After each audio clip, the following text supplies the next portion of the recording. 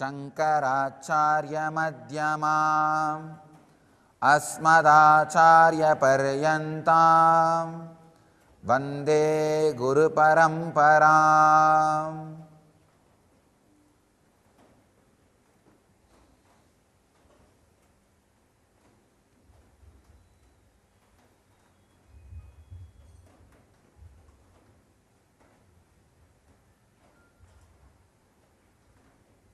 I welcome you all with my love and respect.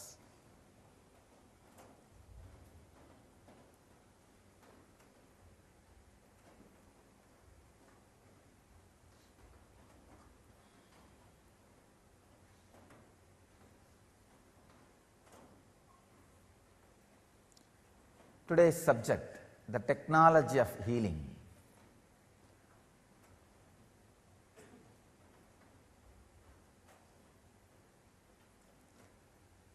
Yesterday was a very important day. First time the stem cell was sent into human being's body in US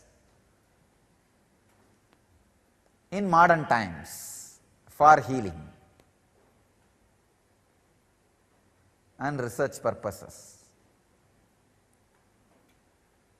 Of course, when I say the word in modern times, I mean in ancient times Indians know this science, and stem cell not only research, the science was highly evolved, the science which was applied every day. If I have to give one example, I can give the example of Gandhari in Mahabharata giving birth to 101 kids, 100 male and 1 female.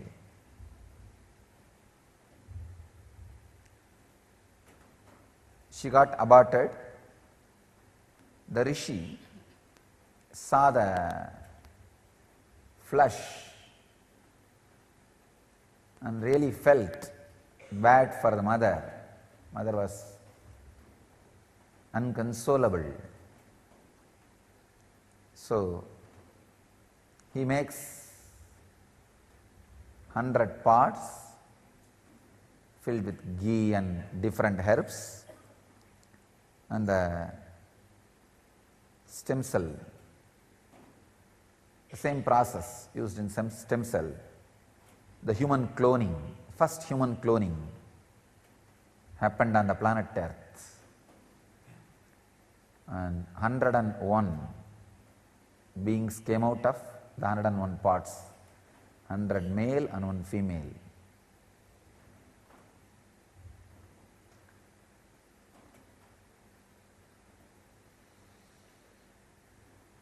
And there are hundreds of other proofs how the science of stem cells was used. Yesterday I was seeing the presentation from many doctors in Missouri. They were talking about why the stem cell research should not be banned in Missouri. I was seeing that presentation, and I was seeing 2-3 other presentations related to stem cell in YouTube. You might think, when Swamiji finds time for all these things? Somehow I find time, that is different. That is a separate stem cell research. They were explaining how the stem cells, they become many, and the healing or recreation of a certain organ, not only repairing, recreation certain organs, how it happens. They are presenting how it happens, but they are not able to answer why it happens, because only there are some cells decide to become more and more, and only early stem cells can become different organs like a liver, intestine, heart, only they can get converted into different organs. What is the energy which makes stem cells to become many and which is responsible to create early stem cells, means the stem cells which are ready to become different organs. This is two different things. All stem cells which become many does not become different organs. So to become different organs, you need some separate quality, early stem cells. They are studying all this. They are able to logically explain how it happens, but they are not able to explain what is the force which makes this happen. Understand? It's almost like reproducing.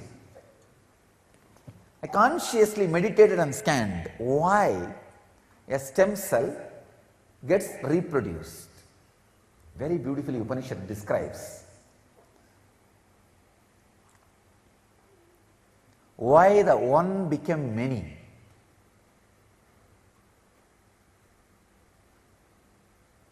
If you understand why the one became many, you will understand why stem cell one becomes many.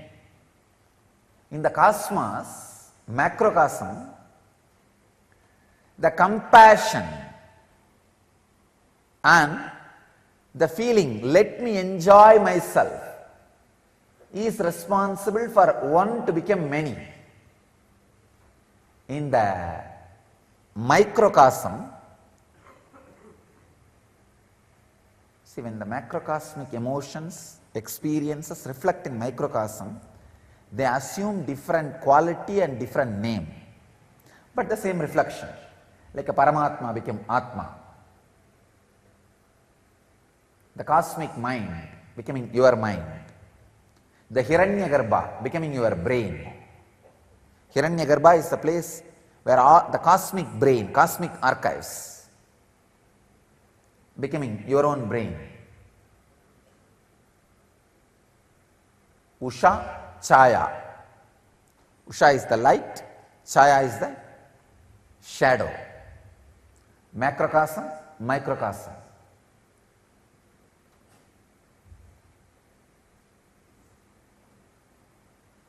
I was analyzing.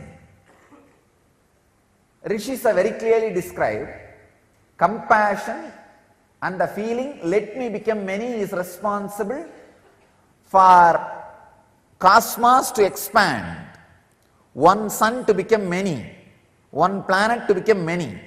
Reason for Big Bang. What is the reason for one stem cell to become many? And not only that, particular stem cells becoming part of some organs.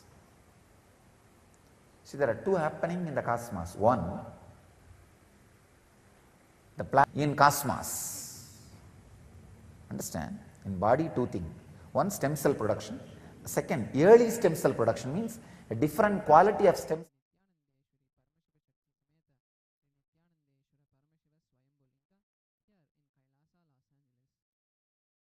Before we begin the ritual of Rudrabhishekam, we request everyone present here and online to declare the following with integrity and authenticity. If you agree to the following, please say yes loudly. I authentically cognize, which is internally process, understand, declare truth that cosmic energy exists. Yes. I authentically cognize, which is internally process, understand, declare truth that Sri Nityanandeshwara Paramashiva, Nityanandeshwari Parameshwar Shakti, Swayambhulinga, and the Bhogamurtis are the Chinmaya Vigrahas, embodiment and representative of that very cosmic energy. Yes, I authentically cognize, which is internally process, understand, declare truth that the Abhishekam I'm offering will directly reach the cosmic source of energy. Yes, I authentically cognize, which is internally process, understand, declare truth of Soham Asmi, that even when I worship, I am him. Yes, let us now begin the rituals of the Rudrabhishekam. नित्यानन्दं परमसुखदं केवलं ज्ञानमूर्तिं द्वन्द्वातीतं गगनसदृशं तत्त्वमस्यादिलक्ष्यं एकं नित्यं विमलमचलं सर्वदी साक्षिभूतं भावातीतं त्रिगुणरहितं सद्गुरुं तं नमामि। नित्यानन्देश्वर परमशिवसमारम्भां नित्यानन्देश्वरी परमशिवशक्तिमध्यमां नित्यानन्दपर्यन्तां वन्दे गुरुपरम्परां। ललाटे त्रिपुण्ड्रीनिखिलधृतकस्तूरीतिलकः स्फुरन्मालाधारस्फुरितकटिकौपीनवसनः ददानो दुष्टारं शिरसि पनिराजं शशिकलां प्रदीपः सर्वेषां वरुणगिरियोगी विजयते। आचम्य सकलीकृत्य सामान्यर्घ्यं सङ्कल्प्य ॐ नमो भगवते रुद्राय ॐ अथात्मानगुं शिवात्मानगुं श्रीरुद्ररूपं ध्यायेत्। शुद्धस्फटिकसङ्काशं त्रिनेत्रं पञ्चवक्त्रकं गङ्गाधरं दशभुजं सर्वाभरणभूषितं नीलग्रीवं शशाङ्काङ्कं नागयज्ञोपवीतिनं व्याघ्रचर्मोत्तरीयं च वरेण्यमभयप्रदं कमण्डलवक्षसूत्राणां धारिणं शूलपाणिनं ज्वलन्तं पिङ्गलजटाशिखामुद्योतधारिणम् अमृतेनाप्लुतं शान्तं दिव्यभोगसमन्वितं दिग्देवतासमायुक्तं सुरासुरनमस्कृतं नित्यं च शाश्वतं शुद्धं ध्रुवमक्षरमव्ययं सर्वव्यापिनमीशानं रुद्रं वै विश्वरूपिणम् एवं ध्यात्वा द्विजः सम्यक् ततो यजनमारभेत्। प्रजनने ब्रह्मास्तिष्ठतो पादयोर्विष्णुस्तिष्ठतो हस्तयोर्हरस्तिष्ठतो बाह्वोरिन्द्रस्तिष्ठतो जठरे अग्निस्तिष्ठतो हृदये शिवस्तिष्ठतो कण्ठे वसवस्तिष्ठन्तो वक्त्रे सरस्वती तिष्ठतो नासिकयोर्वायुस्तिष्ठतो नयनयो चन्द्रादित्यौ तिष्ठेतां कर्णयोऽश्विनौ तिष्ठेतां ललाटे रुद्रास्तिष्ठन्तो मूर्ध्न्यादित्यास्तिष्ठन्तो शिरसि महादेवस्तिष्ठतो शिरसि शिखायां वामदेवस्तिष्ठतो पृष्ठे पिनाकी तिष्ठतो पुरतः शूली तिष्ठतो पार्श्वे शिवशङ्करौ तिष्ठेतां सर्वतो वायुस्तिष्ठतो ततो बहिः सर्वतोऽग्निर्ज्वालामाला परिवृतस्तिष्ठतो सर्वेष्वङ्गेषु सर्वा देवता यथास्थानं तिष्ठन्तो मां रक्षन्तु। अग्निर्मे वाजिश्रितः वाग्हृदये हृदयं मयि अहमृते अमृतं ब्रह्मणि वायुर्मे प्राणे श्रितः प्राणो हृदये हृदयं मयि अहमृते अमृतं ब्रह्मणि सूर्यो मे चक्षुषुश्रितः चक्षुर्हृदये हृदयं मयि अहमृते अमृतं ब्रह्मणि चन्द्रमा मे मनसि श्रितः मनो हृदये हृदयं मयि अहमृते अमृतं ब्रह्मणि दिशो मे श्रोत्रे श्रुताः श्रोत्रगुं हृदये हृदयं मयि अहमृते अमृतं ब्रह्मणि आपो मे रेतशुश्रिताः रेतो हृदये हृदयं मयि अहमृते अमृतं ब्रह्मणि पृथिवी मे शरीरे श्रिताः शरीरगुं हृदये हृदयं मयि अहमृते अमृतं ब्रह्मणि ओषधिवनस्पतयो मे लोमशुश्रिताः लोमानि हृदये हृदयं मयि अहमृते अमृतं ब्रह्मणि ईश इन्द्रो मे बले श्रुतः बलगुं हृदये हृदयं मयि अहमृते अमृतं ब्रह्मणि पर्जन्यो मे मूर्ध्नि श्रितः मूर्धा हृदये हृदयं मयि अहमृते अमृतं ब्रह्मणि ईशानो मे मन्युश्रितः मन्युर्हृदये हृदयं मयि अहमृते अमृतं ब्रह्मणि आत्मा आत्मनि श्रितः आत्मा हृदये हृदयं मयि अहमृते अमृतं ब्रह्मणि पुनर्म आत्मा पुनरायुरागात् पुनः प्राणः पुनराकूतमागात् वैश्वानरो रश्मिभिर्वावृदानः अन्तस्तिष्ठत्वमृतस्य गोपाः अस्य श्रीरुद्राध्याय प्रश्नमहामन्त्रस्य अघोरऋषिः अनुष्टुप् छन्दः शङ्करशरमूर्तिस्वरूपो योऽसावादित्यः परमपुरुषस्य एष रुद्रो देवता नमः शिवायेति बीजं शिवतरायेति शक्तिः महादेवायेति कीलकं श्रीशाम्बसदाशिवप्रसादसिद्ध्यर्थे जपे विनियोगः। ॐ अग्निहोत्रात्मने अङ्गुष्ठाभ्यां नमः दर्शपूर्णमास्यात्मने तर्जनीभ्यां नमः चातुर्मास्यात्मने मध्यमाभ्यां नमः निरूढपशुबन्धात्मने अनामिकाभ्यां नमः ज्योतिष्टोमात्मने कनिष्ठिकाभ्यां नमः सर्वक्रत्वात्मने करतलकरपृष्ठाभ्यां नमः अग्निहोत्रात्मने हृदयाय नमः दर्शपूर्णमास्यात्मने शिरसे स्वाहा चातुर्मास्यात्मने शिखायै वशते निरूढपशुबन्धात्मने कवचायुहुं ज्योतिष्टोमात्मने नेत्रत्रयाय वौषटे सर्वक्रत्वात्मने अस्त्राय फटे भूर्भुवस्सुवरोमतिदिग्बन्धः ध्यानम् आपातालनभस्थलान्तभुवनब्रह्माण्डमाविस्फुर ज्योतिस्फाटिकलिङ्गमौलिविलसत्पूर्वेन्दुवान्तामृतैः अस्तोकाप्लुतमेकमीशमनिशं रुद्रानुवाङ्कान् जपन् ध्याये दीप्सितसिद्धये ध्रुवपदं विप्रोऽभिषिञ्चेच्छिवं ब्रह्माण्डव्याप्तदेहा भजितहिमरुचा भासमाना भुजङ्गैः कण्ठे कालाकबर्दा कलितशशिकला छन्दकोदन्तहस्ताः द्रक्षा रुद्राक्षमालाः प्रकटितविभवा शाम्भवा मूर्तिभेदा रुद्रा श्रीरुद्रसूक्तः प्रकटितविभवा नः प्रयच्छन्तु सौख्यम् ॐ गणानां त्वा गणपतिगुं हवामहे कविं कवीनामुपमर्षवस्तमम् ज्येष्ठराजं ब्रह्मणस्पत आनशृण्वन्नोतिभिस्सीदसादनं महागणपतये नमः सं च मे मयश्च मे प्रियं च मे नु कामश्च मे सोमनसश्च मे भद्रं च मे श्रेयश्च मे वस्यश्च मे यशश्च मे भगश्च मे द्रविडं च मे यन्ता च मे धर्ता च मे क्षेमश्च मे धृतिश्च मे विश्वं च मे महश्च मे संविच्च मे ज्ञात्रं च मे सोश्च मे प्रसोश्च मे क्षीरं च मे लयश्च मृतं च मे मृतं च मे यक्ष्मं च मे नामयच्च मे जीवातुश्च मे दीर्घायुत्वं च मे न मित्रं च मे भयं च मे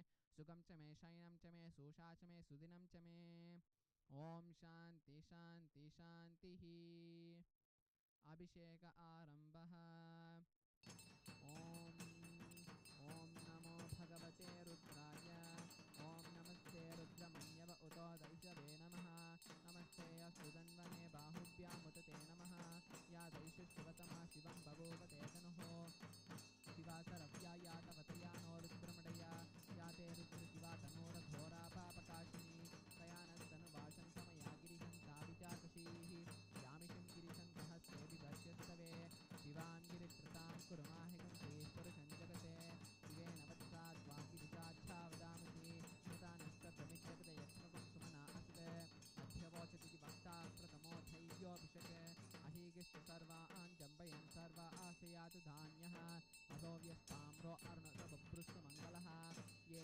क्षेमागुं रुद्रा अपितो चक्षुश्रुता सहस्रशो वै शाकुं हेदहीमहे असोव्यो वसर्पति नीलग्रीवो विलोहितः उदैनं गोपा अधषण्णकिषण्णदहार्यः उदैनं विश्वाभूतानि दृष्टोमडयातिनः नमोऽस्तु नीलग्रीवाय सहस्राक्षाय मीरुषे अतो ये अस्ति सत्त्वानोऽहं तेभ्यो करन्नमः प्रमुञ्चतन्वनस्तुपयोरात्म्योऽद्या याचते हस्तैषवः पराता भगवो वप अवतर्जितनुस्तुतं सहस्राक्षुषुते श्रुते निशीर्य शल्यानां मुखा शिवो न स्मना भव विद्युक्तकपर्दिनो विशल्यो भानवागुम् उत अनेतन्नस्ये शिव आपुरश्चनि सङ्गतिः याते हेतिर्निदृष्टमहस्ते बभूवते दनुः तयास्मान् विश्वतस्तमयक्ष्मया परिभुज नमस्ते अस्त्वायुधायाना तताय विष्णवे उभाभ्यामुत ते नमो बाहुभ्यां तव धर्मणे परिते धर्मणो हेतिरस्मान् गृणक्तु विश्वतः अदो य इषुदिष्टवारे अस्मन्निते हितं शम्भवे नमः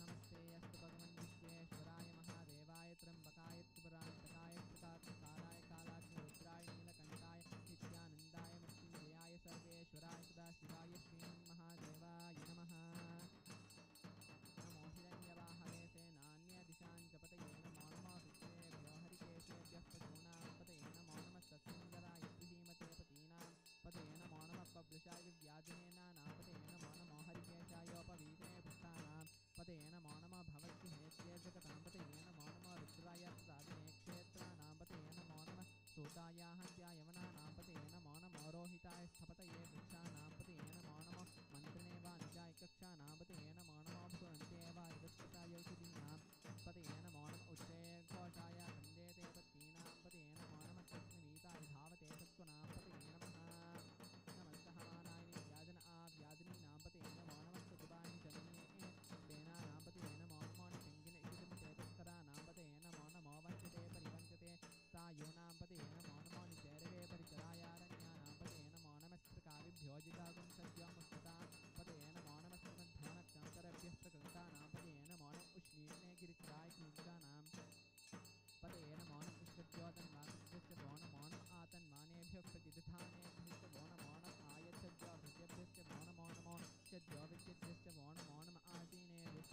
स्वपद्योजाकृत्यस्य वो नमो नमः स्वपद्योजाकृत्यस्य वो नमो नमस्तिश्च द्योतावद्यस्य वो नमो नमः सभापतिभ्यस्य वो नमो नमः श्वेभ्योऽष्टपतिभ्यस्य वो नमः व्याजनीभ्यो विद्यन्तेभ्यश्च वो नमो नमः उगनाभ्यश्च वो नमो नमः वृत्तेभ्यो वृत्तपतिभ्यश्च वो नमो नमः व्रातेभ्यो व्रातपतिभ्यश्च वो नमो नमः गणेभ्यो गणपतिभ्यश्च वो नमो नमः विरूपेभ्यो विश्वरूपेभ्यश्च वो नमो नमः महद्यहर्षुल्लकेभ्यश्च वो नमो नमः रतिभ्यो रतेभ्यश्च वो नमो नमो रतेभ्यो रतपतिभ्यश्च वो नमो नमः सेनाभ्यश्च वो नमो नमः शत्रुभ्यः सङ्ग्रहीतृभ्यश्च वो नमो नमः स्थिभ्यो रतकालेभ्यश्च वो नमो नमः कुलालेभ्यः कर्मारेभ्यश्च वो नमो नमः पुञ्जिष्टेभ्यो निजारेभ्यश्च वो नमो नमः इषुगद्योतन्विसृज्यश्च वो नमो नमः मृगेभ्यः स्वनेभ्यश्च वो नमो नमः स्वभ्यः स्वपदिभ्यश्च वो नमः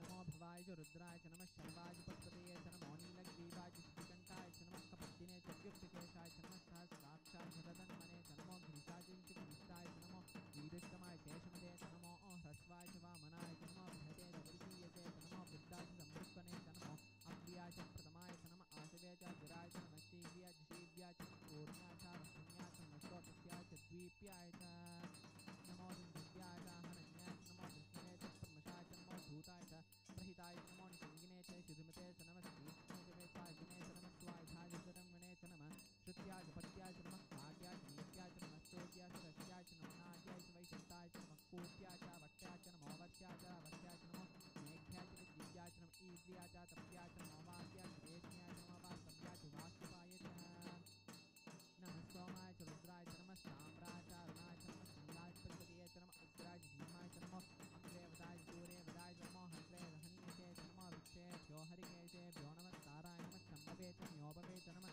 शङ्कराय च महेश्वराय च नमः शिवाय च शिवधराय च नमः स्तेत्याय च कूल्याय च नमः भार्याय च भार्याय च नमः प्रत्रणाय चोत्रणाय च नमः आचार्याय च लाड्याय च नमस्त्याय च धेन्याय च नमः तिरत्याय च प्रभाष्याय च नमः इरण्याय च प्रपद्याय च नमः किंशिलाय च क्षन्नाय च नमः कपद्दिने च तुलस्ये च नमः गोष्ठ्याय च दृश्याय च नमः कल्प्याय च ज्येष्ठ्याय च नमः कार्याय च पुरेष्ठाय च नमः हृदयाय च महेश्याय च नमः फागुनपद्याय च रजस्याय च नमः शुक्याय च हरित्याय च नमो लोप्याय च लप्याय च नमः ऊर्म्याय च सूर्म्याय च नमः पर्णाय च वर्णचद्याय च नमो भगुर्मानाय च अभिघ्नते च नमः आकीर्ते च प्रकीर्ते च नमः वक्षिकेभ्यो देवानागं हृदयेभ्यो नमः विक्षिणिकेभ्यो नमः विचिन्नकेभ्यो नमः आनिर्मतेभ्यो नमः आमिर्मतेभ्यः श्रापे अन्धसुष्पते दर्शनीललोहिता येषां पुरुषाणाम् येषां पशूनां माभेर्मा रोमो येषां चिन्तनामुक्ते या ते रुद्रशिवा तनो शिवा विश्वहवेशिजी शिवा रुद्रशिवेशिजी ते नोमड जीवते हिमागुं रुद्राय तमसेकवर्तिने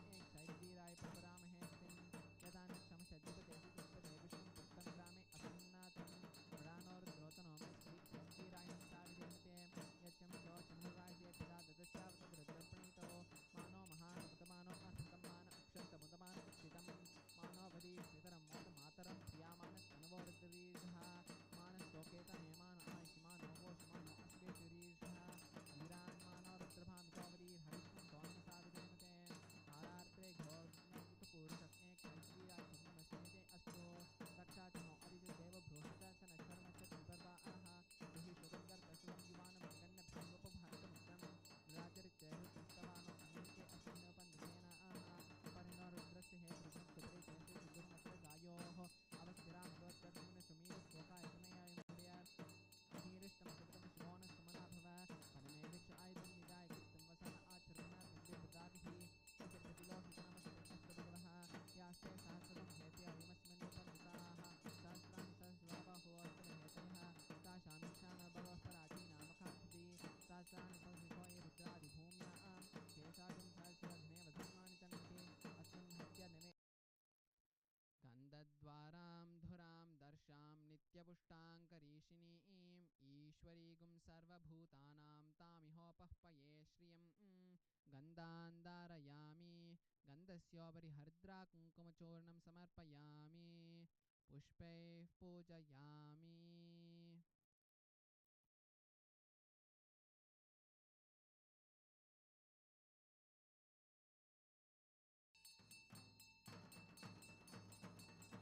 अथ धूपः ॐ धूर्वसि धूर्वधूर्वन्तं धूर्वतयो ओस्मान् धूर्वतितं धूर्वयं वयं धूर्वामस्त्वं देवानामजितस्मितमं भूतममहृतमसेर्हविर्दानं त्रिसंहस्य माह्वा आमित्रस्य त्वाचक्षुषा प्रेक्षेमाभिर्मातन्विता मा त्वाहि गुंशिषम् ॐ श्रीनित्यानन्देश्वरी परमशिवसमेत श्रीनित्यानन्देश्वर परमशिवाय नमः धूपमाग्रापयामि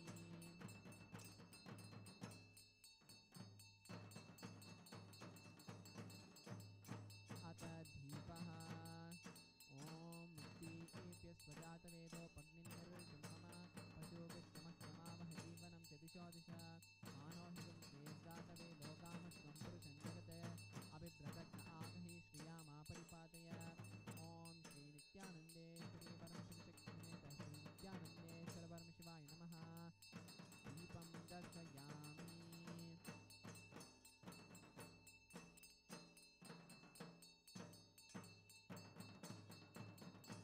नैवेद्यम् ॐ मधुवातारुतायते मधुक्षरन्ति सिन्धवः माद्वीर्नक्तन्तोषधीः मधुनक्तमुतोषधि मधुवत्पार्थिवपुङ्गजः मधुद्यौरस्वनः पिता मधुवान्नो वनस्पतिर्मधुवागुन्मस्तु सूर्यः माद्दीर्घावो भवन्तु नः माधो माधो माधो ॐ श्रीनित्यानन्देश्वरी परमशिवशक्तिसमेत श्रीनित्यानन्देश्वर परमशिवाय नमः नैवेद्यं निवेदयामि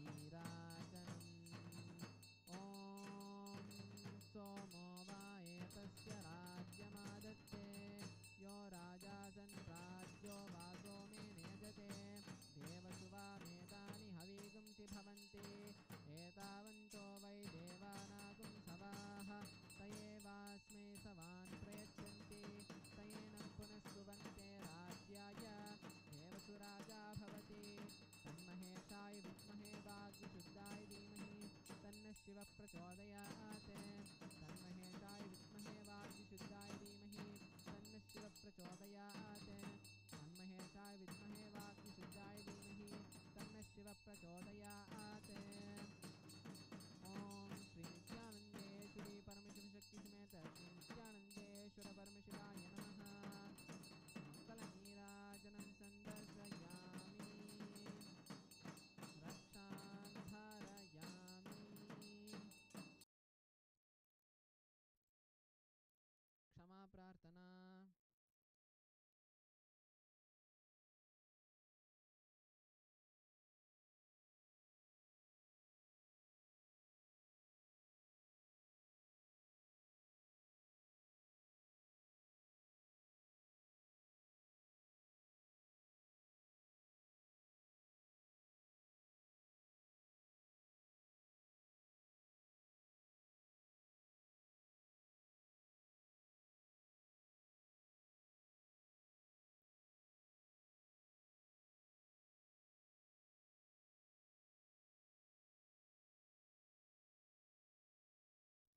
जपं समर्प्य ॐ यत्किञ्चित् कर्म देवेश सदा सुकृतदुष्कृतं तन्मे शिवदस्तस्य भुङ्क्षच्छ भयशङ्कर शिवो दाता शिवो भोक्ता शिवः सर्वम् इदं जगते शिवो यदिति सर्वत्र यः शिवः सोऽहमेव तु ॐ शान्ति शान्ति शान्तिः.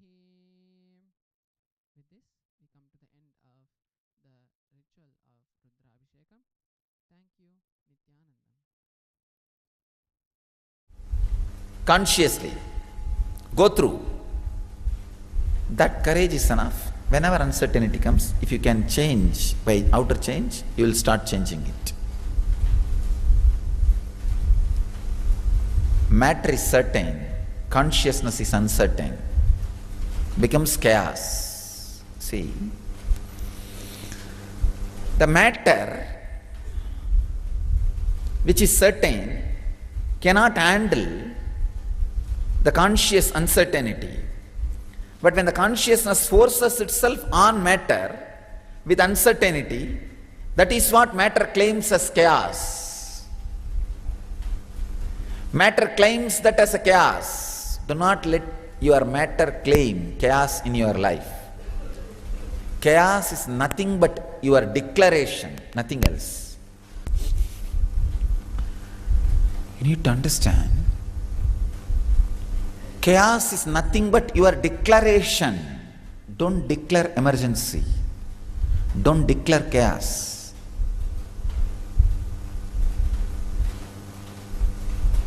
Whenever, whatever you call as chaos or emergency happens in your life, when the uncertainty happens in your life, declare spontaneity.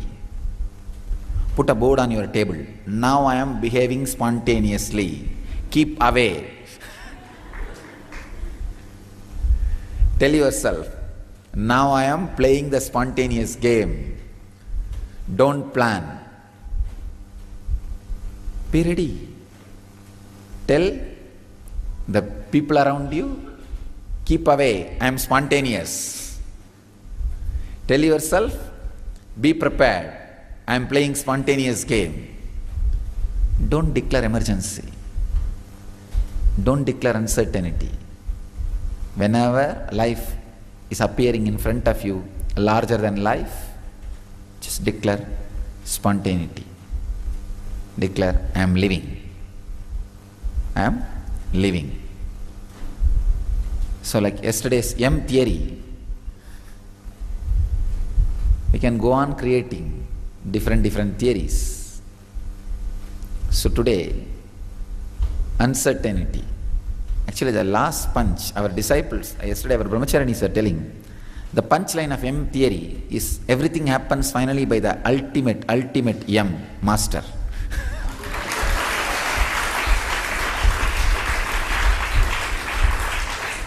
Of course, that M has to be added by disciple, not by me.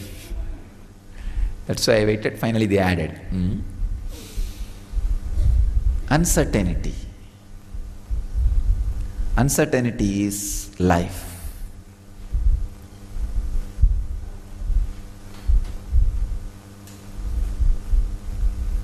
Shiva, in his Shiva Sutras, I think 100th Sutra, 100th or 100, after 100, before 112, in those few sutras, he declares very beautifully, living in utter insecurity is enlightenment.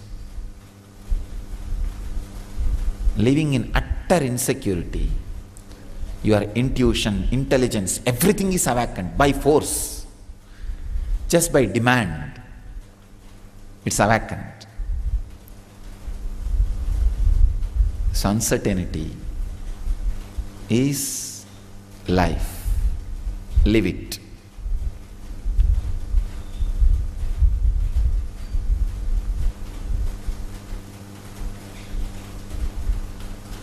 Nothing much to expand on uncertainty, because any expansion I give on uncertainty, you will try to make one more certainty about uncertainty. You should not be certain about uncertain. Uncertainty should be uncertain. So, just contemplate, do manana on these few words on uncertainty. You'll experience life, spontaneity, and enlightenment. Let you all achieve and radiate enlightenment. Live, achieve and radiate the eternal bliss, Nityananda. Thank you.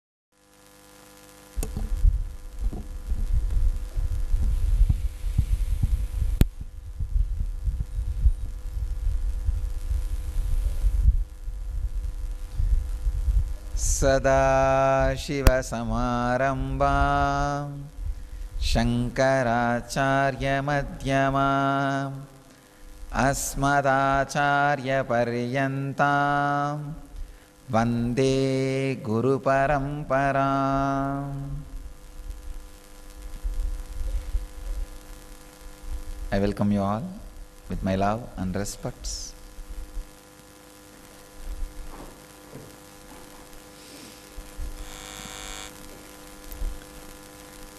The today's subject, healing through meditation. Next few days I am continuously going to talk on different researches on healing and meditation.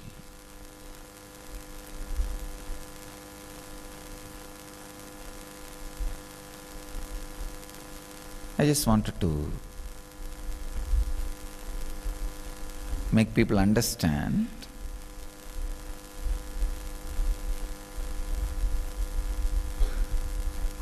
about the different effects of meditation on your brain and the system, and the direct techniques to create those effects. Here I am with some of the researches. These modern day scientists have done. Vincent Gyampapa, MD, is a doctor and anti-aging researcher, and I'll explain how the words of Patanjali and Swatmarama is beautifully proved by this research. His research proves that certain brainwave frequencies, brain releases highly beneficial substances including human growth hormone, a major healing hormone, and 3 other effects he records. Cortisol comes down, the stress hormone, aging hormone. DHEA, the dehydroepiandrosterone, goes up, which is responsible for our physiological age and resistance to diseases, which is responsible for our vibrant, healthy, and ability to fight diseases. And third, important, melatonin goes up, which is responsible for our sound sleep and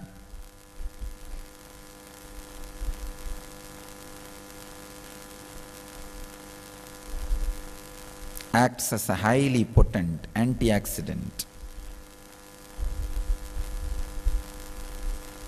There are some more researches. I'll come back to all that.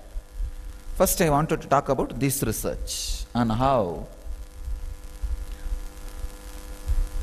this effect can be achieved in you, and how Patanjali and Swatmarama and Shiva, I can say these are the great 3 masters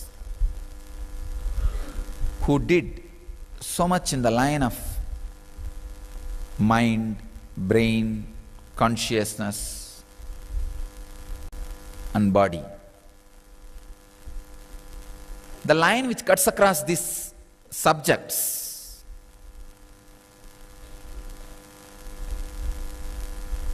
no other tradition, no other group,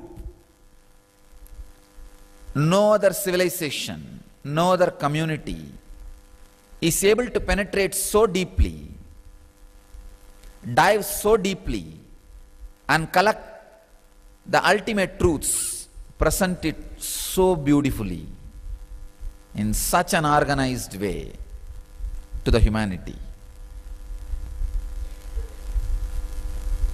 But fortunately, the Vedic tradition understood the human mind and separated this research and development R&D department and defined rules to protect the purity and truth of the research and development. He did very beautifully, kept the R&D people in poverty and took care these politicians and the Vaishyas, the wealthy guys, do not interfere in their research and development. Their R&D is not disturbed, interfered. So when a Brahmana, an R&D person, research and development scientist, is possessed by Shraddha, truth, he is just completely given freedom. When he experiences that Shraddha Vivecha, he is given a ultimate freedom. There is no limit for him. He can explore into all great fields. Just yesterday I was studying a YouTube presentation related to this discourse. So beautifully they presented how each thought as a neuron. See, each bit of an information, each thought as an independent neuron in our brain, recording and making that information available to you whenever you want. Means, how many billions of stars are there, that many billions of neurons are there in you. The cosmos is reality. The brain is the experience of reality. So the Brahmanda and Pindanda, any change or purification in Pindanda, means the brain, makes you experience the Brahmanda, cosmos, pure. They had the pure Shraddha, sincerity. They were able to record and make the truths available to us. I thank every individual who existed during the period of these three great masters for not invading and intruding and tempting and abusing the purity of those great masters. Not only those three, I thank every individual for not doing that abusal, because if they would have done, these great truths wouldn't have been available to us. I tell you, studying yesterday this presentation about the brain and the meditation in some of the YouTube clips, I could see very clearly that every experience I had with each sutra of Patanjali and Mahadeva, Shiva. See, when I study some of these sutras and consciously scan, I'll see very clearly that part of the brain getting activated and that effect happening in my system. So it's so beautiful to see that scientifically recorded.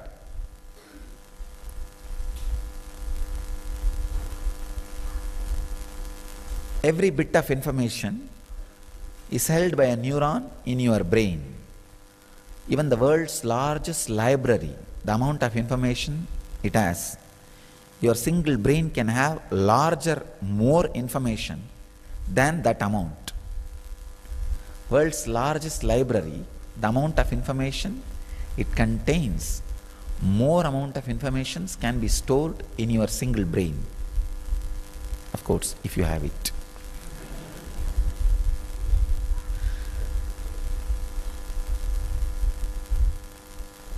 When I was seeing that presentation, I could see very clearly how the drishti srishti, the truths of experiencing the cosmos as you want, is connected through these great scientific understandings and these researches. Sometimes some parts of your brain somehow labels some experiences as unwanted or wound or pain, then that part is forcibly, purposely dumped into the archive section. Unretrievable archive section by your own decision, because you connect that with a suffering, wound, you dump that. Understand? When you dump, you don't dump only that particular information, all information related to that particular information. I tell you, anybody who suffered and memorized subject and wrote exam forgets the whole subject within 6 months. The more stress you put on exam, more quickly you forget the subject. I'm telling you directly. If you are an engineer, software engineer, or a doctor, or a lawyer 5 years before, now try to remember what you studied for your examination. You may remember what you are using every day now, that's all, nothing more than that. Nothing can be remembered. Because of so much suffering associated to exam, and studying which is done for exam makes you hate that whole process. You dump the whole thing into the unretrievable archive. So, the game between unretrievable archive, constantly enjoyed memory. The constantly cherished memory is fantasy, greed. Information dumped into the unretrievable archives is fear. Unfortunately, when you dump something forcibly into the retrievable archive, some part of your brain gets the fear it may come up by itself. That fear itself constantly reminds and pushes that material to surface again and again. The self-contradicting experience, the inner conflict, which you dump into unretrievable archive, the force with which you dump creates a fear it may surface by itself for some reason. This too creates a conflict. So now 3 factors. 1, the fantasy, and the fear. The fantasy may take over. Second, the unretrievable archive. The memory is dumped into the unretrievable archives, and the fear it may surface by itself.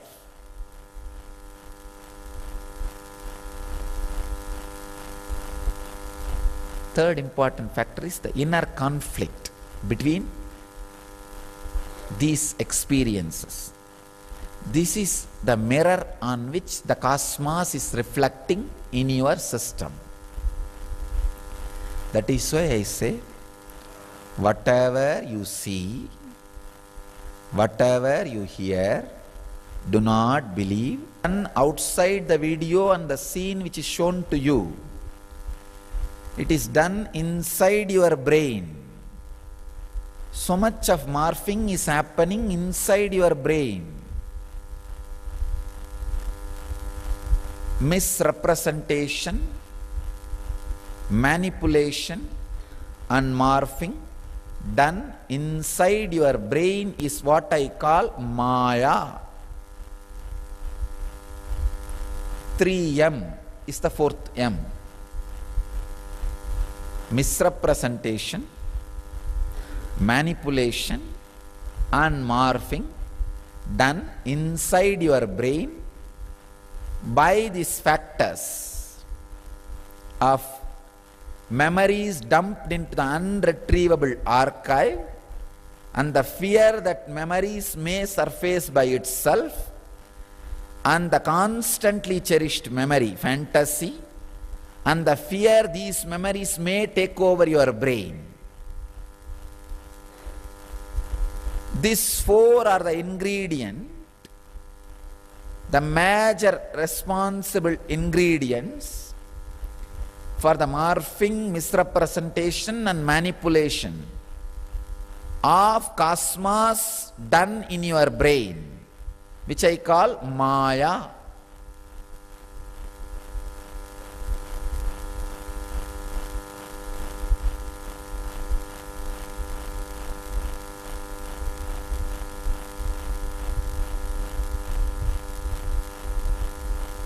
Let me come to the solution.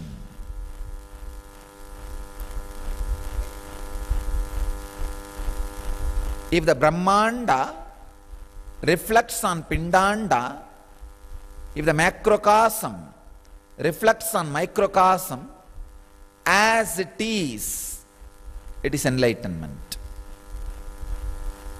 That is what I call incarnation, embodiment of cosmos. You don't need to be born as incarnation. You can just explode and experience your avatarhood, incarnationhood, any moment you decide.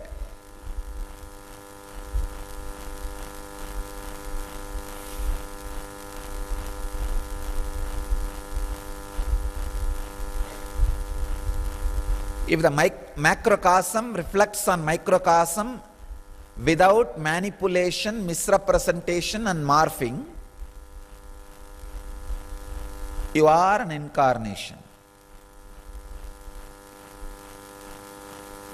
When the 3M happens, you are caught in the big M, Maya.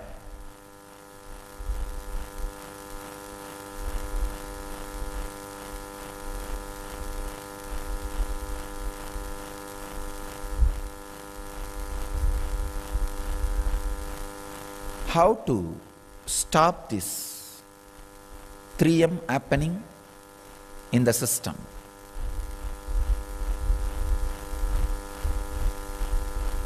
When the 3M put together, the 4th M, big M, Maya, what is the solution for the 4th M? The 5th M, meditation.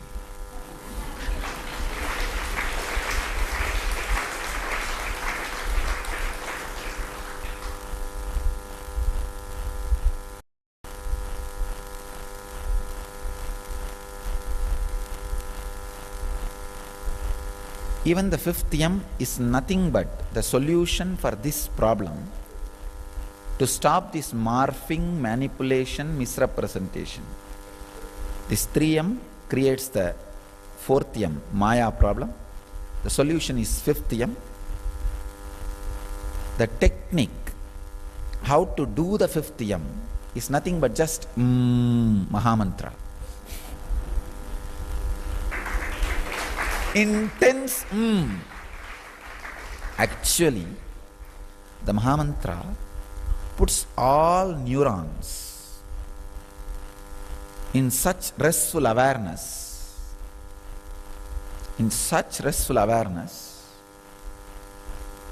morphing, misrepresentation, manipulation is just stopped, at least for a few seconds, and macrocosm reflects on microcosm as it is.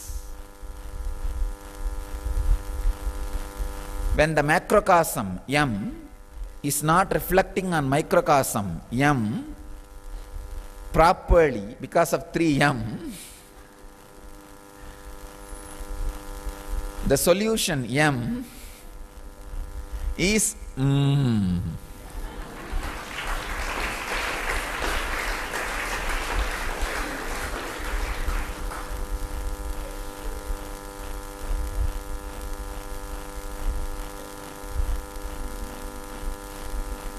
Let me give you one more important tip. The revelation, truth. With this understanding, this Mahamantra technique, the intense humming will very deeply work on you. First thing, bring your awareness to manana. Manana means, what am I? What is really going on in my brain? What are the memories I am dumping into unretrievable archive? I can say trying to dump into unretrievable archive. What are the memories I am trying to dump into the most cherishing memory, fantasy? Just simple few minutes of looking.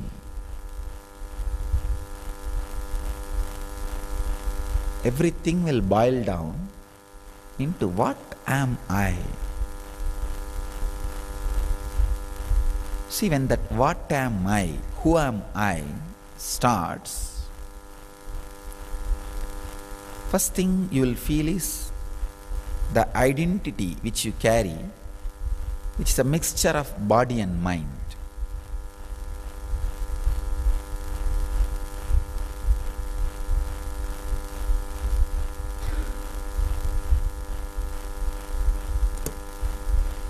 If you just look a little deeply, is it really body and mind me?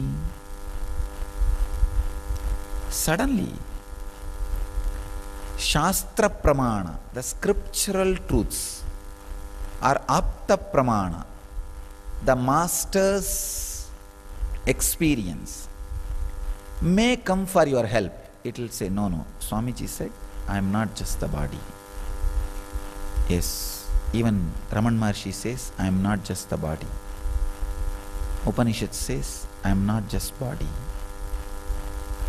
When these Shastra Pramana and Apta Pramana comes to your help, how much of Vidarka you have, that much these two will become Atma Pramana.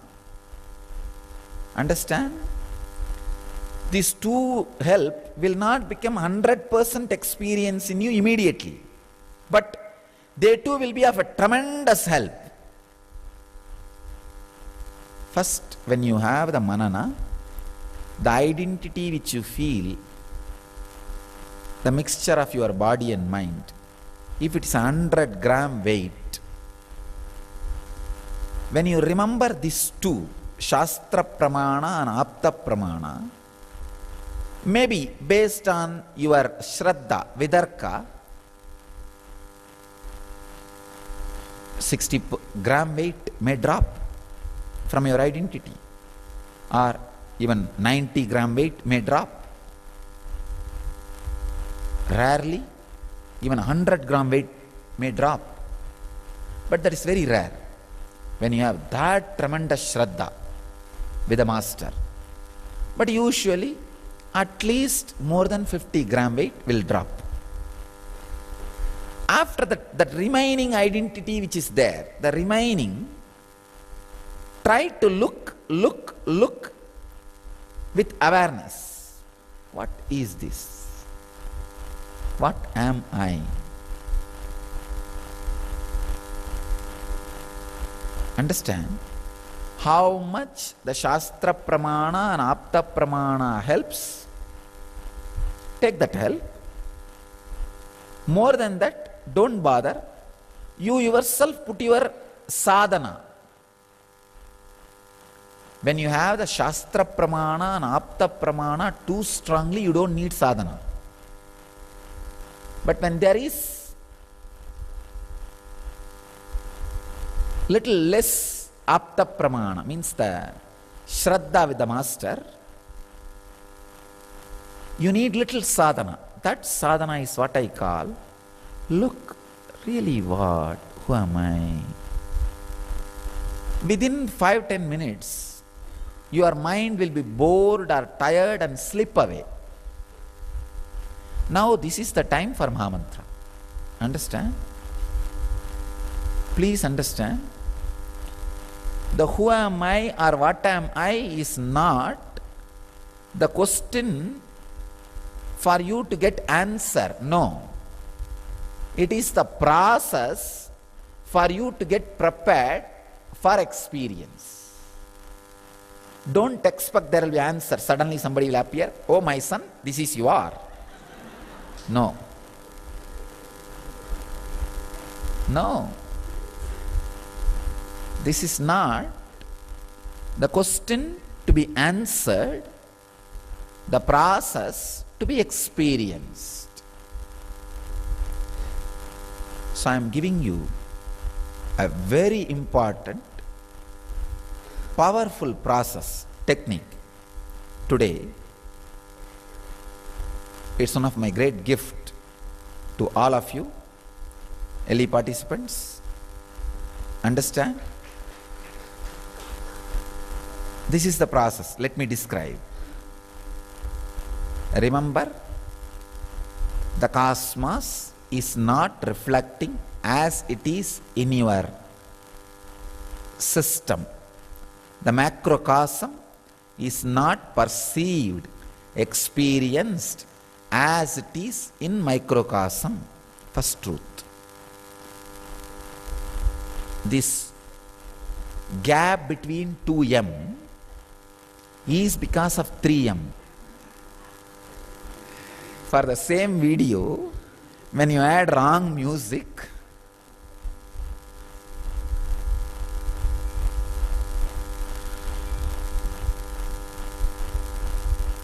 when this 3m twists the relationship between this 2m,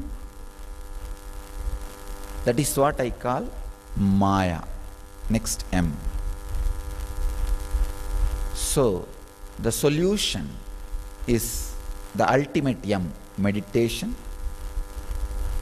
And before meditation, technique. Please understand, meditation can be called as two part: manana, dhyana. Manana is a process, dhyana is the technique. So now I am giving you two part. First, manana. Who am I? When you start digging, you will have that lump of identity. That is what I call aborted baby. The identity which you carry, the mixture of body and mind, is aborted baby. In the aborted baby, how it looks? Just the flesh. Your identity which you carry, which is a mixture of body and mind, is aborted baby. The moment it appears, it will naturally immediately appear. This is what I think I am. Then naturally, immediately, your Shastra Pramana and Apta Pramana will come for your rescue. No, no, no, no. Books says, all the books I read. See, all the books you read means anything which you did not directly receive from the master, but spiritual knowledge is Shastra Pramana. Even if you have read Ramana Maharishi's books, J. Krishnamurti's books, and have not seen them, directly had initiation from them, it is Shastra Pramana. If you have read Ramakrishna's books, but you have not directly seen him or had initiation from him, it is Shastra Pramana only. So Shastra Pramana will come for help. Then, if you are fortunate to sit at the feet of the master, the Apta pramana, master's experience also will come for help. You can just remember, I have seen somebody who had such a big wound and did not even know about it for 5 days. I myself lived around him during those 5 days. Not only did not put any medicine or any care and did not even know that has happened. Shastra pramana, apta pramana. The master's experience comes. Oh, then I am body is not ultimate truth. Something else is there. The apta pramana, that will come for help. When these two comes for help, depending on our shraddha, maybe 50 to even 100% of the idea of identity will be dropped. If 100% drops, no problem. Nothing more need to be done. Then you already have the ultimate yam, mauna. So nothing is required. When that ultimate yam, mauna, does not happen, don't bother. Now continue the manana. Who am I? Then what am I? Your brain has certain capability.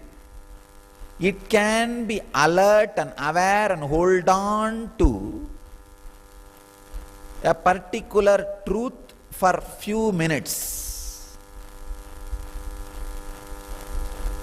The capacity will vary person to person.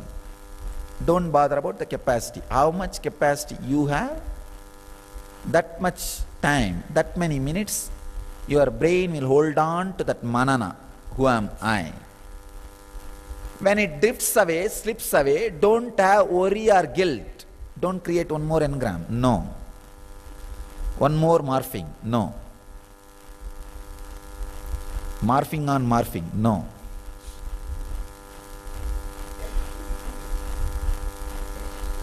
The moment it slips away, now understand, you are done with your manana today. Today's manana is over. Don't do second time. Start Mahamantra, technique now. Manana is over, go to dhyana. Maybe do it to the extent, maybe 20 minutes, so intensely. After that, the manana will be happening by itself in your system whole day. Please understand. If you try to do manana, they have some grinder inside and they are peeling the coconut.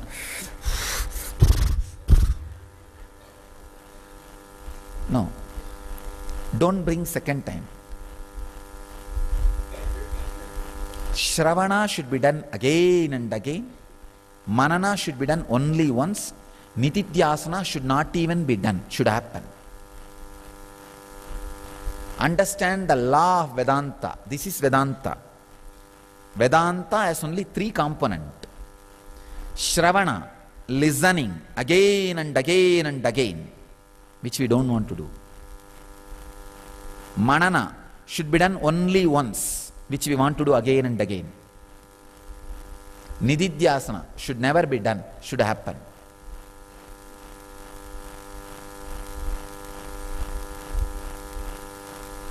The essence of Vedanta is this one process. 20 minutes, do intense Mahamantra. I saw yesterday very clearly, when they described about that brain, each bit of information being received by neuron and getting stored, in a chaotic way they are all blown away into your brain. Like on a desert, how the dust, huge amount of dust is thrown in the air. Same way, one small fear moves on your brain, Billions of neurons are thrown away, blown away on low-speed internet connection in YouTube. That also get clocked. So chaos into chaos. So I was seeing how to sort out this, how to settle the dust down. Mahamantra is the technique. Immediately dust settles down. When the dust settles down, manana becomes habit. Manana becomes lifestyle. Manana means which is supposed to be happening as long as your mind is there. Means the normal frequency of the mind is raised to the higher frequency by the meditation Mahamantra technique. When the higher frequency mind exists, it automatically does manana. That is what again and again and again insist on being in the restful awareness whole day. Automatically the manana goes on and on and on. Manana leads to mauna, the ultimate silence.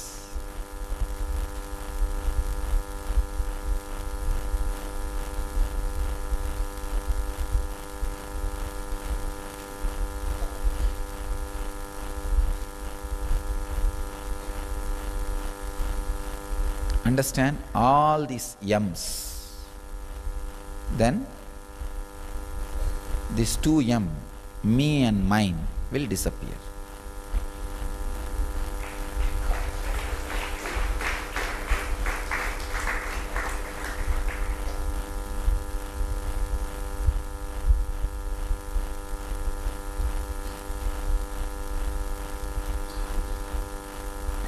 Understand this great truth? Understand the process, manana and dhyana. And it will automatically lead you to the ultimate experience. Let you all achieve and radiate enlightenment, achieve and radiate the eternal bliss, Nityananda. Thank you.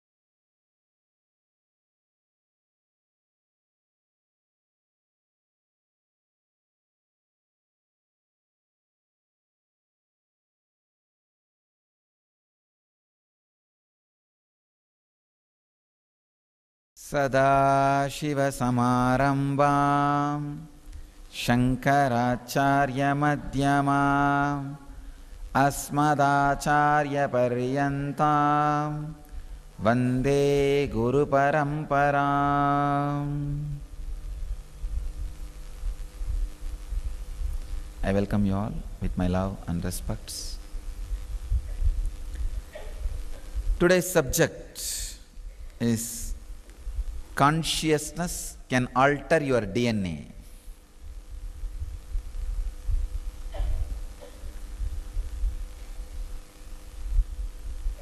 By training your mind, you can transform your DNA.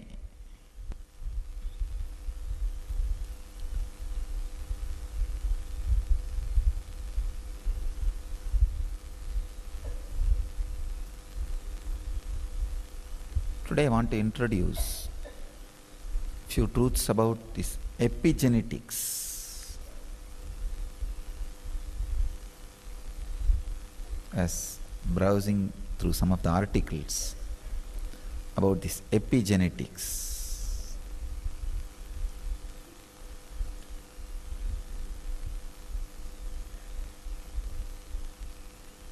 this is Dr. Hassan Church. He's written a book called Genie in Our Genes. He has done a great service to Vedic tradition by proving many of the Vedic truths scientifically. Anybody digs in any field with the one goal of Satya, truth, they land on Vedic tradition. In any field it can be. See, without having the vested interests of the marketing companies, marketing industry, in any field, anybody does research with Satya. Satya as the goal, truth as the goal. Simply they land on Vedic tradition. I have seen thousands of modern day researchers. They do not know anything about the Vedic concepts and the consciousness and enlightenment and Anma, Karma, all that. Very highly logical, based on the Western thinking and education system.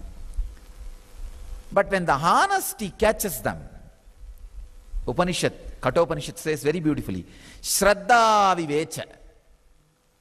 When the honesty possesses them, takes over them. See, millions of researches are done for the benefit of the company which is sponsoring the research. So naturally,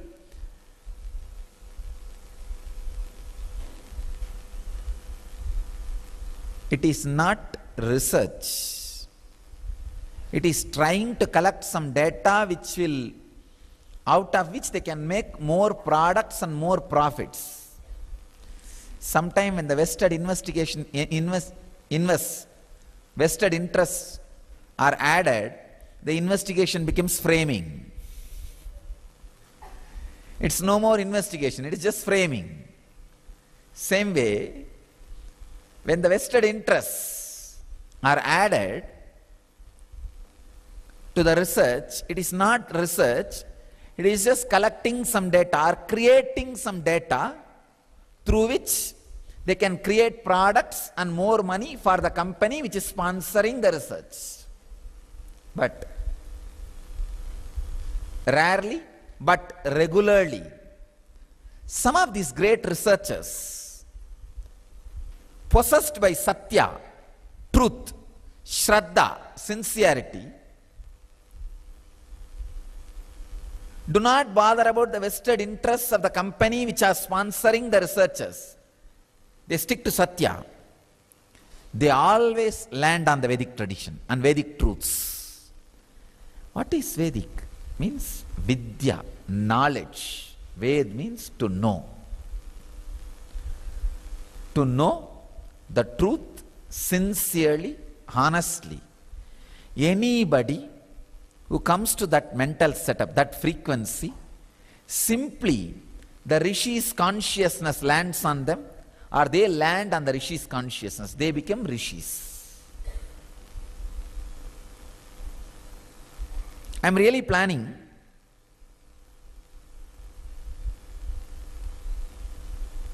By the end of this year, I am instituting a Rishi Award for these honest researchers.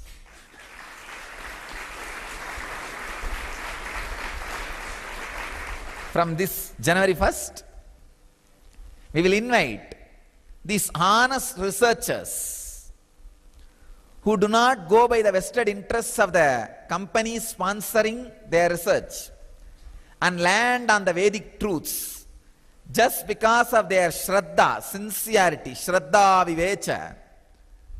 I wanted to honor them with the Rishi Award. And they are Rishis. They are Rishis. We'll invite all these great people and give them the Rishi Award. I can say this Hassan church is a Rishi. He very clearly proves the quality of your consciousness directly transforms the way in which you exist physiologically, or your physiological existence is directly affected by the quality of your consciousness.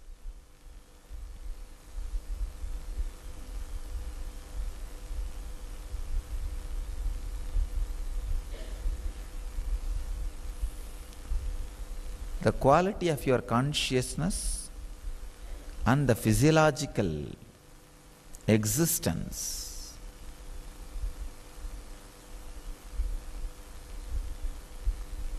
are so closely connected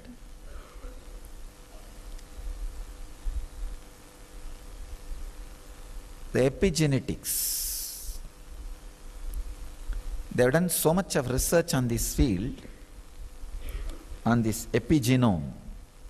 Epigenome is a protein particle responsible for your genes and all the happenings based on genes. Please understand, we are always taught genes are responsible for our diseases. No, it's not true. Even your DNA is not responsible. The quality of your consciousness is responsible. The quality of consciousness can directly change DNA.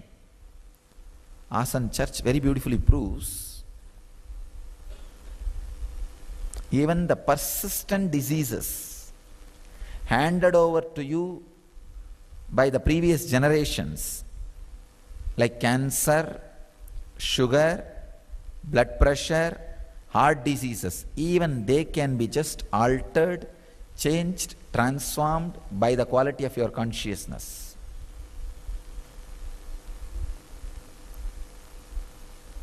Another one research proves only 35% of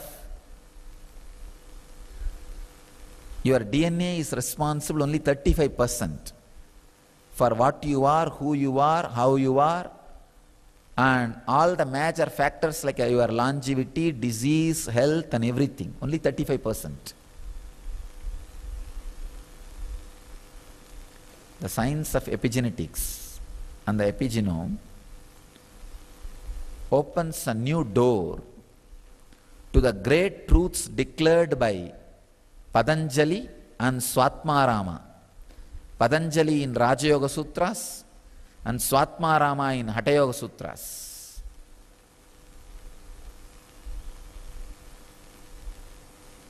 Shiva Sutras says very clearly, the man who is in perfect health just by his nisangalpa, means the intentionless consciousness, can transmit that to a human being or any being. That is what is exactly the science of healing. I have so many research references here today to share with you all.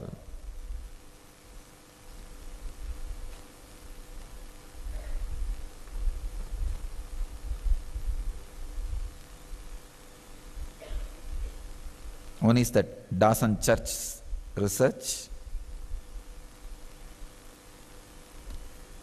and the truth about the epigenome. I can see very clearly when I see these researches, exactly the experience which is happening in me, in others when I do the healing is scientifically recorded and proved.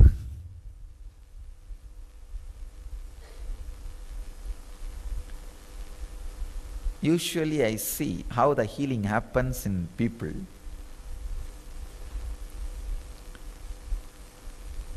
I can see very clearly when I put the hand on the person, the epigenome structure starts changing, which is responsible for the whole building. Please understand, DNA is not responsible for the building. DNA is like a brick. Out of brick we build buildings, but brick itself is not responsible for the plan. If there is a defective brick, there will be defective building. But brick does not carry the blueprint of the building. The epigenome is responsible for the blueprint of the building. I could see very clearly. The epigenome transforms itself and DNA just alters as per the transformation of the epigenome, and clearly the body just remembers the health. Please understand, health is your nature. You don't need to create it, you just need to remember it. The remembrance immediately awakens and the health is back. That is why even the doctors were surprised and shocked when they see the persistent diseases like cancer, blood pressure, all those things get healed. Especially these long-term drug therapies are no more needed and people just walk out of diseases. Doctors are shocked. They ask me again and again, what do you do? What do you do? I tell them, who knows? I only know what happens. But now I am understanding, because of the scientific discoveries. Maybe I can say earlier also I understand what happens, but now only I know the words to transmit that understanding to you all. I don't know what happens.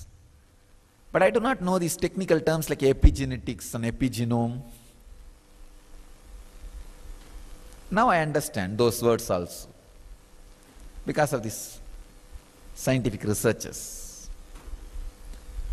The quality of your consciousness, the quality of consciousness in which you are living is directly responsible. It can just alter, transform any disease, including diseases like cancer, arthritis, handed over to you through generations.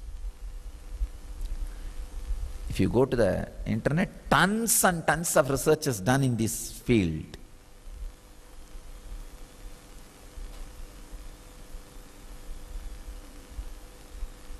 How the spiritual healing directly works.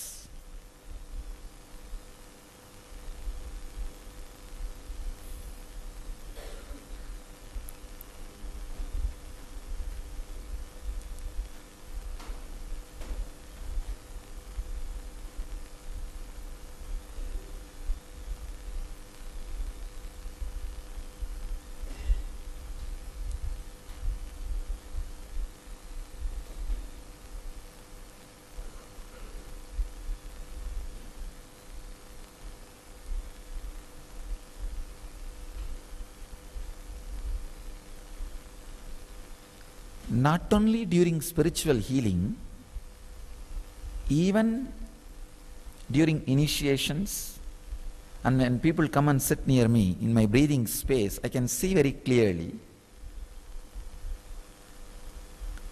their epigenome starts getting awakened, restructures itself, realigns itself. There is another research I was reading. In a vacuum tube, if there are some electrons lying random,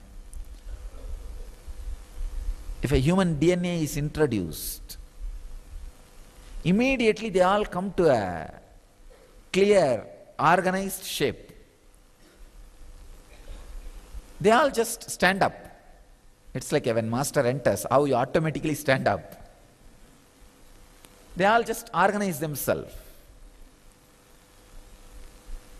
Even after the DNA, human DNA was removed, they all stay back in the same shape. Same way, I can see very clearly when people sit in my breathing space, especially during Pada Puja, the Nirvikalpa Samadhi, I can see very clearly their body just recupes and transforms.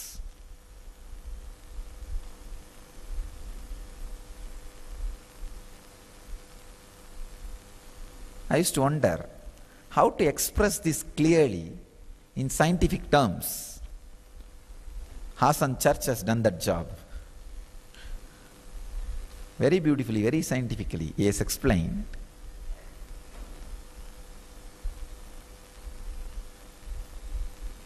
The science of epigenome and epigenetics is the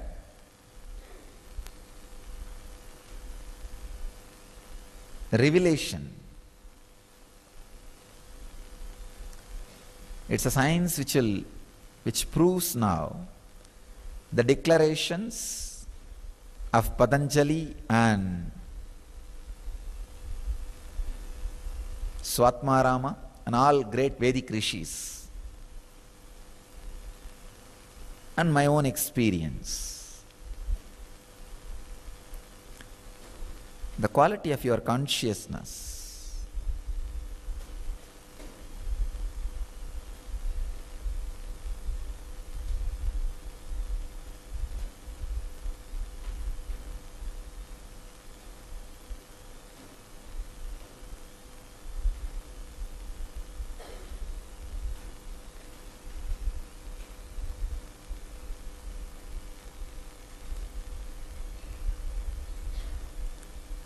I can say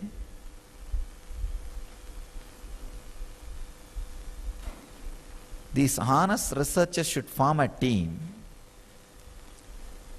and just create the modern day Vedic civilization where we go on offering all this great knowledge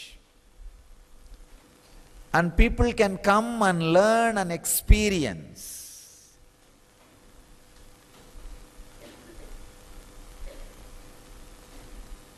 All right, instead of telling somebody else, I myself will initiate this job.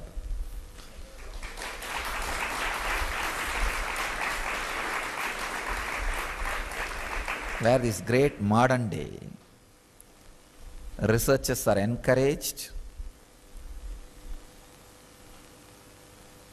and like doctorate, we will honor them with Rishi title,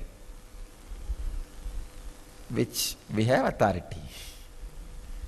We have authority to give that.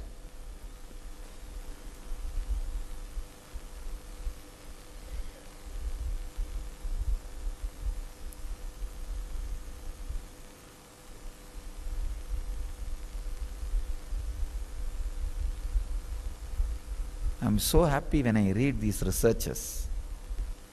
At least one part of humanity is heading in right direction. Somehow if these great researches about epigenetics and epigenome is popularized, people will get back to the grain-based civilization. These epigenetics and epigenome researches will prove The lives offered in the Vedic tradition, the great Vedic tradition, are not expense. It is an investment for the great truths which is already and yet to be revealed to the planet Earth.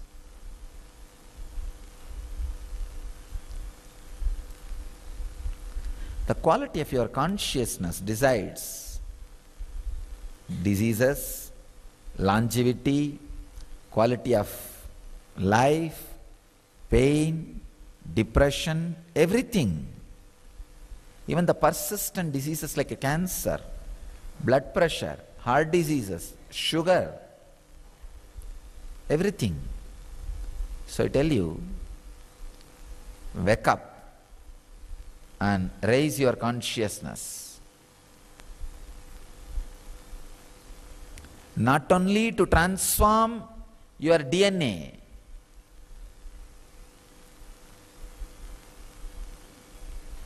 to transform the whole world. See, when you transform your DNA, it is not just the great service done to you alone. It will be the greatest service you are doing to the world, whole world. Because when your DNA is transformed, you see, when your consciousness is brought to certain level, whoever you touch will be impacted by your consciousness, and their epigenome also will be re-altered, and their DNA will be transformed, and they get back to their health. This is the science of healer's initiation. That's what I am doing.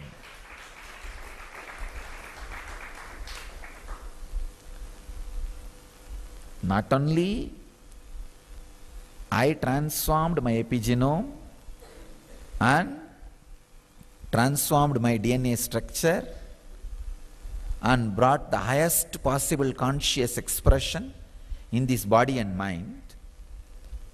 Whoever is touched, if they also can raise their consciousness, of course, when I touch, the physical and mental healing happens. And if they also put little bit of their effort and take up the responsibility to receive it completely, then a complete epigenome transformation, DNA transformation happens in them, and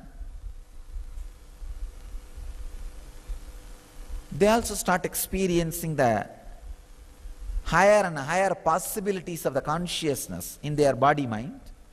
So naturally, when they touch somebody else, their epigenome gets awakened, the DNA gets transformed, the health starts happening in that person. This is what the ripple wave effect.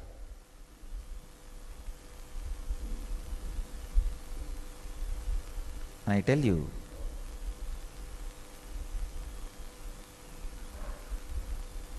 this spiritual healing and enlightenment based communities, this too will be our greatest contribution to the human civilization.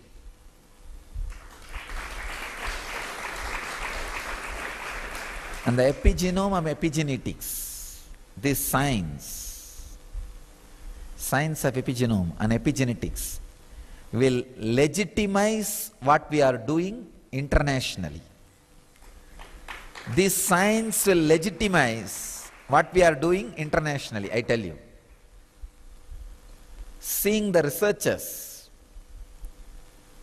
and the reports, I am really shocked, not just surprised, shocked. Every word uttered by our rishis, every truth casually mentioned by our rishis,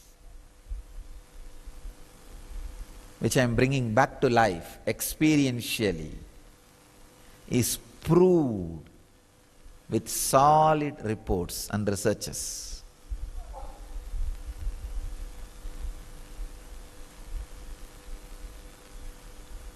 I tell you, future is ours.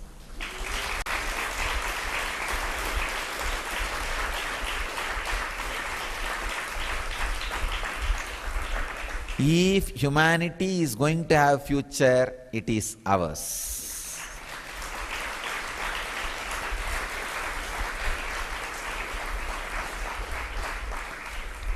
Not only that, let us create new human beings. New human beings. It is time we create a breakthrough. We give a breakthrough for human beings. Like how gorilla, chimpanzee became human being. Now it is time for a human being to become enlightened being.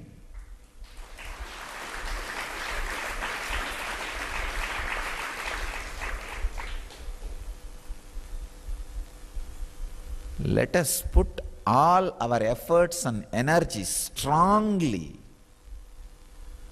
to raise the human consciousness more and more in all possible ways.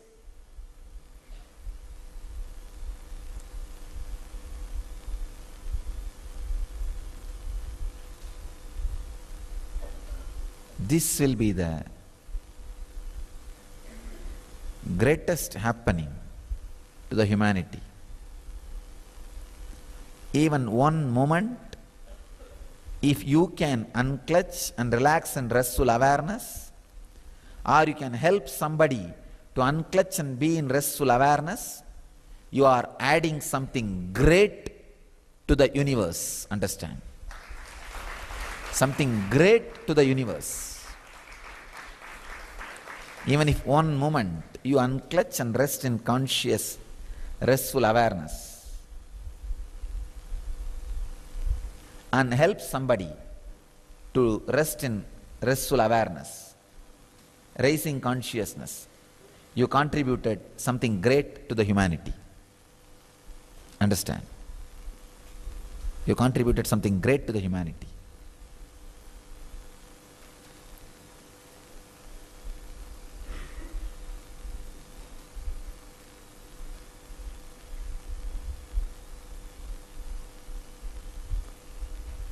Let's popularize these great researches on this epigenetics and the epigenome, the ideas about the epigenome. Epigenome can be changed through conscious choices regardless of what we have been handed over through generations.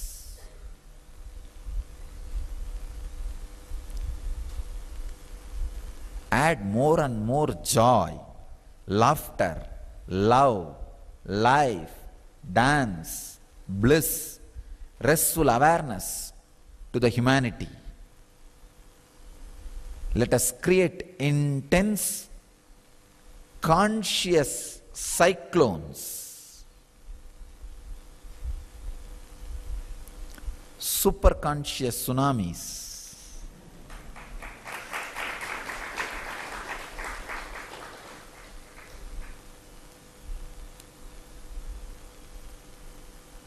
All over the world,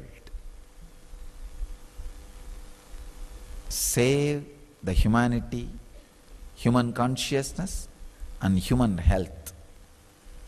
All you guys decide two things strongly. One, from now you will live in the highest possible consciousness continuously. Second, even if you leave the body, you will get back to serve the world in this highest consciousness. We need more and more people in human body to remove the inhumanity from humanity. We need more and more people in human body to remove inhumanity in humanity. It's time. We really need.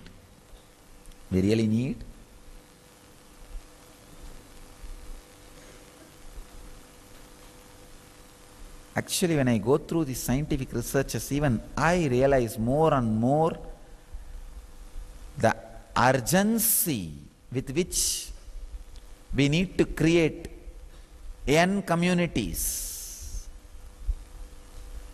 urgency with which we need to create the N civilization.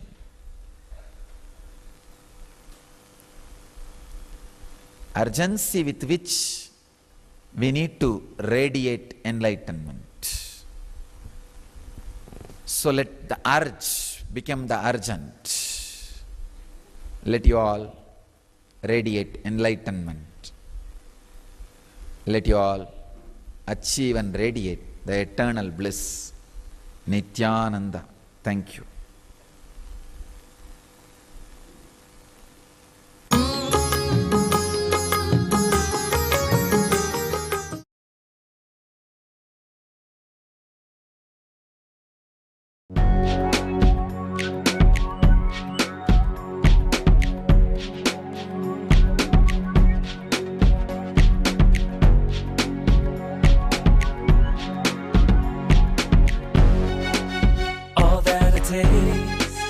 All that I smell, I offer to you, Swami Nityananda.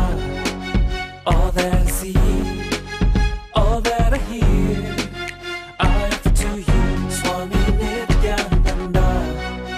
Like this dance, and this song, and this joy, I surrender to you.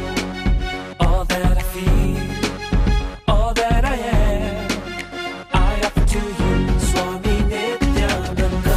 Uragaram, Karunavataram, Samsara Saram, Bhujagendraharam, Sada Vasantam, Hridayarvinde, Bhavam Bhavani, Sahitam Namami. All of my dreams,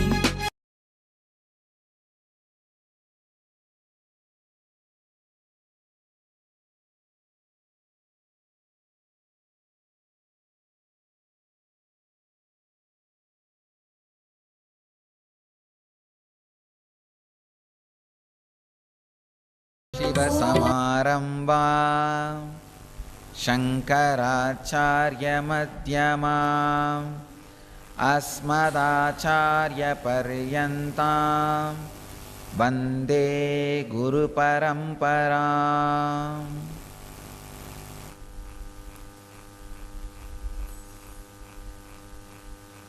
I welcome you all with my love and respects.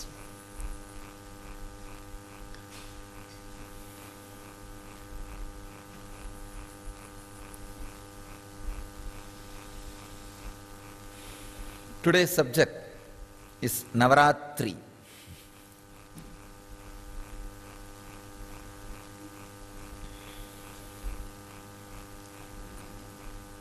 Understand the meaning of the word Ratri. Ratri means intensity. Whatever you are, you become intense during a particular time. That is Ratri. Navaratri means 9 of such nights.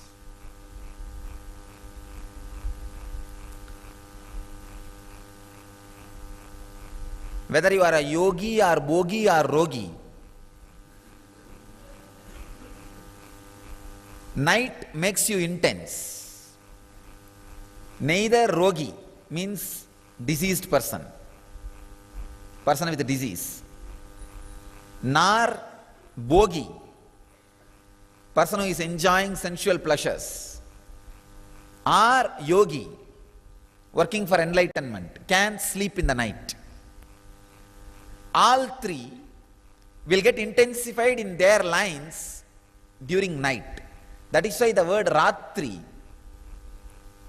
which really means intensity, is given to the night time. Ratri means intensity. Because you become intense during that time, the night, the word intensity has become the name for the night. How can time make you intense? Yes, time can make you intense. Understand this. Just one decision. Every day morning 8 to 9 you are going to sit in front of me and do puja. that time is for that. So decide, I should be intensely in samadhi for that 1 hour. There is no other work for that 1 hour. I cannot do anything. It is already decided. So why waste time? The reminding, the remembrance about the importance of the time can make you intense in every step. Same way. Morning, this time I have to be doing yoga, no other way. Then why not do it intensely, with more weight, more heavy? Why waste time? So every day I am going to eat 2 times or 3 times. Why waste the time? Why not be aware? The remembrance of time can make you intense. Whether as a concept or as an understanding, when time enters, it makes you intense. Navaratri is the time.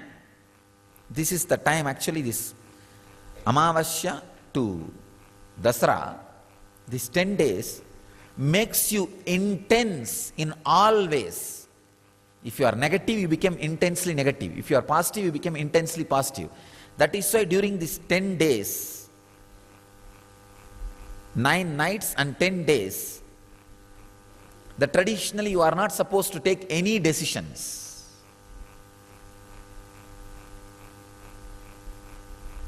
Whether you think it is a positive or negative, no decisions. Just allow the intensity to boil, go out or settle inside. If it is positive, it will settle inside. If it is negative, it will go out. But the Ratri, the intensity, you have to go through.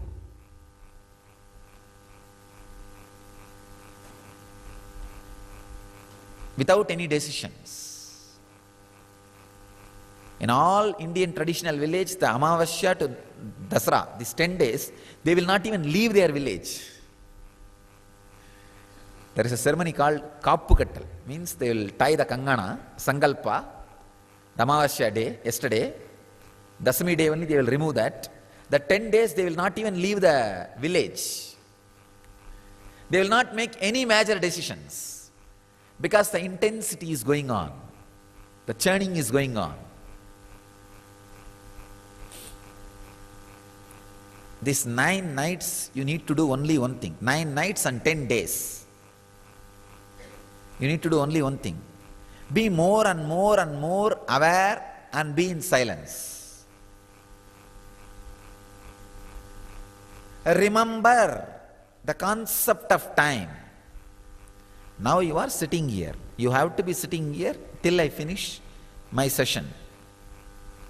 Why not sit with a complete awareness so that the whole benefit happens in me? Intensely, instead of sitting in a lousy way. While eating, why not be intense while eating instead of being in a lousy way? Taking bath, every day you have to take bath as long as you are inside the ashram, no other way. And now it is twice actually. Why not be aware of the whole action instead of being in a lousy way? You have to eat, you have to do Guru Puja, you have to do yoga, you have to take bath twice, and you have to sleep. Just these 5 actions which are inevitable in you bring intensity. That's all. In your life there are many inevitable actions, like a driving every day to office. Inevitable.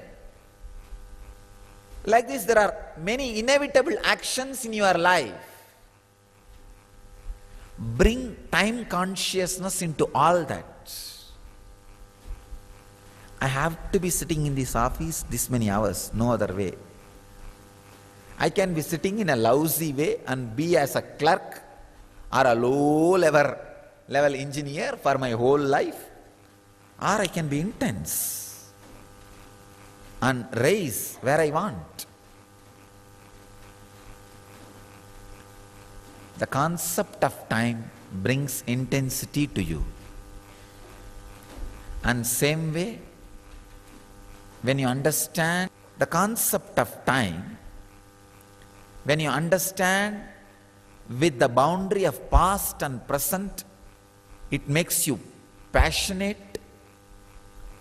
When you understand that there is no boundary of past and present, it makes you passive. Both are blessing. If it makes you passionate, you will achieve outer world. If it makes you passive, you will achieve inner world. Both are blessing. Even if you understand with the boundary of past and future, that understanding will lead you to the experience of boundaryless time. So through passion becoming passive, through passion, passions will happen. Through intensity, intention will change. Understand? I am opening another one door.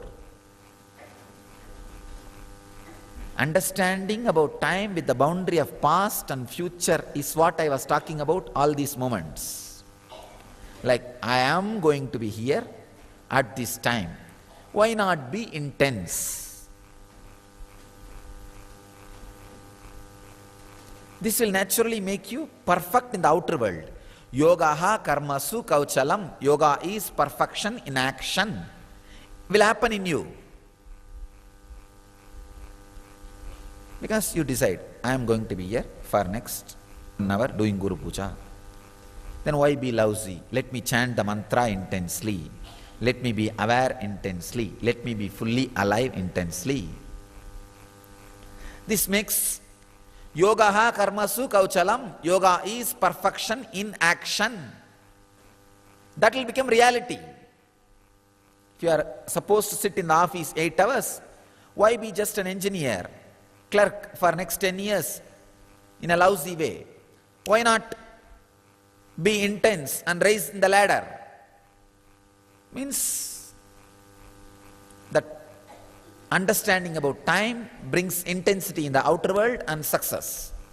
The passionate. Another one important thing, when you decide 1 hour I am going to be here, let me be intense and chant, be aware, do the puja properly. Suddenly, in few days, you catch the boundaryless time which is not packed by past or future, because the present gives you a new opening of freedom. The suffocationless inner space. That's what I call Vedic mind. See, yesterday I was talking about the idea of that bench press power. Gorilla has 4,000 bench press. Even the Guinness record is not even 1/4 of that, of the human being. The gorilla's body, which just remembers its own nature and functions, is what I call Kala Bhairava, Yoga Sarira, being himself. And this guy who is trying to be stronger, this body is an ordinary body. There is one neck point where if that point is broken, the ordinary body just becomes Kala Bhairava, Yoga body, Yoga Sarira. That point breaking, breakthrough point. For example, when you are doing Yogasana, Surya Namaskar. By nature, you can do Surya Namaskar from sunrise to sunset. It's your nature. That's what Raghupada Yogi taught me, and that's what I did. From sunrise to sunset, you can do Sun Namaskar. That's all. But when you start, by 70, 80, you will have that neck. No, I cannot. No more. Forget about it. But if you somehow push it, by 150 or 200, you will have a break. After that, 2000 or 3000, you will not even remember. That breaking point, breakthrough point, is what I call Satori. That breakthrough point happens when you understand time with boundary. Even with boundary of past and future, if you understand time and make yourself intense, that breakthrough happens into the boundaryless time. Mind becomes Vedic mind, body becomes yogic body when you understand and experience that breakthrough point.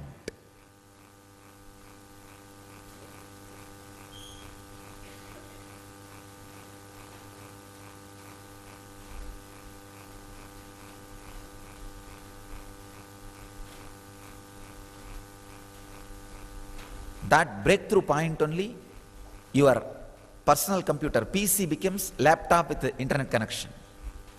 The internet connection clicks. It becomes yogic body and Vedic mind.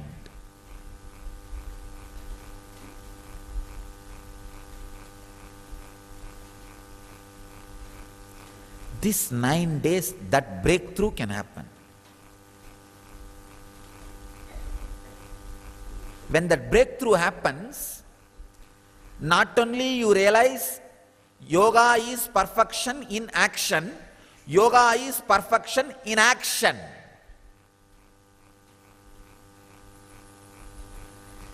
Not only yoga is perfection in action, yoga is perfection in inaction. Yogaha karmasu kauchalam, yogaha akarmasu kauchalam. Understanding of yogaha karmasu kauchalam brings outer world success. Yoga is perfection in action. Understanding yogaha akarmasu kauchalam. Yoga is perfection in inaction, brings you inner world success. When you understand time with boundary of past and future, it brings you the responsibility of being intense. When you understand the time without boundary, it brings you the tremendous freedom of inaction. Freedom of inaction, responsibility in action is what I call passion with patience. Intensity without intention. Nava Ratri. When Ratri, intensity can be maintained for 9 nights, Nava, it will lead you not only to the responsibility of action, it will lead you to the freedom of inaction. If you don't know the freedom of inaction, major dimension of your life is missing. You do not know how to lie down and rest like Mahavishnu in the Milky Ocean, being in Yoga Samadhi. Just being in Samadhi like Shiva in Kailasa. Same way, if you do not know the responsibility in action, you don't know how to be like a Shakti, Devi, with 18 hands, fighting the greatest battle, finishing off all the negativity.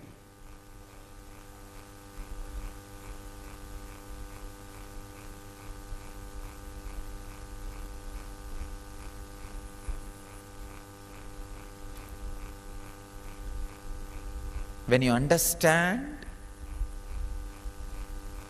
time with past and present bounded, you become responsible in the outer world. When you understand time without boundaries, you become free in the inner world. perfection in action and in inaction. Freedom in inaction,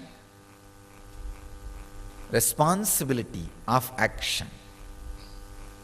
Both happens when you retain the intensity for these 9 days. Retain the intensity about the time, the intensity which happens in you by the awareness of the time for these 9 nights and 10 days. Means from yesterday it starts. Yesterday night is the first night. So if you count till Dasami, it will be 10 day and 9 night. Retain the Ratritva, intensity, which happens based on the understanding about time for this 9 night and 10 day. Decide this 9 night and 10 day, everything, do it with intense awareness, with understanding of the past and future. Means this 1 hour. After 1 hour, it is going to be different. Before this 1 hour, it was different. That's a boundary. This 1 hour, I have to be doing this. So let me be intense. That is what I call intensity with the awareness of past and future boundary. Retain this for continuously this 9 night and 10 day. You will experience, you will have the breakthrough into the Vedic mind.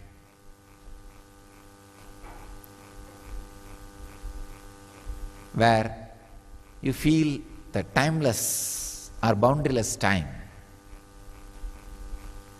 which gives you freedom, which makes you experience freedom. That is what means the Devi fought 9 nights and destroyed all the demons. The 10th day had coronation and relaxed in freedom.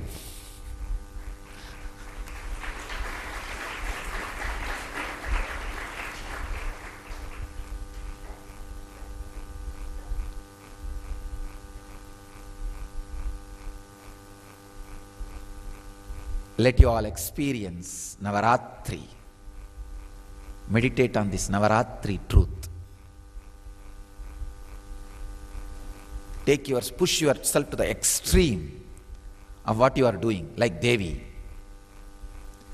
Become 18-handed Kali. Push yourself to the extreme and maintain that intensity. You'll have the breakthrough into the yogic body and Vedic mind. Kala Bhairava Sarira and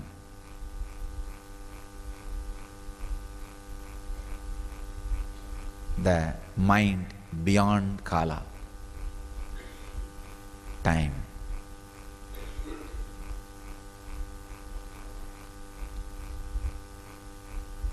Let you all experience and radiate the eternal bliss. Experience and radiate enlightenment. Let you all experience and radiate the eternal bliss. Nityananda. Thank you.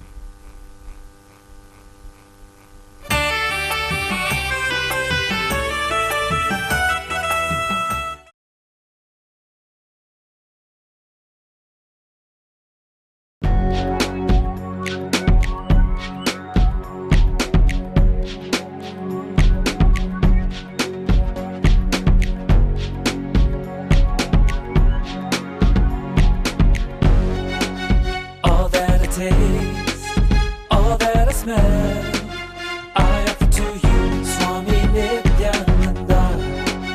All that I see, all that I hear, I offer to you, Swami Nityananda. Like this dance and this song and this joy, I surrender to you. All that I feel, all that I am, I offer to you, Swami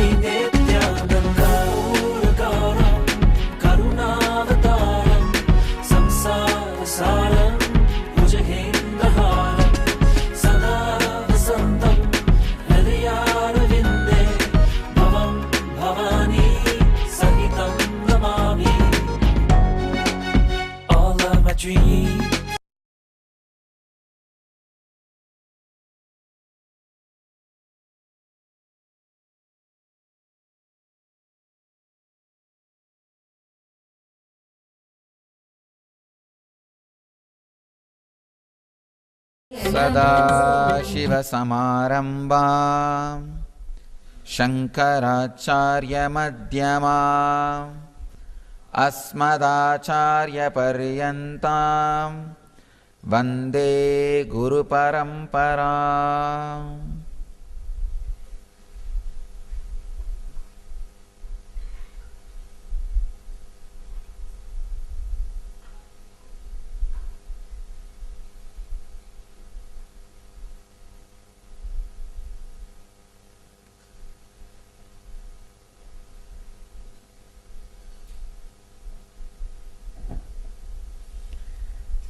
Today's subject is unlock your brain's potential if you have it.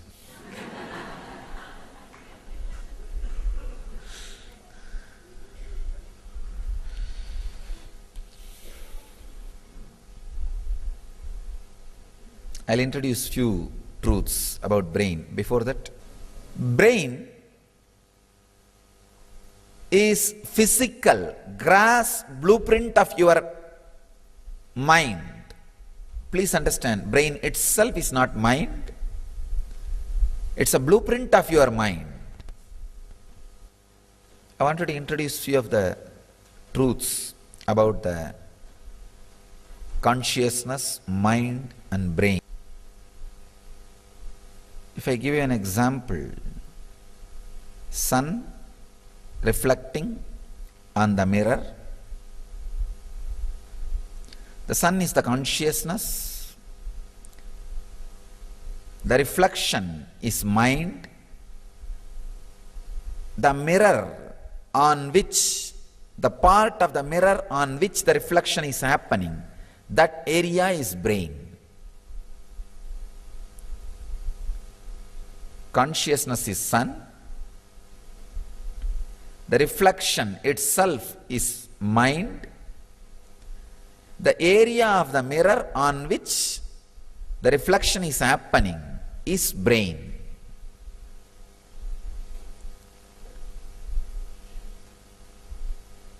By awakening the non-mechanical parts of your brain, you create a clean mirror for the reflection to be more pure, reflection to be more true to the consciousness. When you clean the mirror, the reflection, mind, can be more true to consciousness. When you clean the mirror, the reflection can be more true to sun. If there is a misshape, dust or part of the mirror which does not reflect properly, the reflection will not be true to the sun.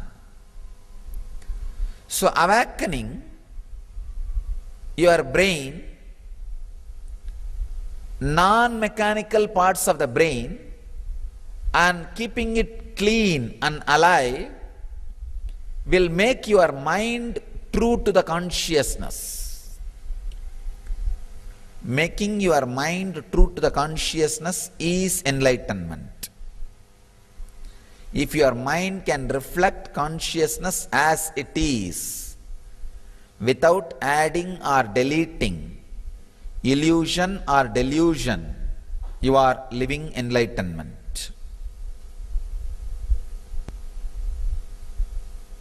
Other day I was reading an article, very beautiful information, truth.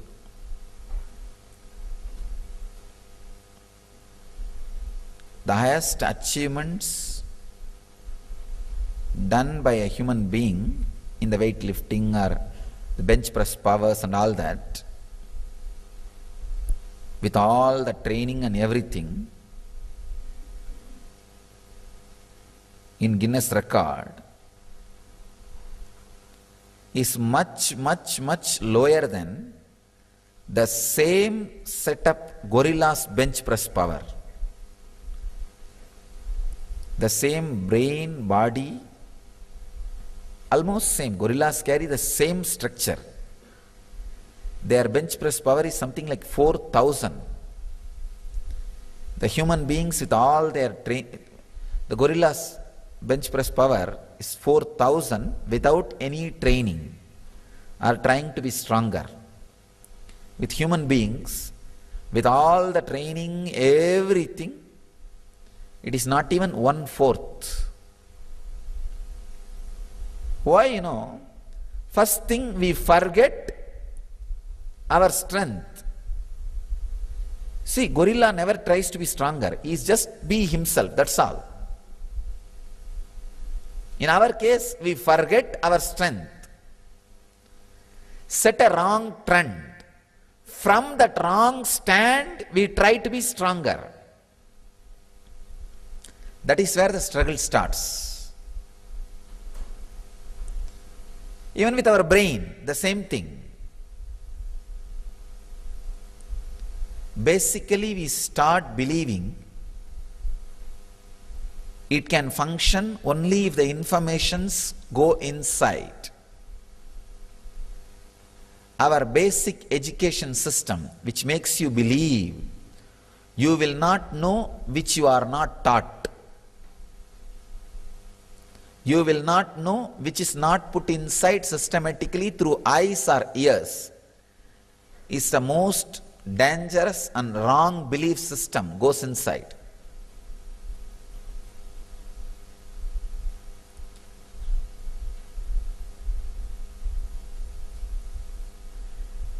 Your brain is not a computer which can process only the information which is fed inside. It is like the brain can be used in the other way, like a computer to access the internet where everything is available, just download.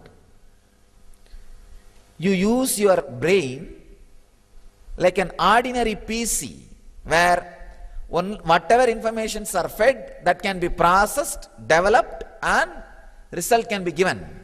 That is not the truth. That is not the potential of your brain. Use that as a computer to download all the information available in all internet. Your brain is like a computer given to you. Either you can use it as a PC or you can use it as a computer with internet connection. You are taught from the young age it is a PC. No, which is not true. It is a computer with internet connection where you can download any information available in internet, means in the world. Your brain is not created to receive information, process and respond. No, it has the cosmic connection. All you need to remember, need to know is, by nature you have a cosmic connection and you can go on downloading anything you want and sharing it with the world. I remember a very powerful incident happened in my life.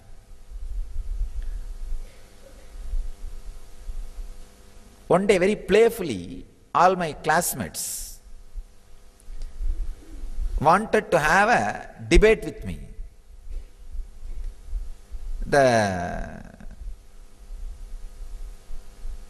Some questions they asked about Ganesha. I answered very strongly. Then one fellow said, he talks as if he knows everything.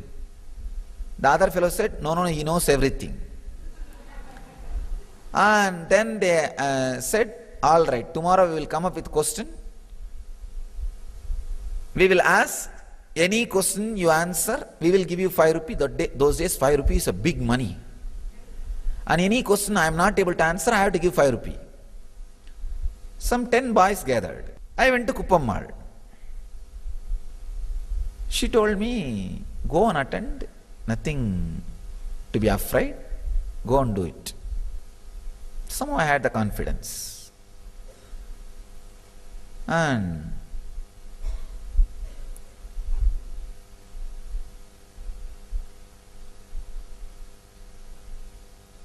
I did not even have the thought, if I don't know some answer, what will I do?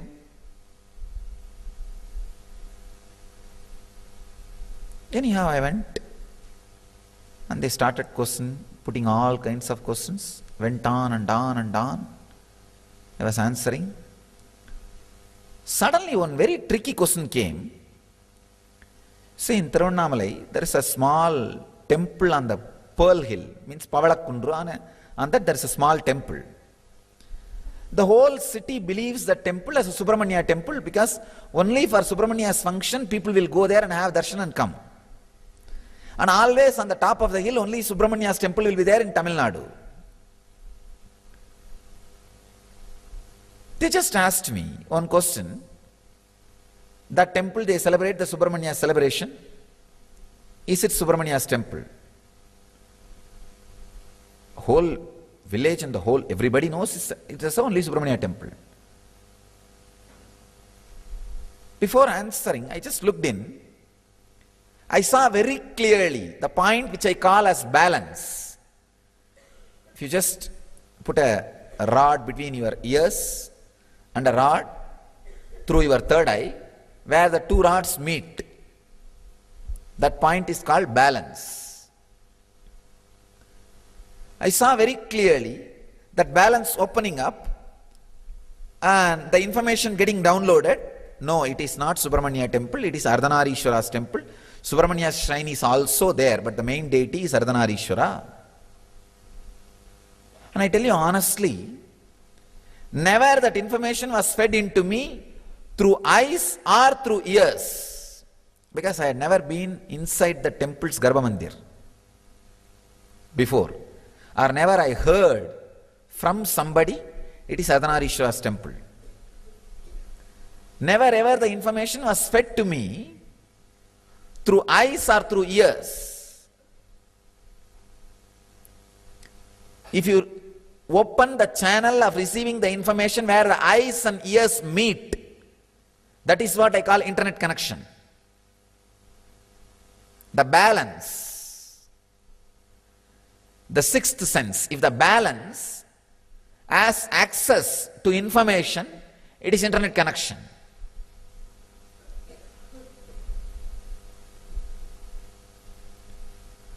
Your eyes are like web camera. Your ears are like speaker in the computer.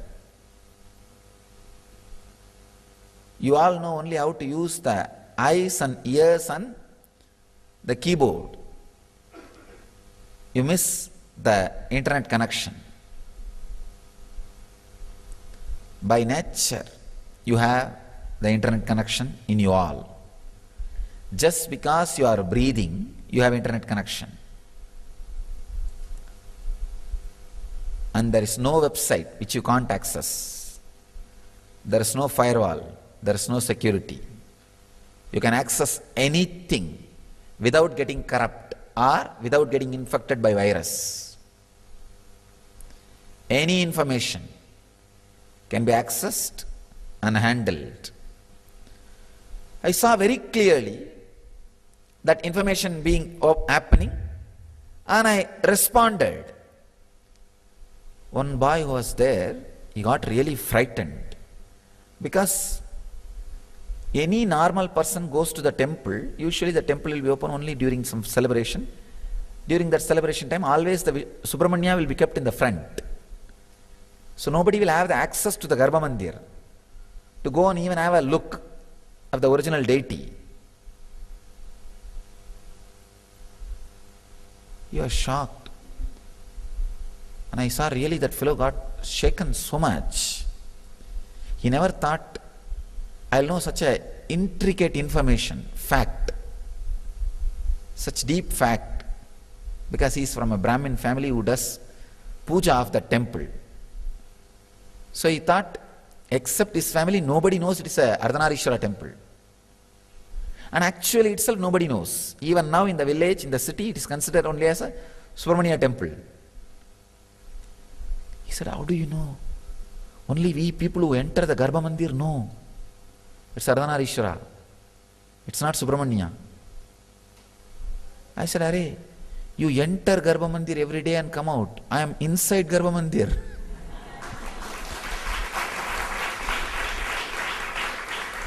How will I not know?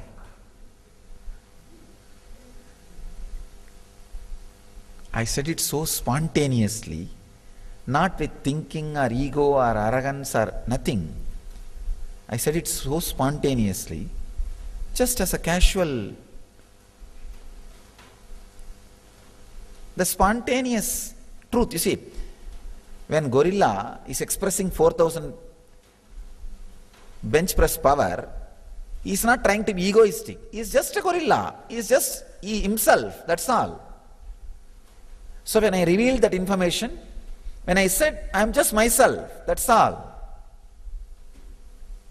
There is no pride or excitement or escalation or ego or arrogance, no.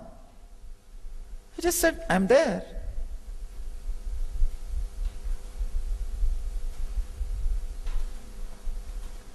I never thought this is an extraordinary power. Only after this debate, I realized this is an extraordinary power. It is actually not extraordinary if you are not made as ordinary by your schools and the initial level people with whom you live. The first 14 years with whom you live plays a major role on your life. Kids should not live with dull people first 14 years. I tell you, first 14 years you should live in an enlightened community. Last 20 years you should live in a place where people live for a long time without depression. Understand? These two periods,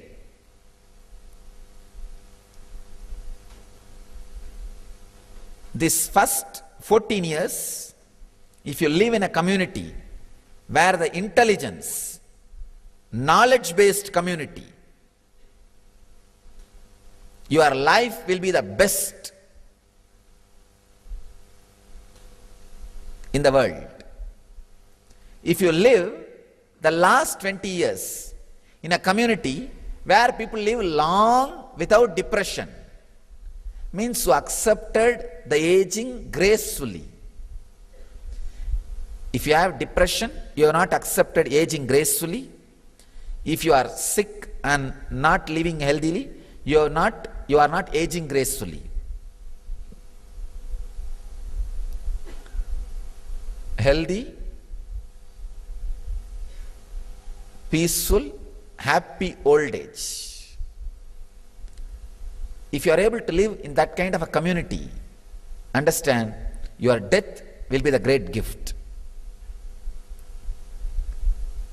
This is what I call cosmic airport, where the landing and takeoff happens in a very intelligent way. Small mistake in landing will be an accident. Small mistake in taking off will be an accident.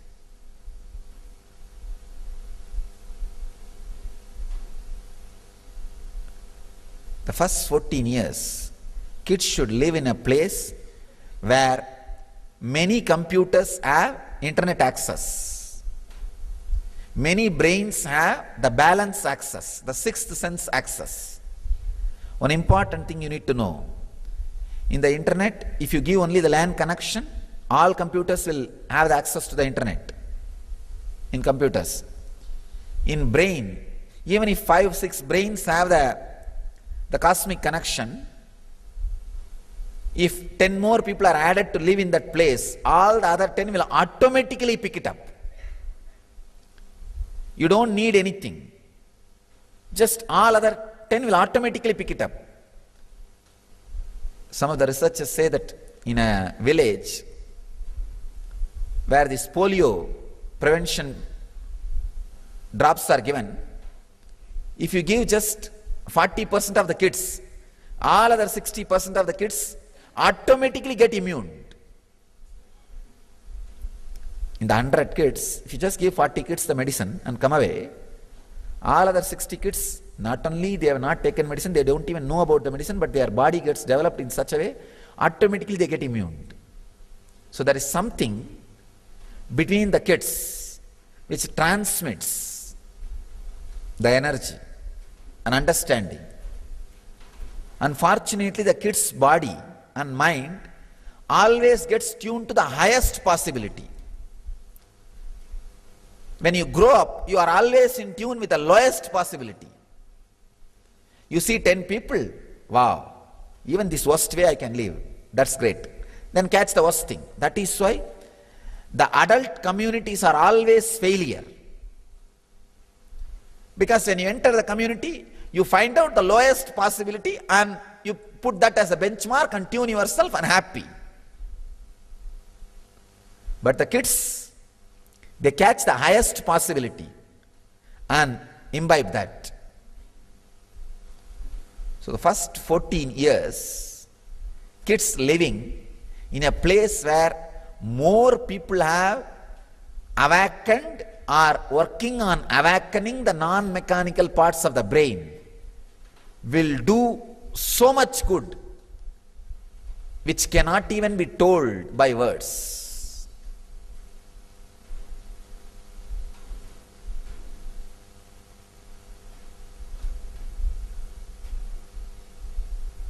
Just living, see, accessing the cosmic information center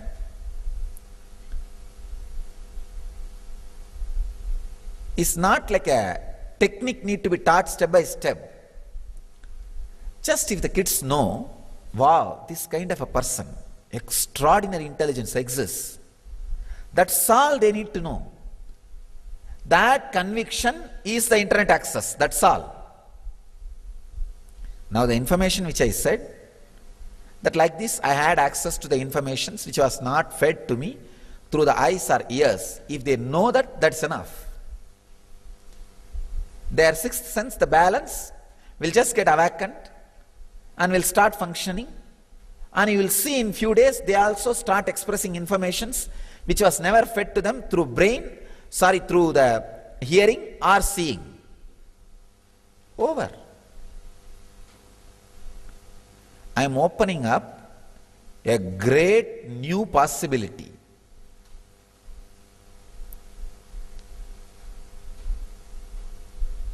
Our Gurukul system is nothing but awakening the non-mechanical parts of the brain, that internet access.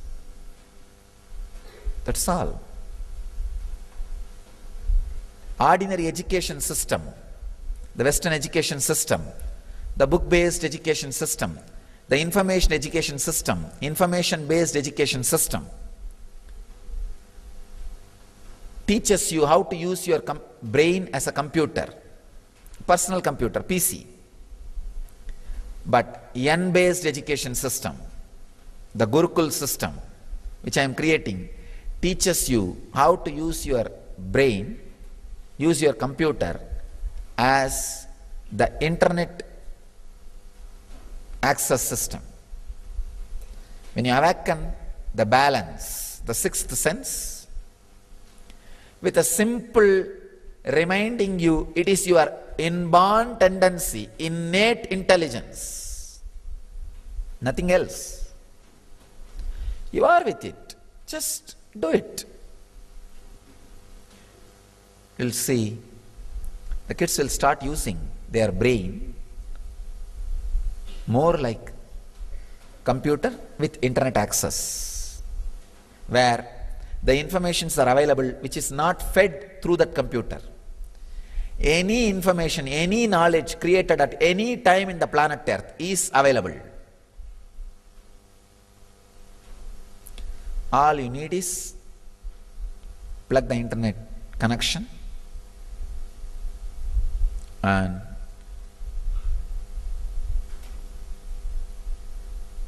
know that you can access and download and process.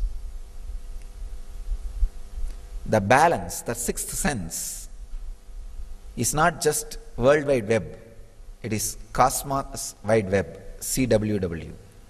It's not WWW. Any information created at any time can be accessed, processed, and delivered.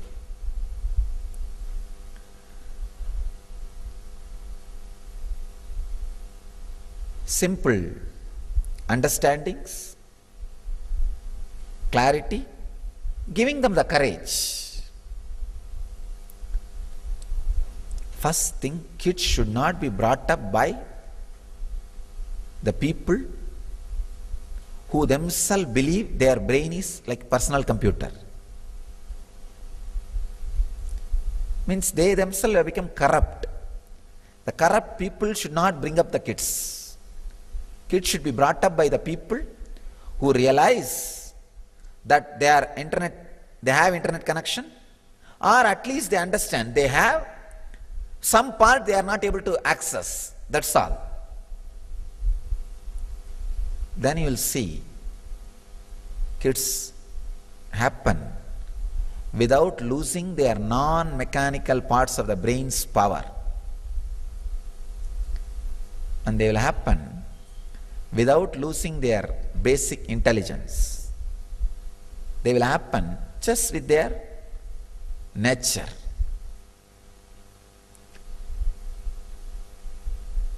Just this reminding will keep them awake, keep their non-mechanical parts alive, awake, Kundalini alive, awake. And when they have some 3-4 miracles happening in their life, I tell you this one miracle in my life which happened, I realized, oh God, I am talking about the information which was never fed inside me. I am expressing information which was never fed inside me. The tremendous confidence which came in me made that Kundalini are permanent in my biomemory. It's not like, it's like a wireless internet access. First experience like a card, through card. When the experience becomes solid, it becomes just like wireless internet access. Now you know, God, I can do it, I am doing it. So if kids realize 1 or 2 miracles, then suddenly they know they can do it and they are doing it. They are doing it. Awaken the true potential just by clearly understanding, nothing else. I tell you, the best thing can be done by a human being is living in a community where intelligence and enlightenment is in the waves, in the air. I tell you, not for promoting my Sangha, with any money, with any luxury, with any comfort, man cannot experience pleasure more than 6 points in the body. 5 senses and the heart, 6th point, that's all. But only in an intelligent community, where everything is centered on enlightenment, where the idea of enlightenment is constantly in the air, where you are hearing about it every day at least 20 times, where you are thinking about it at least 100 times a day, where constantly you are bombarded with these truths, you will have the pleasure in all points of your life. I tell you, either become part of the community which is enlightenment based. If you can't, at least wherever you stay, wherever you live, create a community around you which is enlightenment based. Even if they are little less than your strength, your knowledge, create, so that they will be constantly reminding you when you go low. The Jains have a great habit. Jain monks, they will not eat in anybody's house other than their sampradaya, their tradition. I also wanted all our ashramites to start this as a habit. Don't eat in any other place other than our devotee's house. Means what? You will create the enlightenment-based community wherever you are, just as a survival need. Eating means what? Sharing your time, sharing your understanding, sharing your friendship. Eating, with eating so many hundreds of things happen. Understand? Eating is not just little food and you swallow and go, no. With eating, hundreds of socio, politico, economic, so many things happen. Much can happen over a cup of coffee.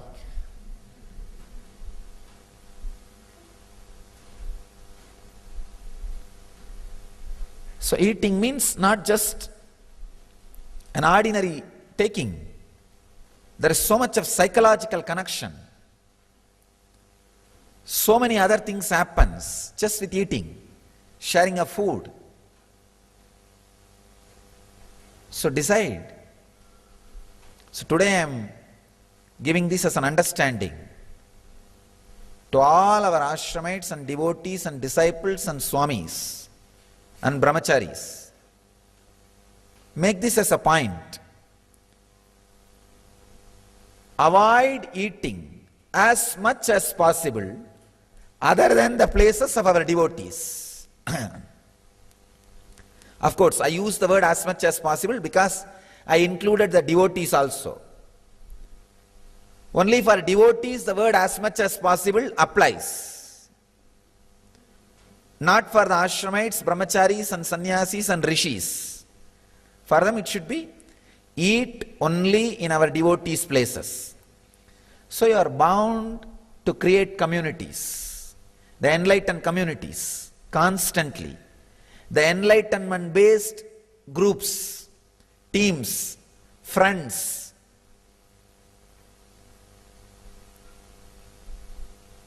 Understand? More than what you eat, what you talk during eating plays an important role. With whom you are eating plays an important role. What are you planning? Whatever you are planning while eating or taking bath will be executed in your life without your knowledge. Understand? Whatever you plan, you think during taking bath or eating will be executed in your life without you realizing. Before even you realize that this is what you are thinking trend. That is why I insist on taking bath in the sacred water.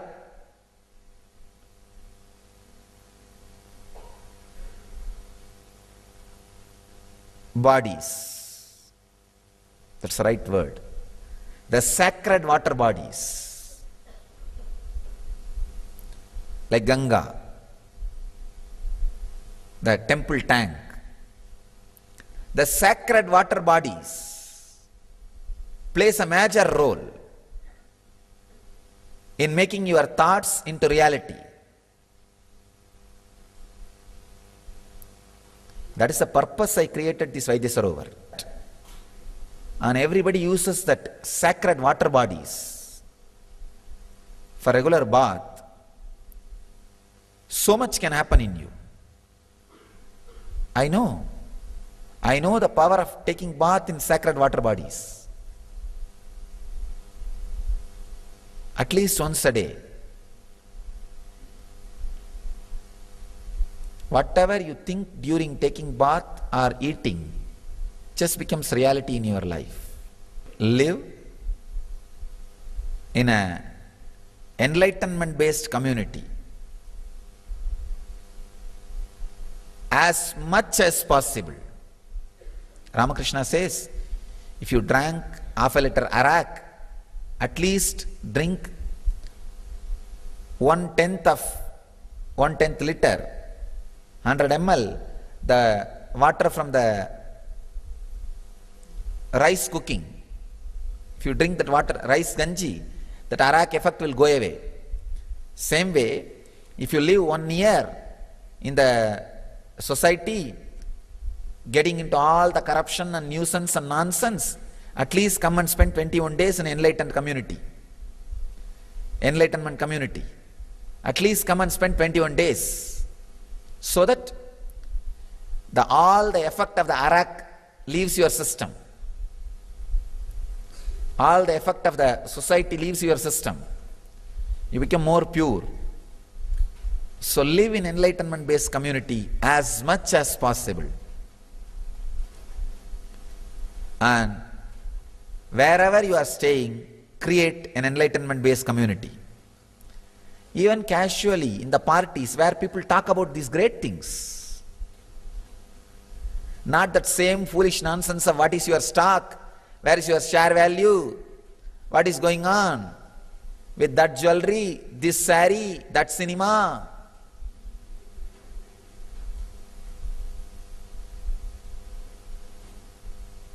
Ramakrishna says, if somebody talks about the worldly things, I feel they are pouring the molten lead in my ears. I can't tolerate, I run away from that place. Let you create a community where constantly the enlightenment based ideas are spoken, exchanged, shared, lived, loved. I tell you, that's the greatest thing you can do for yourself. If you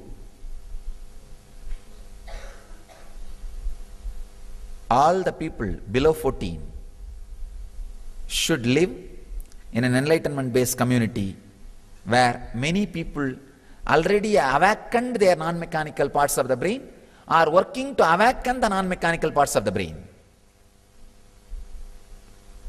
So last 20 years, you should live in a place where people live the depressionless, peaceful, healthy old age. Between that time of 14 and last 20 years, live in a place where enlightenment-based civilization exists. It means what? From birth to death, be with the master. That's what I am saying with so many different words.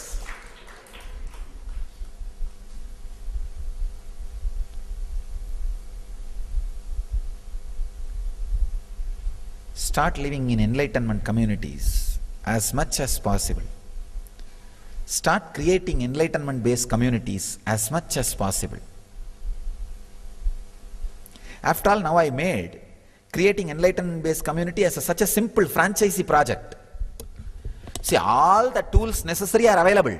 We made a clearly already franchisee document available. Whole thing is available in YouTube. Whether it is a form of rituals or form of meditations, form of spiritual ideas, whole thing is available in YouTube now. You guys don't even need to feel that you have to be bound physically in Bididi. Wherever you are, create a franchisee. Franchisee and community. That's what I call N-Satsang centers. Make people more and more interested. These YouTube discourses, books and all that, that's all. Don't think, no, people are very foolish, they are not interested. No, you have not tried. People are surely more intelligent than you. When people like you can get interested into enlightenment, surely people whom you think are dull or foolish than you are intelligent. You are not told in right way. Maybe when you tell, you are talking more about you than about me. Hide you, put me. You will see, they will become interested. They will start creating an enlightenment in them. So at least for your health's sake, create N communities around the world. Let the kids live in enlightenment-based communities. Let elders live in enlightenment-based communities. Let the middle-aged people live in enlightenment-based communities. And not only that, even in the communities, enlightenment-based communities, let us add more and more enlightenment into actions. More and more of these truths into actions. understand about your brain not as a personal computer, but as a laptop with internet connection, wireless internet connection, and awaken its true potential. Live and radiate enlightenment. Let you all live and radiate the eternal bliss.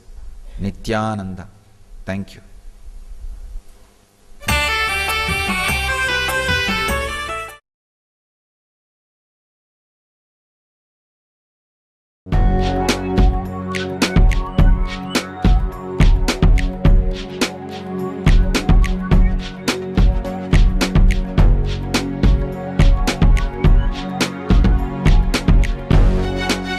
All that I taste, all that I smell, I offer to you, Swami Nityananda. All that I see, all that I hear, I offer to you, Swami Nityananda. Like this dance, and this song, and this joy, I surrender to you. All that I feel, all that I am, I offer to you, Swami Nityananda. Uragaram, Karunavataram, Samsara Saram, Bhujagendaharam, Sada Vasantam, Hridayaravinде, Bhavam Bhavani, Sahitam Namami. All of my dreams,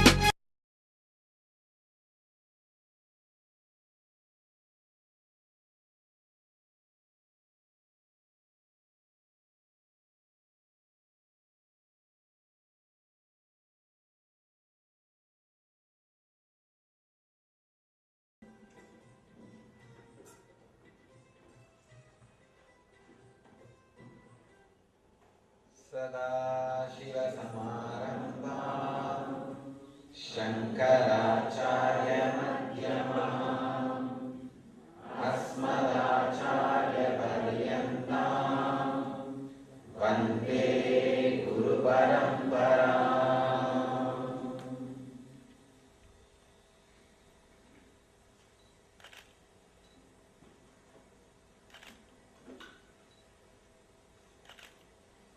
I welcome you all with my love and respect. Today's subject, Himalayas, a dimension beyond mind.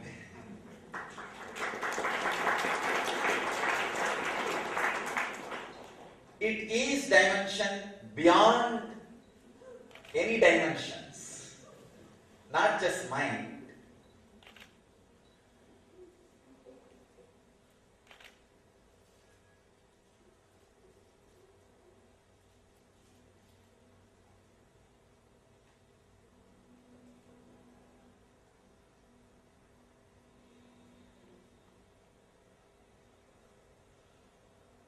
In Himalayas, for inner awakening, you don't need anything else except outer awakening.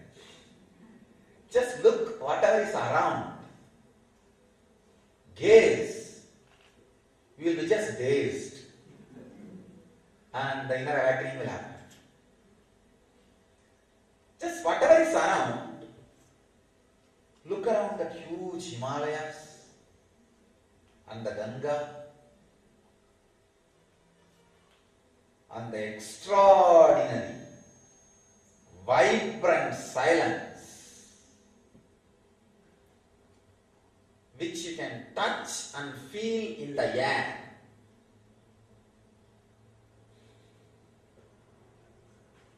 Which you can touch and feel in the air, understand? Which you can touch. It's not a joke. The silence can be felt in the air. If you feel sound in the outer world,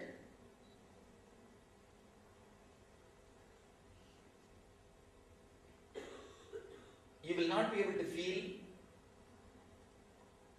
the silence in the outer world. If you feel the sound in the inner world, you will not be able to feel the silence in the inner world. But there are two techniques, two things.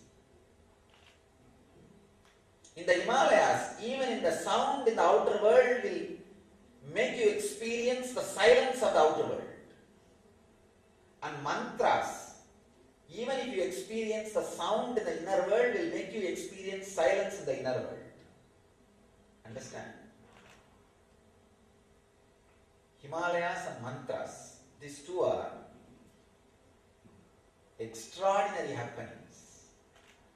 Mantra, when you chant intensely, the very sound will make you experience silence.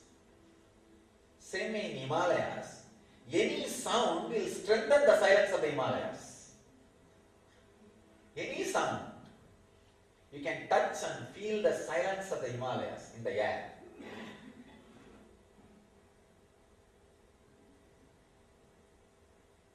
Amazing opportunity for you guys to chant these mantras every day, morning. Don't miss. Especially ashramites. You guys can have a book. Have the printout and learn to chant. That sound will make you experience the silence of the inner world. Even the early participants, you have next few days, learn to chant. And when you go back, have the habit of this one ritual in your life. Morning, connecting with the Master, opening up to Master. When you wake up, open up. Have this as a routine. When you wake up early morning, open up to the Master, Cosmos.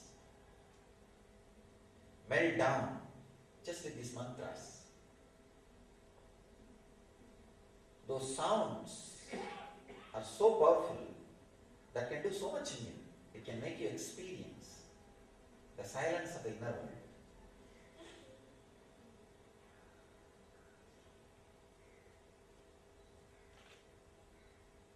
Himalayas is there.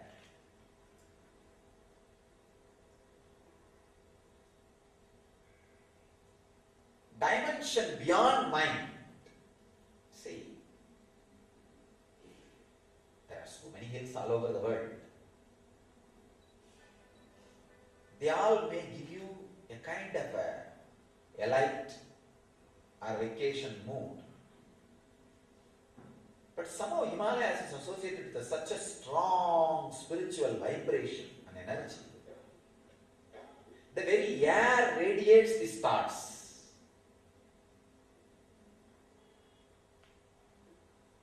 See, whatever you experience as God,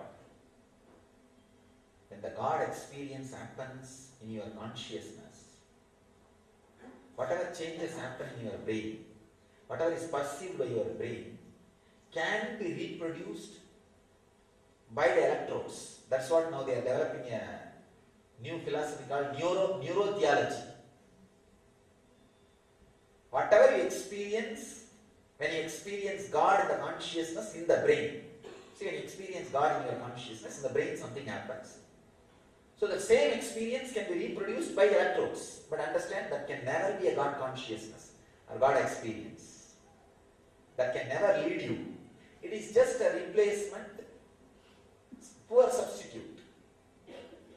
Like when consciousness is experienced in your body, sweetness happens in your tongue.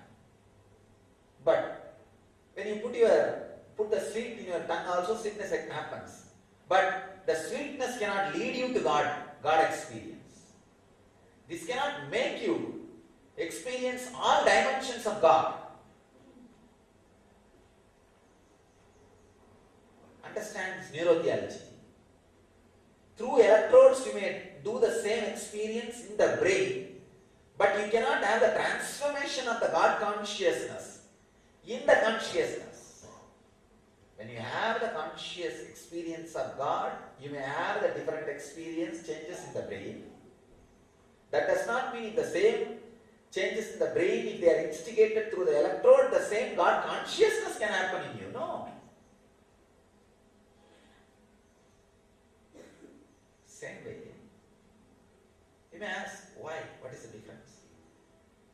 God consciousness happens based on the vibrations, the energy,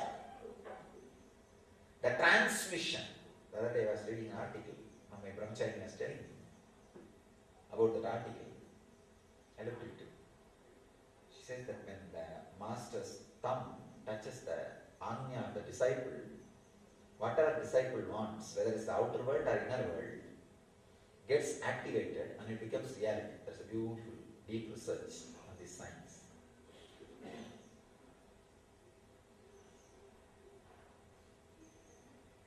It's a transmission of the sacred energy, the vibration. So it can never be equated to the activation of the electrodes, activation of some parts of the brain through electrodes. No. It can never be equated. Activation of some parts of the brain through electrode is almost like using alcohol and other drugs. Maybe it is not that unhealthy, an addiction, that's all. But nothing more than that.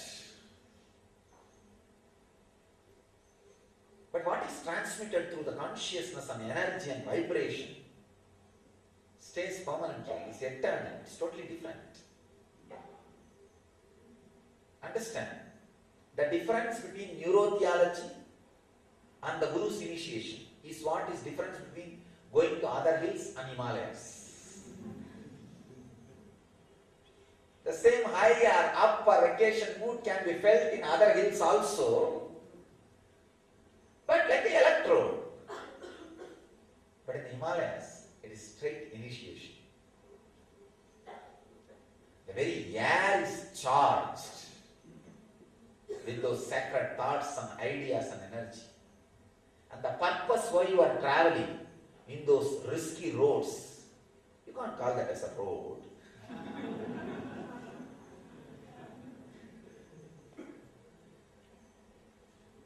Those risky, that's all. You can't even use the hand this way, you have to only use this way. When you talk about Himalayas roads, those risky paths, the purpose for which you travel, the whole thing is different. So it is different. It is dimension beyond mind.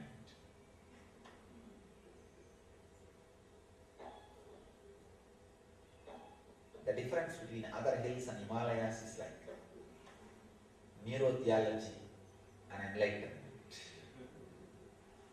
Neurotheology can put you in the kind of that mood. Some of these researchers were studying Zen monks and Tibetan monks and enlightened monks.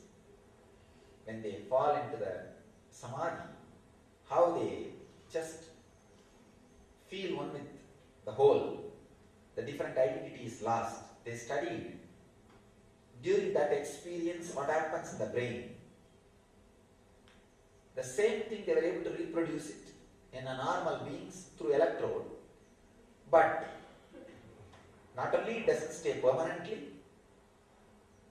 it doesn't cause the same lifestyle and ecstasy and transformation which those monks radiate, which those enlightened beings radiate. So still, He is with us.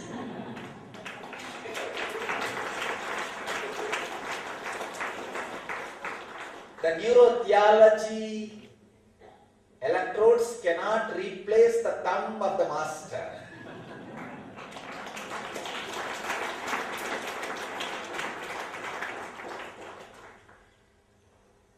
Fortunately, still thumb of the master retains its uniqueness and sacredness than any other neurotheology electrodes.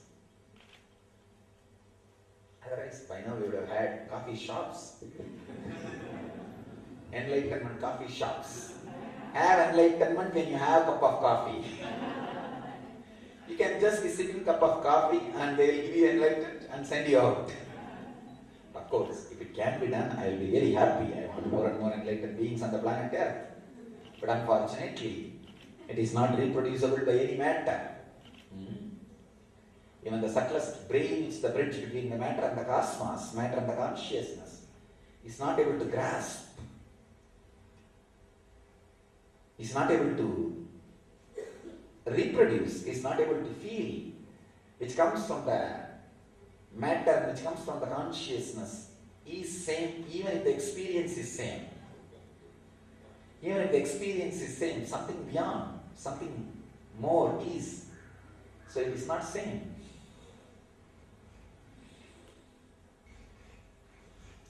So still, you need to meditate. Even though there are neurotheology. Electrodes. Meditation is required. Now you need to do Udana process.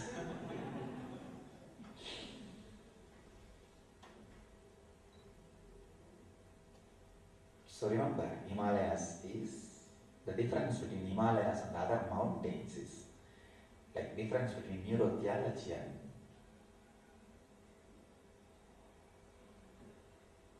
neurotheology, electrodes and the thumb of the master, touch of the master.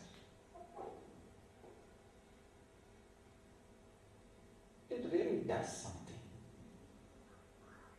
It really does something. I always had the fear that if I have a place in Himalayas, I may go and start staying more and more time there. But now the fear has come true. We have a place.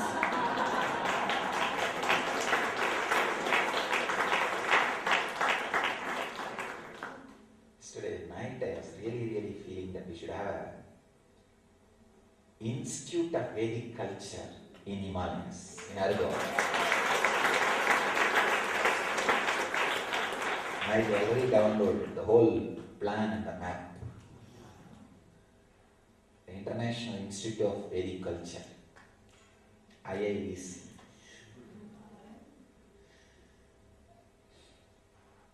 It's a place, that's actually a place where the culture can happen in the human beings. Ganga, Himaraja, and the internet. All three will meet now. And we'll have strong, very strong International Institute for Vedic Culture, training sannyasis, preachers, priests, and Vedic activists who stand for Vedic tradition in all possible ways.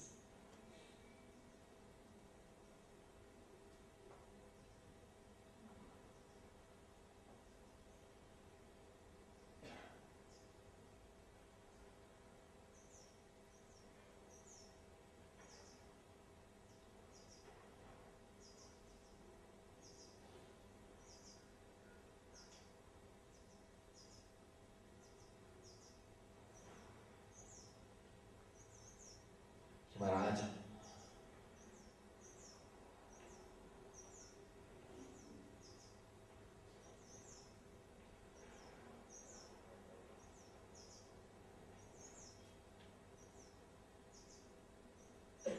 Somehow the very hill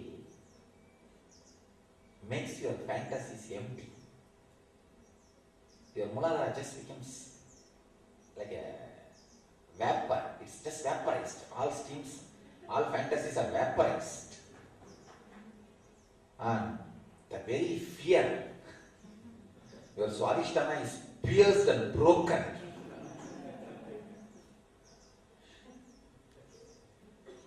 And that space, all worries disappear.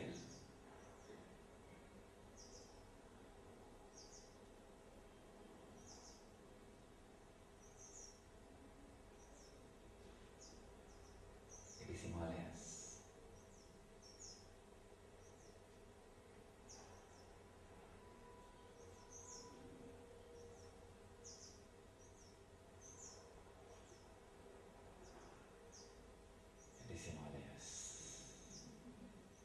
beyond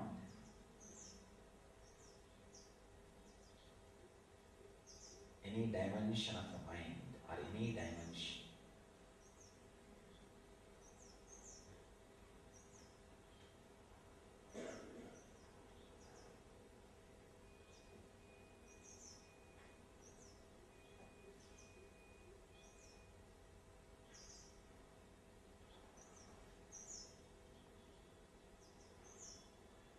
Meditating on Himalayas itself is such an experience.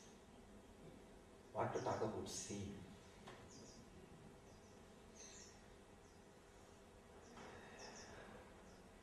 So experience Himalayas. Today we will start the Udana process.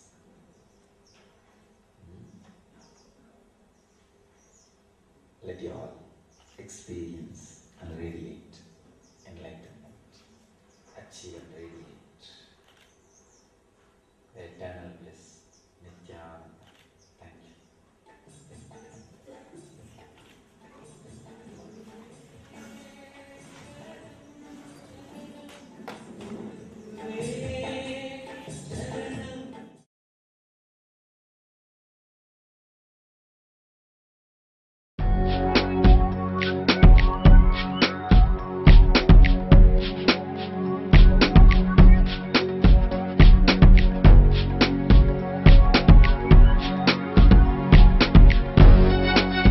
All that I taste, all that I smell, I offer to you, Swami Nityananda.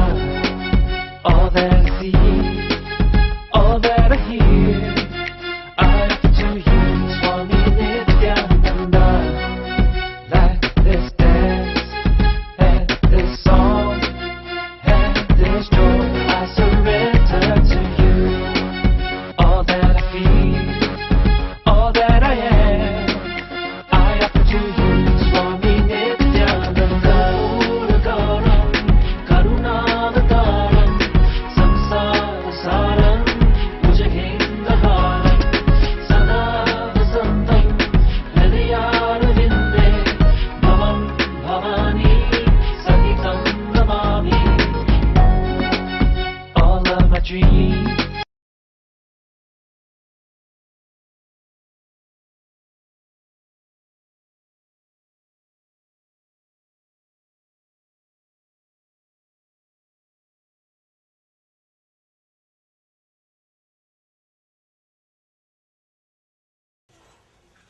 Sadashivasamaramбham Shankaracharya-madhyamam Asmadacharya-paryantam Vande Guru-paramparam.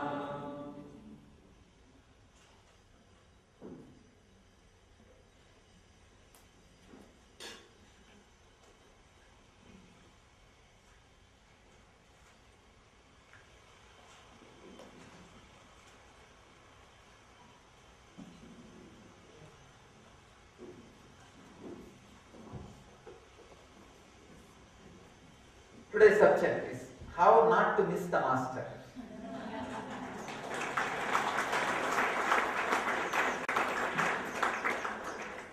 Days, you guys are going to be physically away.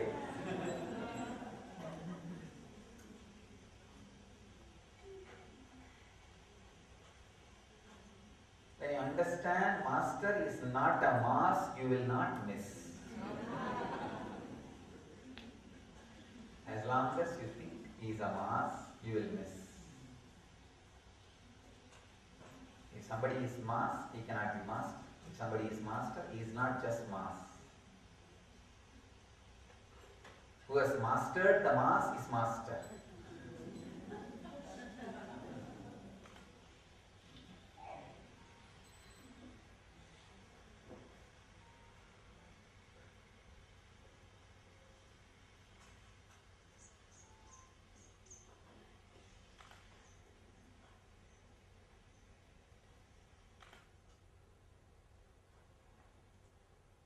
I have the right to talk about not missing the master because I know the extreme missing and extreme fulfillment. Yogeshwara, when I felt I disrespected Arunagiri Yogeshwara by bringing Mataji Udanandapuri between our relationship, my relationship with Arunagiri Yogeshwara, I tasted that extreme missing. It is not only me missing, suddenly feeling that he may not love you anymore. That's too painful. If you have a guarantee, he loves you, that missing will not be there. It is the fear that he may not love you anymore is the root of the missing. Understand? Even when physically I was not there with you guys, you all loved me, stood with me. So, I will stay with you. I have a deep love for all of you guys. So understand, I have a deep love for all of you. I still live in this body, drag this body just to be with you all. So understand, this next 15 days till I come back and see you guys physically, I give you one process. You all had process for 40 minutes, 20 minutes, half an hour, 2 hours, 3 hours. I give you one process for this whole, till I come back and see you guys. This one process. You won't miss the master. You won't miss me. Just this one process. I love you.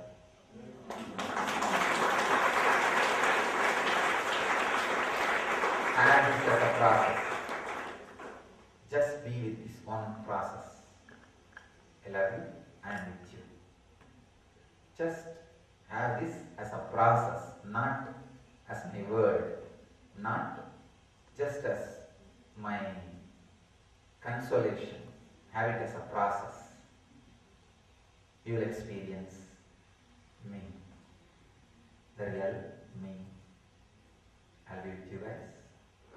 Nobody can do anything. Understand?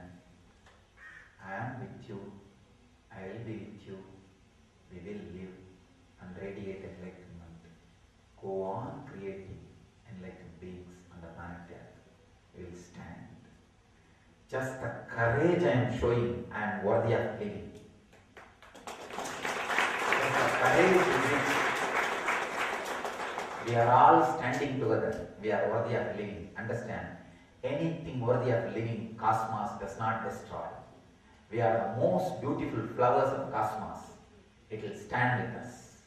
Don't worry. We are worthy of living. And cosmos will let us live. Cosmos wants us to live. It wants to show to the world the courage. See, cosmos keeps everything alive to show some beautiful qualities to the world. It will keep us alive just to show the courage which I am radiating, with which all of you are standing with me. Just to show the example for courage, cosmos will keep me and all of us alive doing our work. Let us stand with it. Let us stand with it. Let us offer our whole body and mind into that one fire of courage.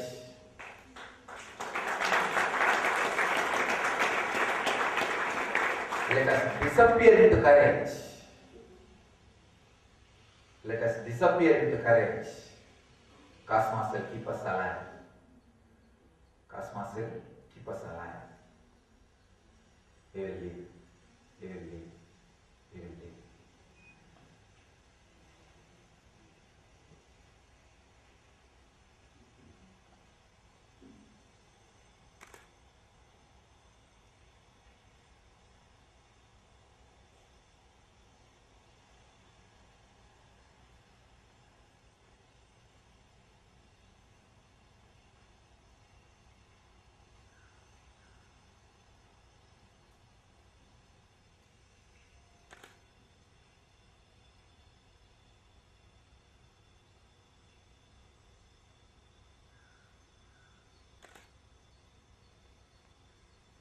So have this one process.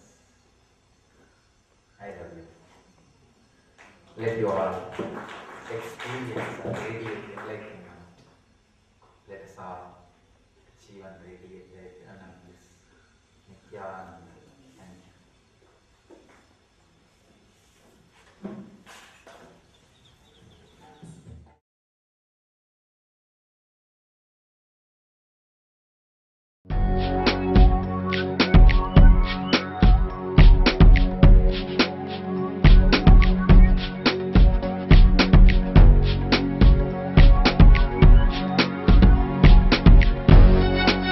All that I taste, all that I smell, I offer to you, Swami Nityananda.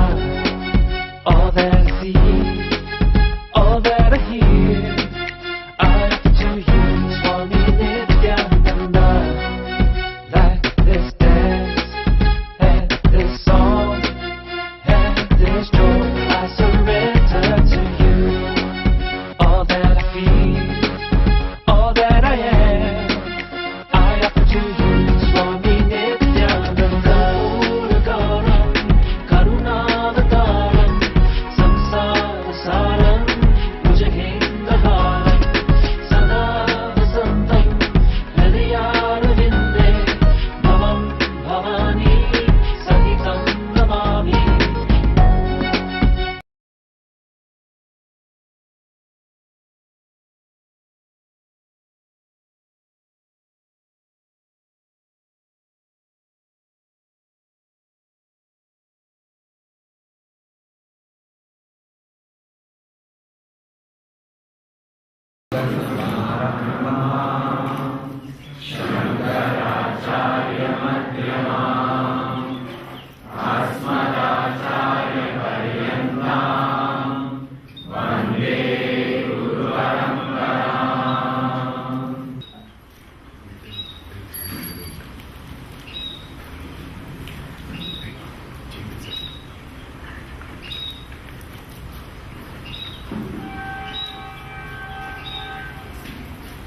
Today's subject is love, the ultimate healing energy.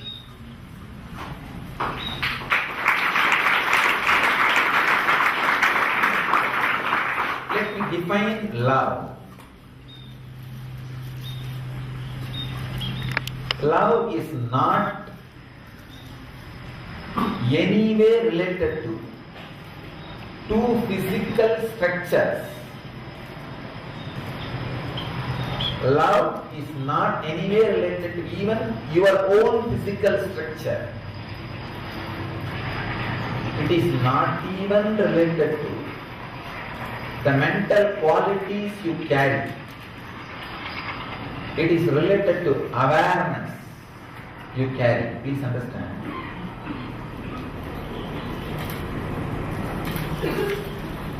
The awareness you carry naturally spreads its smell in your mental structure and in your body. So, the awareness which your physical structure experiences, if that feels connected to the awareness of some physical structure, it is called infatuation. Please understand. The awareness your physical structure experiences, if that feels connected to some other awareness of the physical structure or some other physical structure's awareness. There are so many things moving around in the world. Each one of your unit. Awareness. The awareness experienced by your mental structure and the awareness experienced by your physical structure. If the two physical structures awareness, two or more, physical structures awarenesses feels connected, it is called infatuation. If two or more mental structures feels connected, it can be called as attachment. Little better word.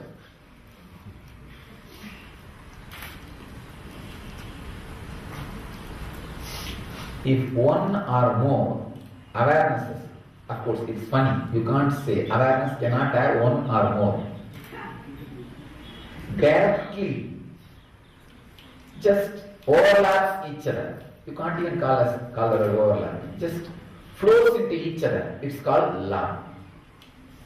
Understand?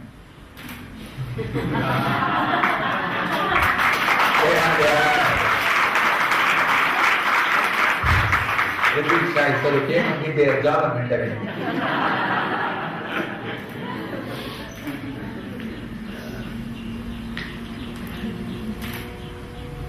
They tried to come inside my bathroom. Same guys. So one day I said, I don't come here. Then they come to my window, bedroom window, and sit every day morning. Every day morning after I get up, they know the time. Exactly. Even Prana doesn't keep the clock. Alarm, they come. They come. Every morning they are there. I think they almost follow my routine.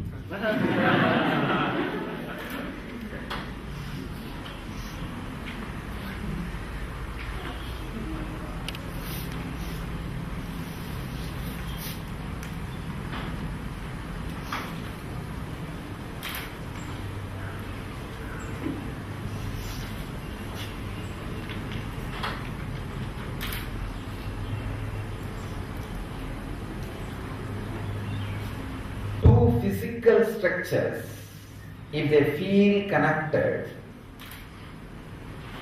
if their awareness feels connected, it's called infatuation.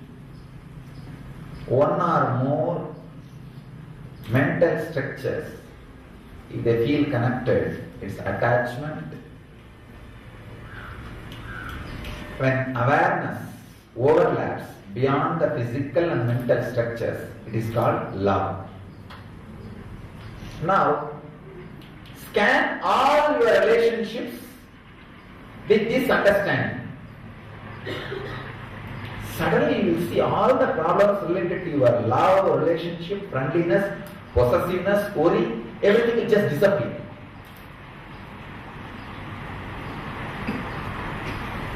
Your marriage will become honeymoon.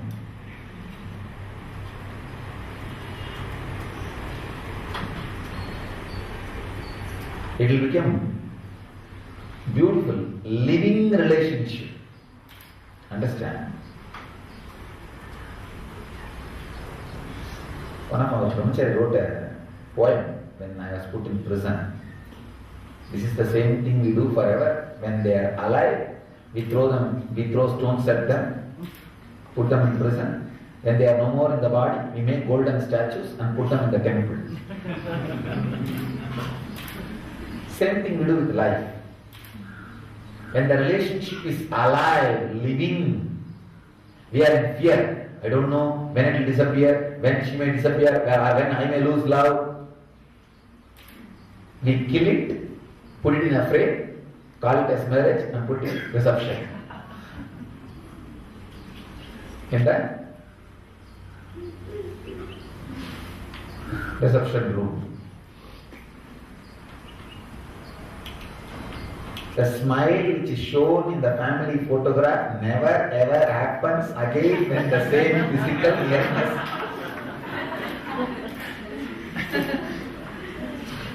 Even at that moment, maybe the photographer would have shouted, "Smile please." With a lot of uneasiness, that smile was brought. Because we do not understand love. The greatness of sexuality is it will disappear. Understand?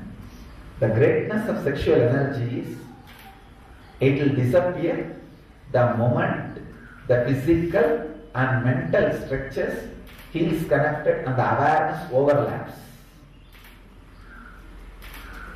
All these magazines go on giving inspiration, tips, these middle-age magazines. How to keep your sex life live.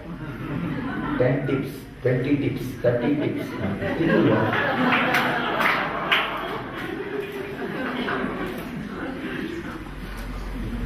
Because two things. Either the distance becomes too much,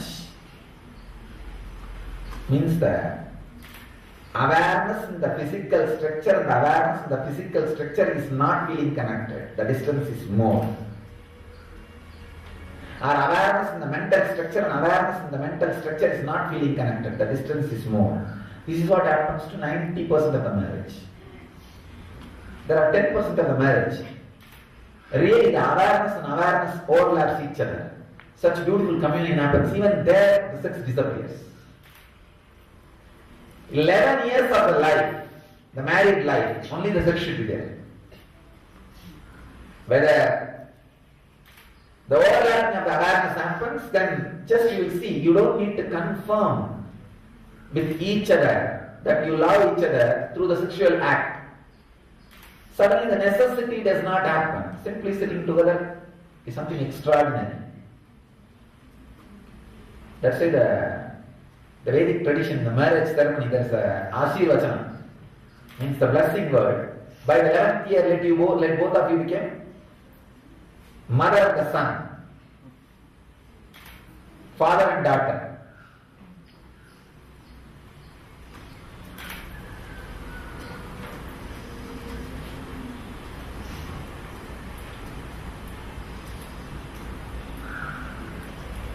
In both ways, if the distance becomes more or distance completely disappears. Both ways, the sex disappears. Just either sex is like a liquid, fluid. Either it freezes, cold, like ice, or it evaporates, like a steam. If it evaporates as steam, your consciousness is levitated and your whole system evolves into enlightenment. It becomes cold, frozen, ice, you are caught in the ice bars. You are also frozen. Understand this definition of love.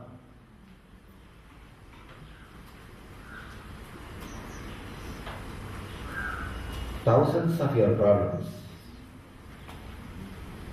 not only related to relationship, I can say there are thousands of relationships which are perversions of thousands of problems which are perversions of relationship problems. When the relationship is not fulfilling, suddenly anything she does or he does irritates you. So this is what I call perversions of relationship problems.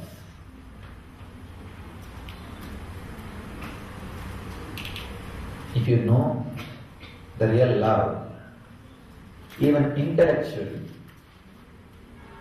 you will start radiating healing energy.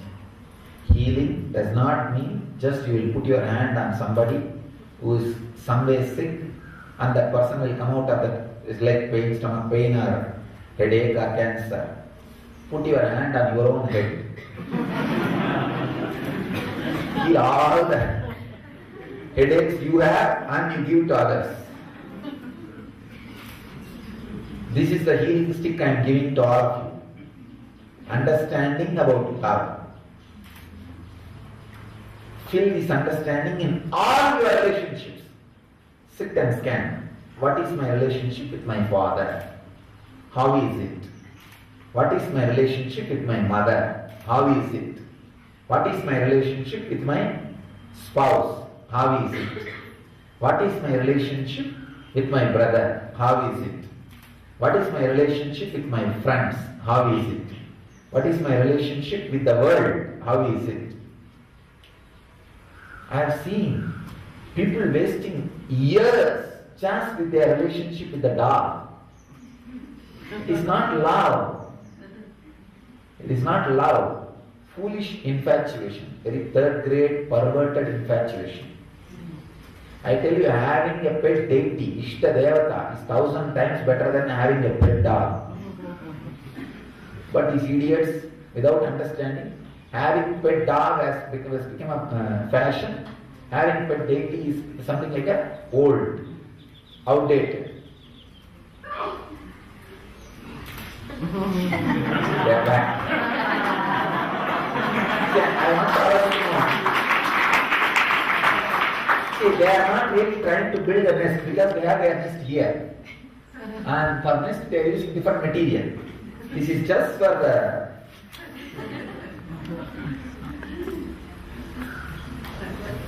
just to drop like a archana they are bringing and dropping and going.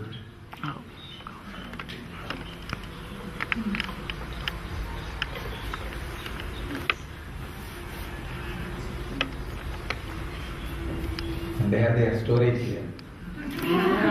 They don't stay there, they stay here, but they have their storage there.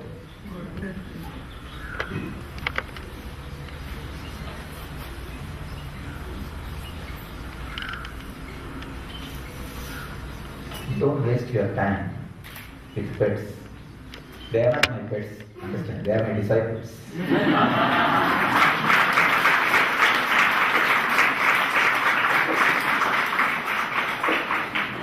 I know exactly my awareness and their awareness, so that is why the relationship is eternal. Even if you keep two birds in a cage and tell them, teach them this 100 days, they will not do it perfectly every day.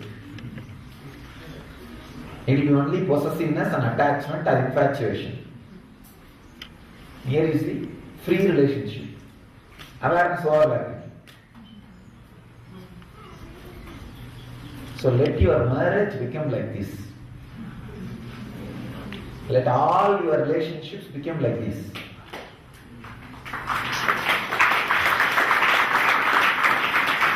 Based on the overlapping of awareness or flowing of awareness into each other. Not cold, frozen. You can see when you sit next to each other, at least 5 feet around you is frozen. Understand this definition of love? You will radiate healing energy. This is the ultimate healing energy. I bless you all to radiate love, the ultimate healing energy.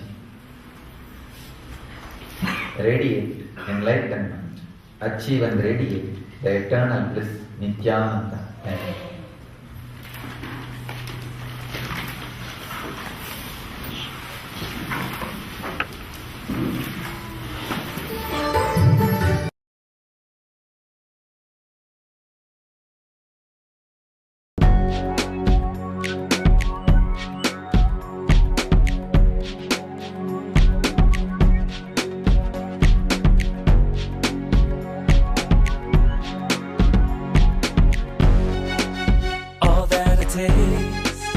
All that I smell, I offer to you, Swami Nityananda. All that I see, all that I hear, I offer to you, Swami Nityananda. Like this dance, and this song, and this joy, I surrender to you. All that I feel, all that I am,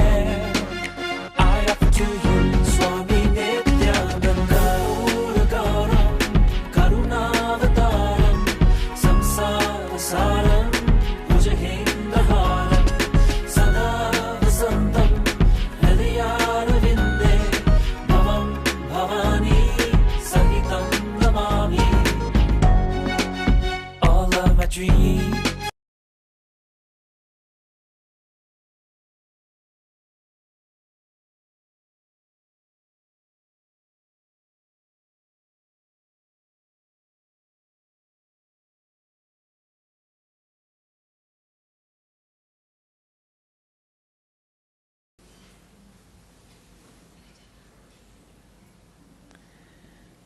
The today's subject is straight technique to awaken Kundalini.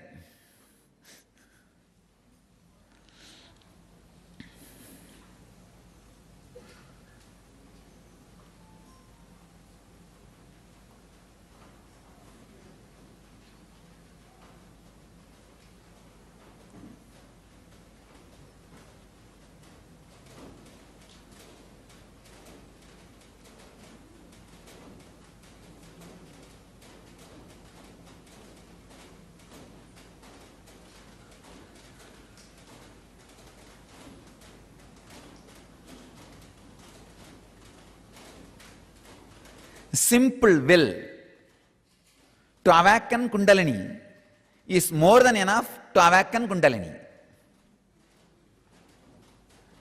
Understand? Simple will to awaken Kundalini is more than enough to awaken Kundalini. Kundalini is, after all, your own potential energy which resides in you, which can be awakened just by you.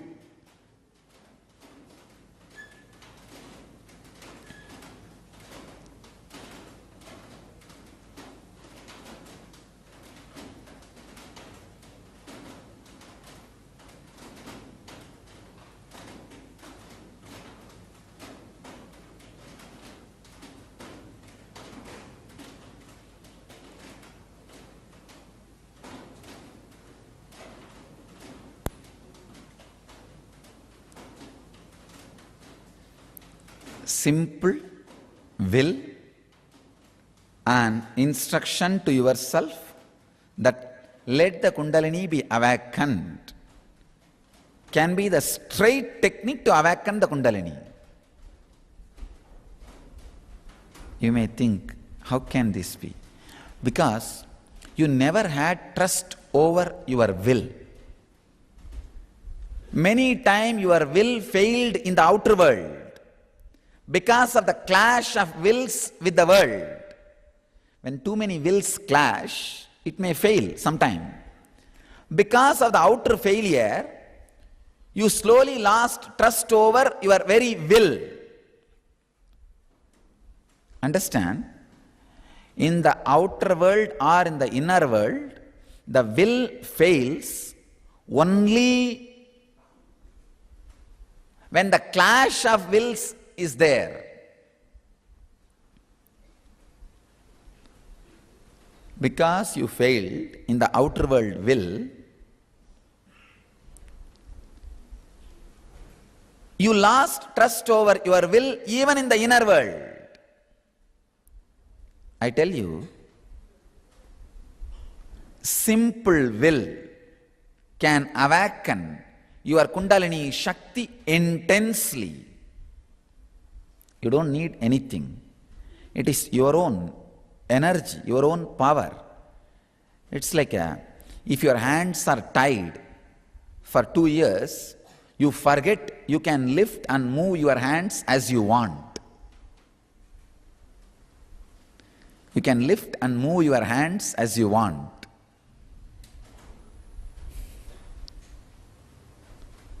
I tell you,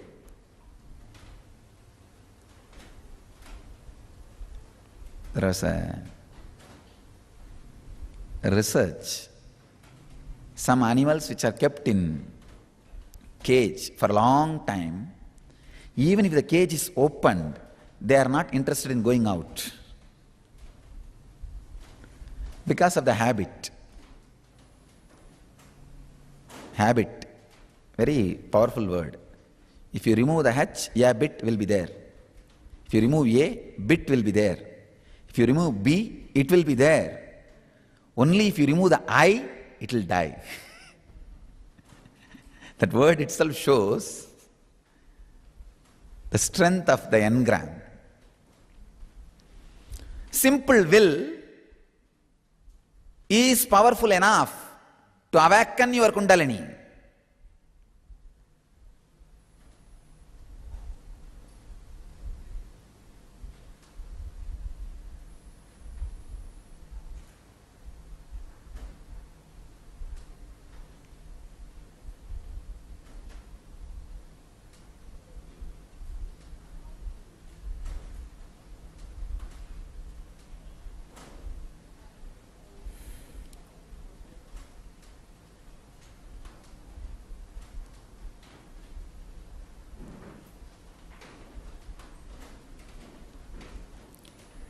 The Kundalini Shakti in your system, waiting to listen to you.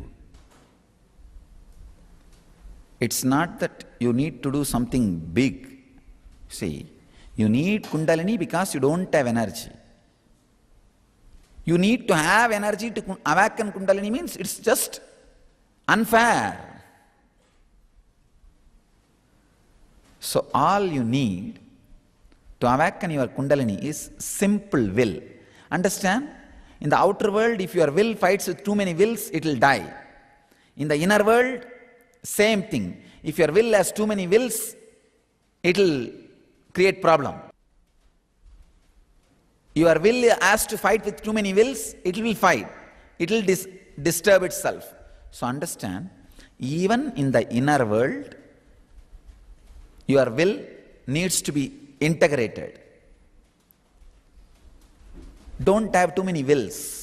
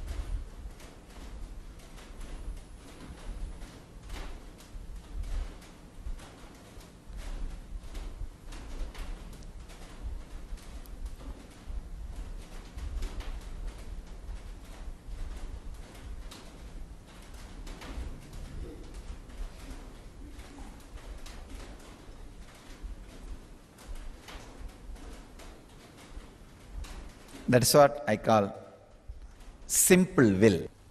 The lap in which you sleep every day, the energy which wraps you around completely, encompassing, just like the hug of the master. Tell your own Kundalini Shakti, be awakened, that's all. The Devi, Kundalini, is waiting inside just for your request. Request, your simple will awaken the Kundalini Shakti. We will work on awakening of the Kundalini Shakti through simple will. Let us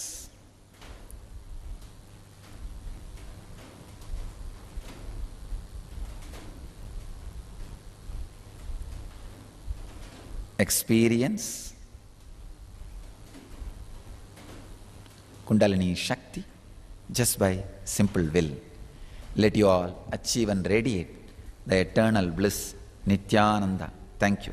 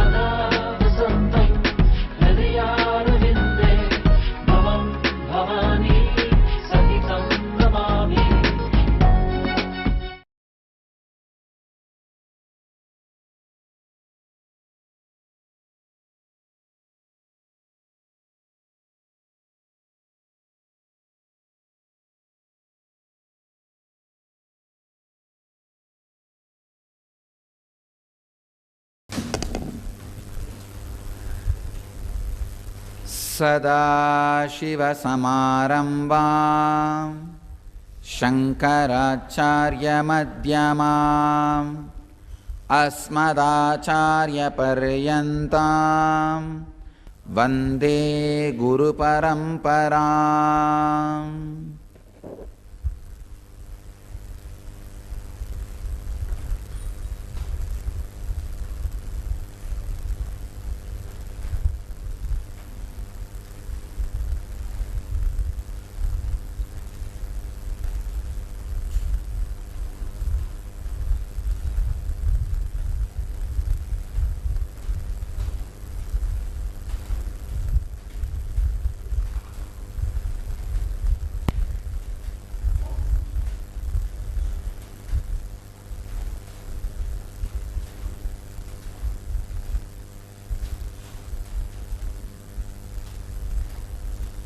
I welcome you all with my love and respects.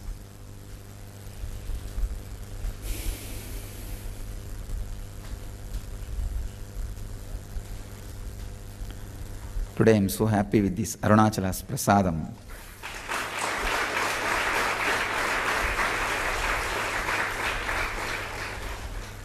Our Arunachaleshwara temple chief priest has come here today with the prasadam.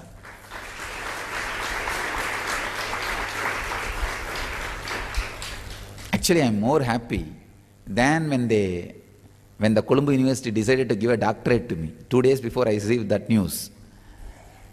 Today I am more happy than the doctorate news.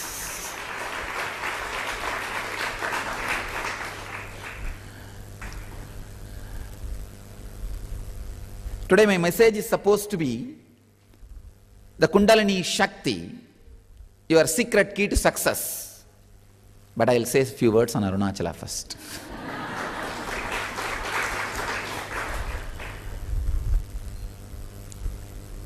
See, each kshetra, the temple, energy center, has some password. That's the right thing, some password to access the energy installed in the kshetra. See, each kshetra, each temple is an energy circuit, energy mandala created by some enlightened being. For example, the Palani is the energy circuit created by a great Siddha called Bohar. Bohar and his Guru Dandamani Swamigal, both of them lived there. That's a kshetra created by Bohar, the energy circuit. And Tanjore temple, the energy circuit created by a Siddhar called Karuvurar. Tirupati, enlightened master called Konganavar. So each temple is energy circuit created by an enlightened master, and always near the Garbha Mandir of the temple that master's samadhi will be there, because that is an energy circuit.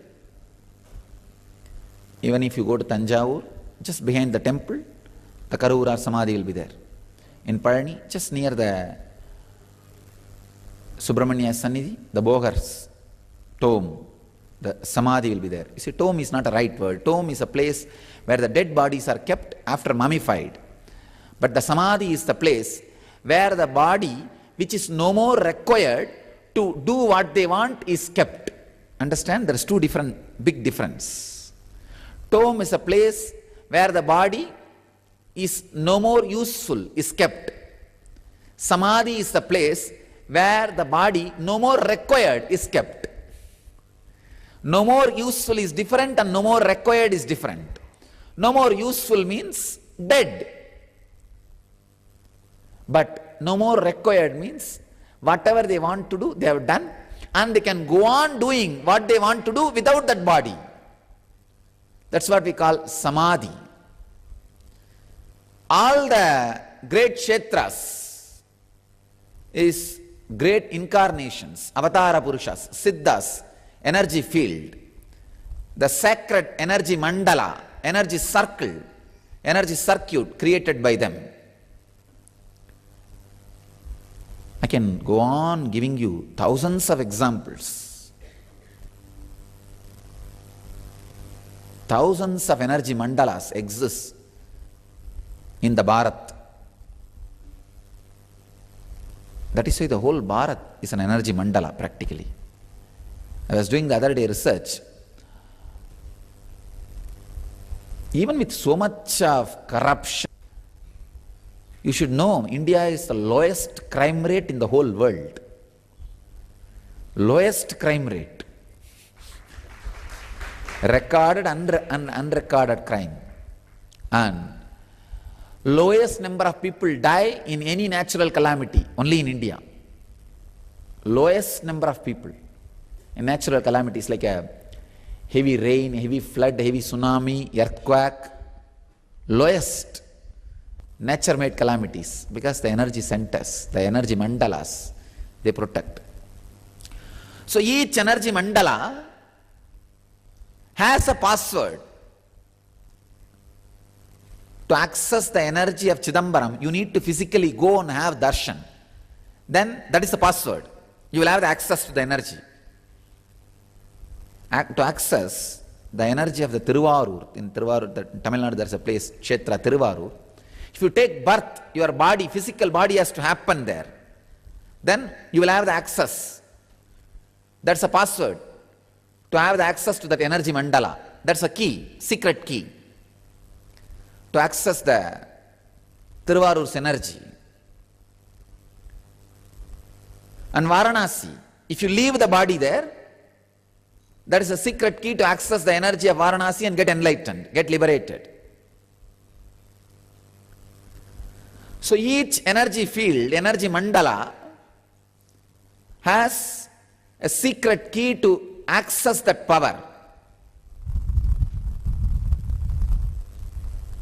But I tell you, the most easy password,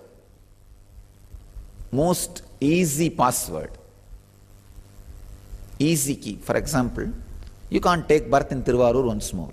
Already your birth is over.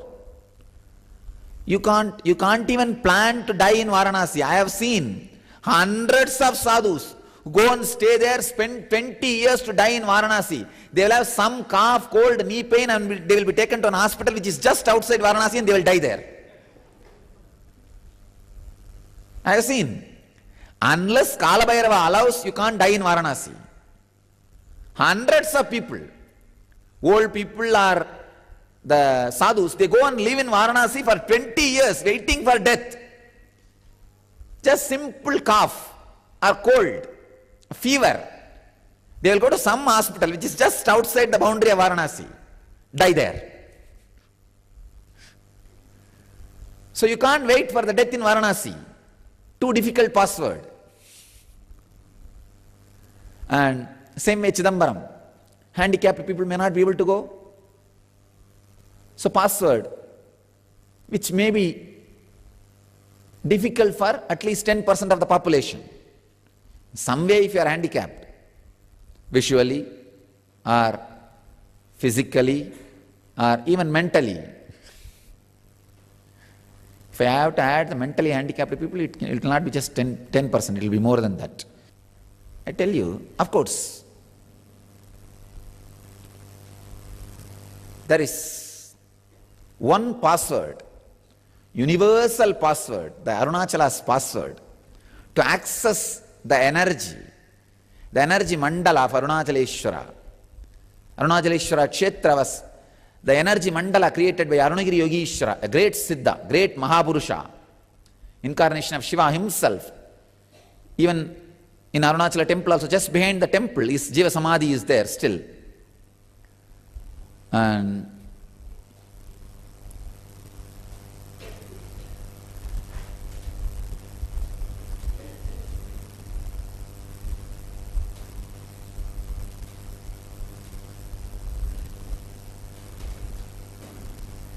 most easiest password designed to access the energy mandala is Arunachala's password. Nothing, just remember. Smaranat Arunachalam. The moment you remember, you have access to the energy mandala, the energy circle, the energy of Arunachala Kshetra. The moment you remember, is there. You don't need to take birth. You don't need to live there. You don't need to die there. You don't even need to go and visit there. Just remember. Understand? Even Natigas, even the atheists can do this. Even for wrong reason, you remember, you are liberated.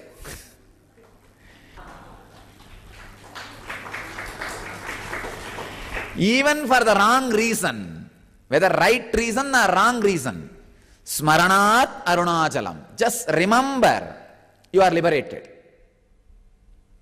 The very remembrance connects you with that highest possible energy. The Arunachaleshwara, the living energy mandala, energy circle, spiritual incubator. Just like every energy field has a password, the password to access the energy of your own energy field, this body. See, Gita says, Kshetra, your body is also a Kshetra. It is an energy field. You just do not know the key or the password. The password to access the energy of your own energy field, energy mandala, your own body, is Kundalini Shakti. Yes, I brought it.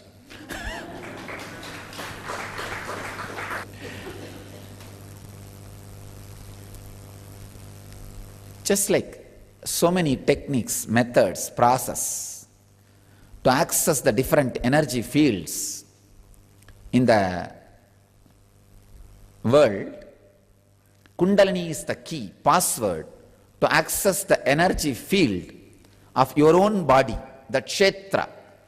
Bhagavad Gita, there is a beautiful chapter called Kshetra Kshetranya Vipaga Yoga. Science of the Kshetra, field, and knower of the field, Kshetranya. The Kundalini is the key. What is Kundalini exactly? In all of you, the huge, unimaginable potential energy which stays in the form of the non-mechanical parts of the brain.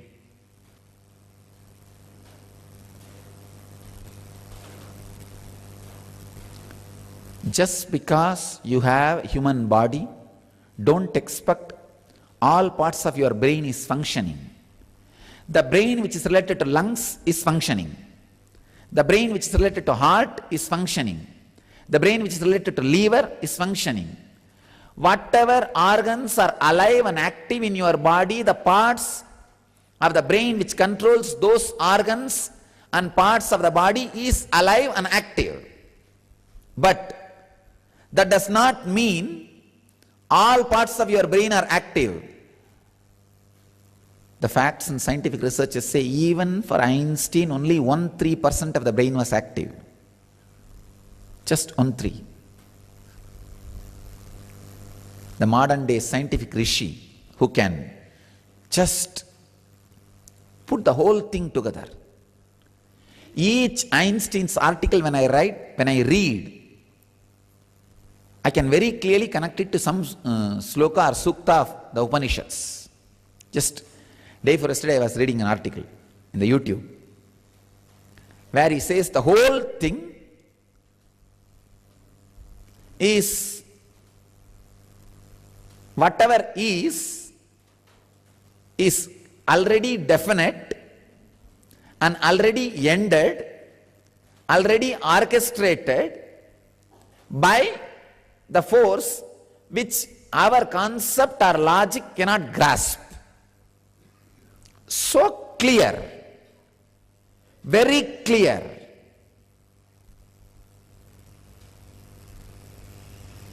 Even his brain is only 1-3% active, 13%. So just because we have human brain, that does not mean our whole brain is alive and active.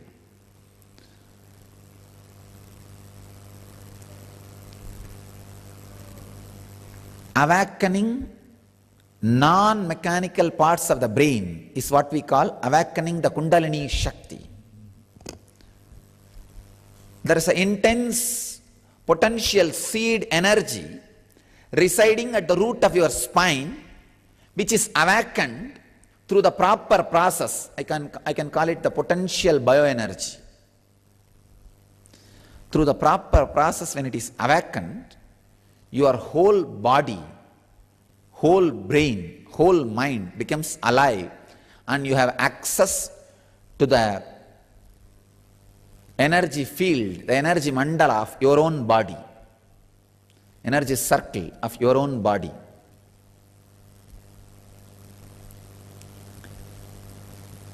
There is a great lady saint who knows the science of sacred feminine in Tamil Nadu. Her name was Avvayar. Very great saint.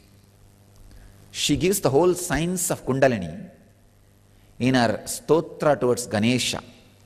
She sings beautiful verses on Ganesha. In that, very beautifully she describes the science of Kundalini.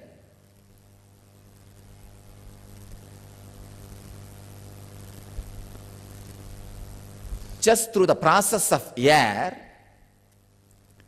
how to awaken the fire of Kundalini Shakti in your body and experience the ultimate success in the outer world and in the inner world. If your non-mechanical parts of the brain is awakened, the first side effect of it will be the huge outer world success. Not as a main effect, side effect. The main effect will be enlightenment itself.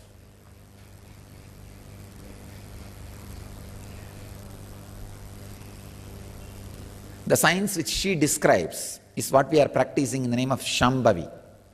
Last 2 days, the Vyana science which we are practicing is a process directly from her, Avvayar. So we'll get into the Shambhavi, the process of Vyana, awakening the Kundalini Shakti, and let you all experience and radiate enlightenment. So I thank the Arunachaலேஸ்வர Devasthanam temple priest and offer my humble respects for bringing the prasadam of Arunachaléಶ್வர, and we all thank him for being here on behalf of Nityananda Dhyanapitham and me.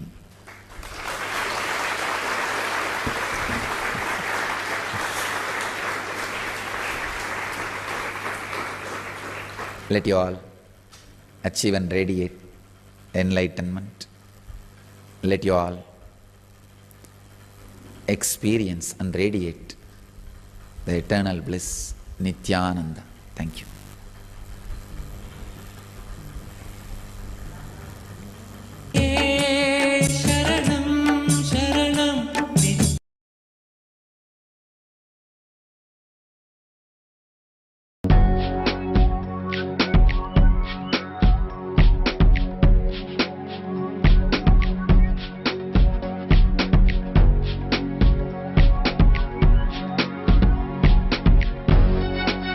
All that it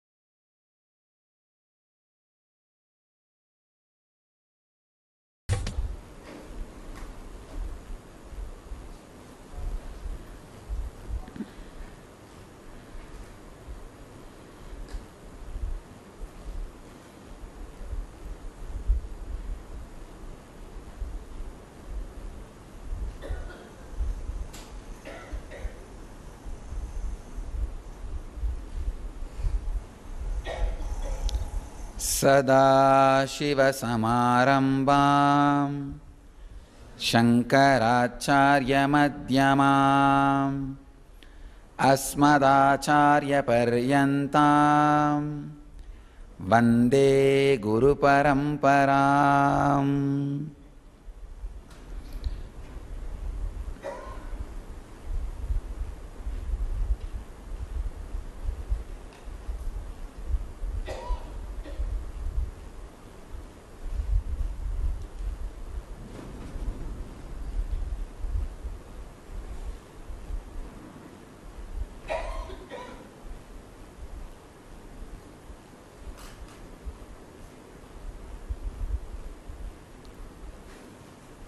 I welcome you all with my love and respects.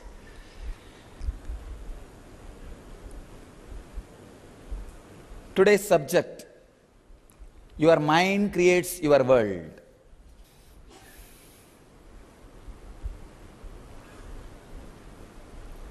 Again and again and again, all spiritual traditions and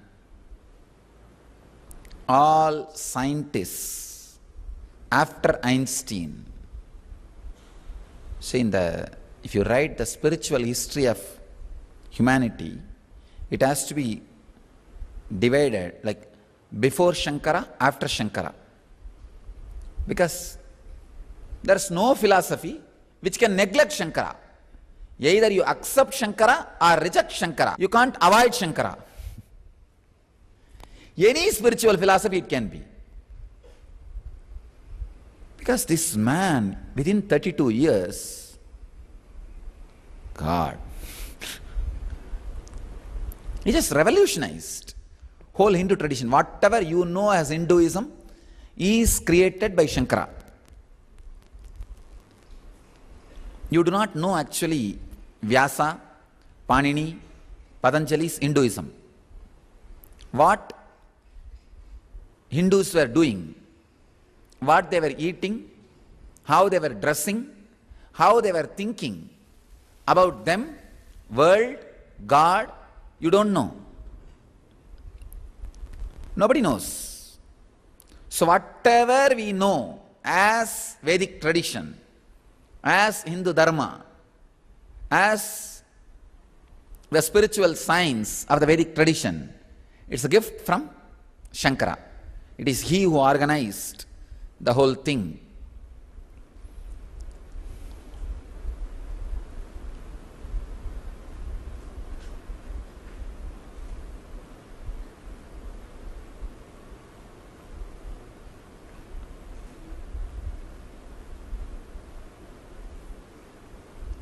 All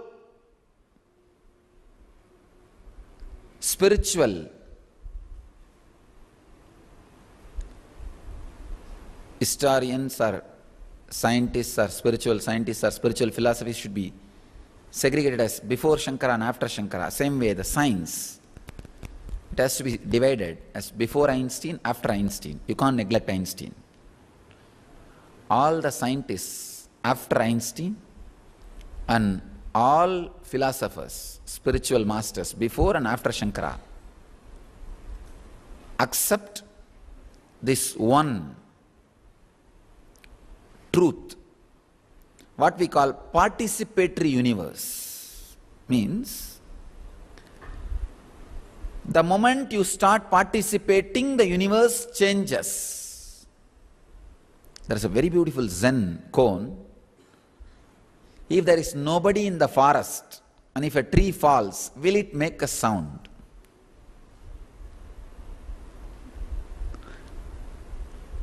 You can't say yes. No. How do you know?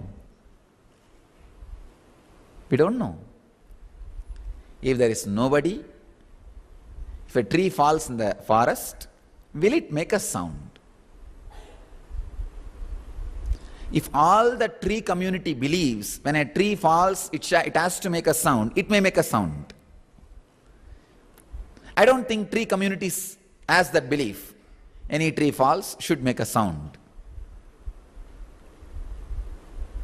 You can't say it will make a sound or not. There are tons of research. Go to YouTube and type the word participatory universe, you will see floodgates opening. Tons of researchers to prove it is you who is giving power to the whole research, or you who is deciding the result of the research.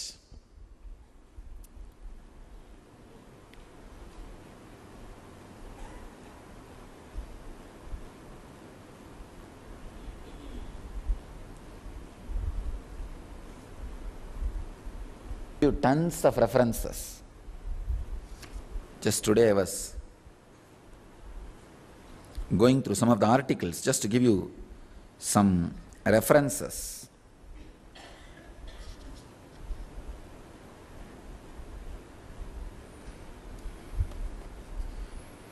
God. I'll give you just few links so that you can, free time, you can do research and study. I'll give the spiritual side of this participatory universe theory. About this science and researches, you study on your own. Just one example I can give you. The photons, when they are kept in a closed space, if the human DNA is added, immediately they come to a discipline. The photons are actually there in the closed space in a chaotic way, undisciplined way. The moment human DNA is added, it just falls into a rhythm and a proper shape. And the funny thing is, even after the DNA is removed, they don't go back to their chaotic shape. They just remain in a disciplined way. Means simple human DNA can completely change the way in which photons organize themselves or feel themselves.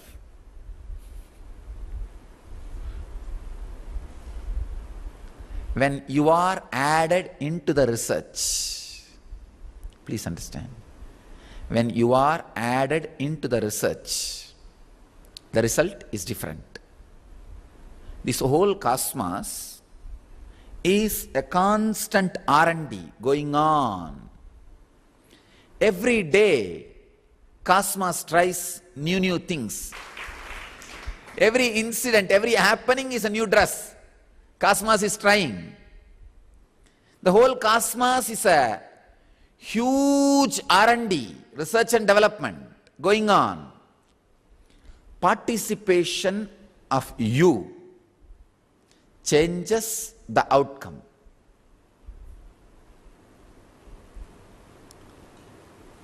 If you look with a deep love, wow. Otherwise, why? Unnecessarily. Is it necessary?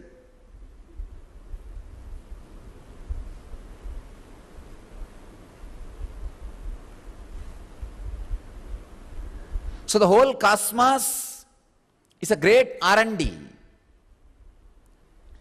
It's constantly trying new costumes, new makeup, and seeing its own mirror, its own reflection in the mirror, enjoying. That is what very beautifully Upanishads describe. Just the cosmos expanded itself to enjoy itself. Understand, all of you are expansion of cosmos just to celebrate its own existence. Whenever you feel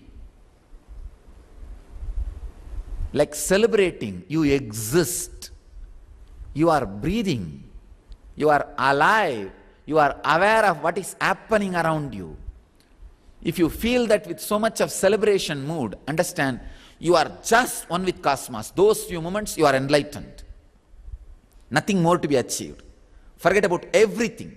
Any moment you feel you should celebrate your existence. Wow. What a being I am. What a happening I am. Even if 1 or 2 moments you feel that, understand, your life is worthy of living. Even if you have felt that even once, do not ever fear. That only will get repeated when you leave the body. You will not take any more birth. I can give you guarantee. Really, because that mood is phosphorus for biomemories. If a phosphorus is kept in the cotton, what will happen? Cotton can be any tons and tons of cotton. It will just be burnt. Only one celebration mood. Wow, I can exist. I celebrate my existence. Whatever you feel as you, if you feel yourself as the body and you feel, wow, what a body, this can exist. If you feel yourself as a mind, wow, what a mind, this can exist. If you feel yourself as a consciousness, wow, what a beautiful inner space. This is worthy of existence and celebration. Even once, if you feel, drop all fears, whatever life you live or don't live, it is not going to be counted at all. No sin will be counted. Nothing will be counted, because when you leave the body, when the biomemory gets boiled, this phosphorus will come up. This is like a phosphorus. This will burn away all biomemories. Any ton cotton you may have it. All your karmas and other sin, punya, everything is cotton. Tons of cotton you can have. But one chunk phosphorus is enough. So few moments, just few moments, you feeling, wow, I can celebrate my existence. It's amazing. That phosphorus is kept inside already. Then, anything you do in this life, if you want to be happy during life, do it. Otherwise, don't bother. Jivan Mukti is already guaranteed. Because when you leave the body, this phosphorus will come up. This phosphorus is so powerful, it will just boil away all the biomemories. And there won't be any more birth. Participating in the universe with this celebration mood is what we call Leela. In Sanskrit, we have a very beautiful word, Leela. Leela means participating with this universe, with this celebration.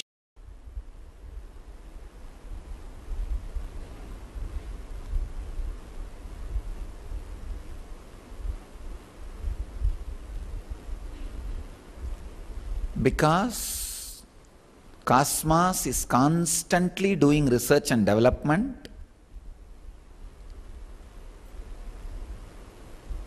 when you participate with this celebrative mood, it becomes ecstasy. Otherwise, it will be irritation. I have seen people who feel angry with the whole universe. Why this, why this, why this, why this, why this? So much suffering.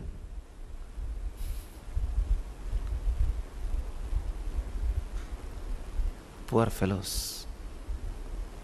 Those people only, when they die, become like a inert, unconscious, stone kind of beings.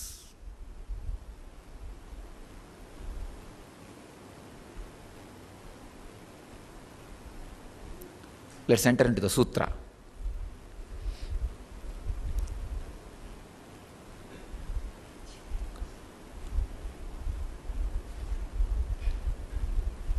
Actually, this is what is sannyas. Celebrating with the cosmos, participating in the universe with the mood of cosmos. If you don't have the mood of celebration, actually participate in the universe with the mood of celebration.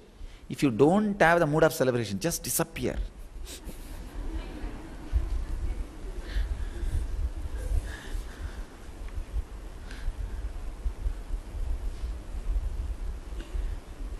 Very beautifully, one great saint, Tamil saint Manikavasagar sings, Pullagi, Pudai, Puduvai, Maramagi, Palvirumagi, Paravayai, Bambagi, Kallai, Manidarai, Peyai, Ganangalai, Vallasurarai, Munivarai, Tevarai, Sella, Nindrai, Tavara, Jangamatul, Yella, Pirapum, Birandelaite, Nimberuman, Meye, un Punadigal, Kandindri, Vidutien, Uyayan, Ulatul, Ungaramai, மெய்யா விமலா நியமான நான் விமலா ஐயா என ஓங்கி ஆழ்ந்தகன்ற நுண்ணியனே. He goes on.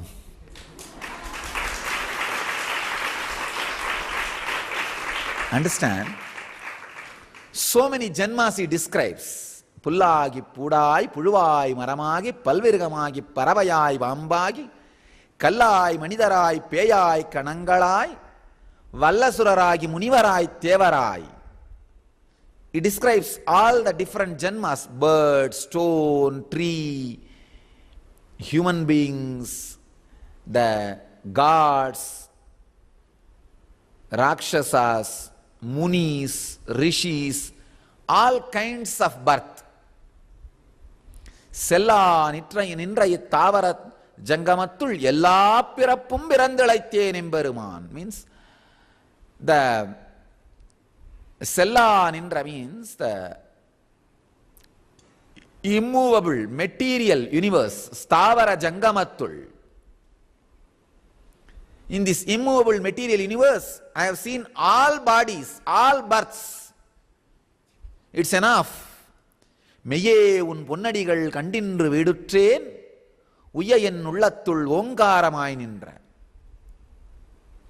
Oh ultimate truth, today I am liberated just because I saw your feet.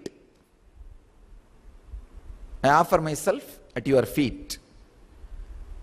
You stay, you reside in me as the uncreated sound, Onkara, in my heart. Uyya en ullathul Onkaramai nindra meyyai thaniyai iyamana naam vimala.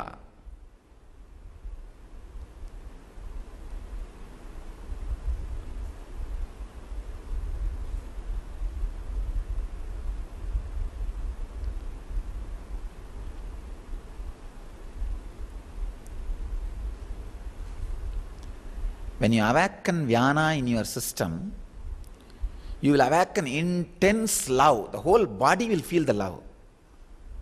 And when the body feels the love, Vyana will be awakened. Now by now you guys know the flow of Vyana. How the Vyana feels in your throat, in your eyes, in your body. Whenever love gets awakened, you will see Vyana gets awakened. Whenever Vyana gets awakened, love will be awakened. Now the next Udana will be the most funny thing. It will be bliss actually. Whenever the Udana gets awakened, this area will feel bliss. Understand? With Vyana, you will feel this area sweetness. The sweetness will just grow, grow, grow. This is the area. Exactly. Inside, I am telling. Inside, it will feel so tasty, so sweet, that a sweetness will grow and penetrate. That is the Udana.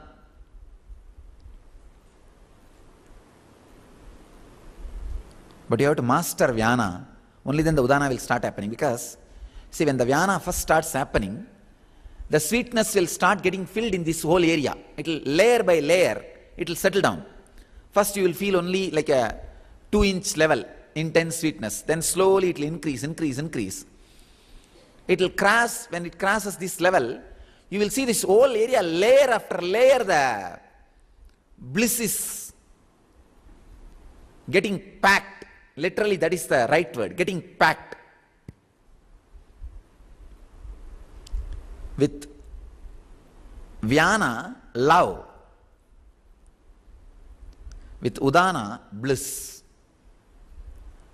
Without developing Vyana, living in the cosmos is just waste, I tell you. Our human body is so sacred, so beautiful. Let us all take the oath. Before we leave the body, we will make the universe again agriculture-based university, agriculture-based civilization. Understand? Let our next generation have the bliss. See, before our next generation, let us do something and let our ideas penetrate the society and let them be afraid of our ideas. Why should we be constantly be afraid of their ideas? If you guys do that, I promise I'll come back once more. Really. I'll come back. See, and whatever I am talking is not some ideas. It's a existential reality. Even the bodies which you guys carry, which is so corrupted by the society, I am able to play with these truths and prove many of these experiences as a reality. Then if the bodies, from the young age, kids, if they are given these signs, they will experience 120%. World can really be a happy place. It is possible. It is not myth. Understand? I am not selling any utopia concept to you. I don't need to, because I am already in utopia. I am already in heaven. I don't need to sell. Somehow if these fellows understand little bit, so much can be done to the human civilization. See, poor fellows, unconscious fellows, they are also not in... it's not that it's their mistake. They also don't know. It's like somebody created the rut. They are maintaining the rut, but they are also caught in the rut. What to do?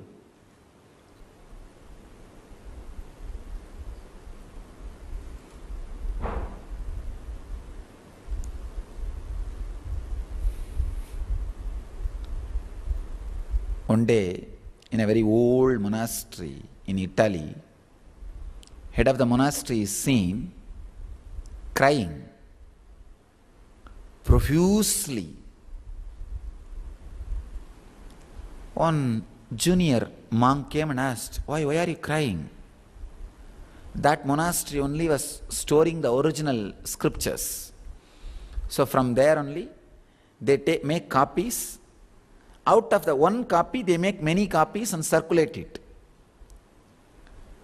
And this guy was crying, says, today morning I had a chance to go and see the original scripture,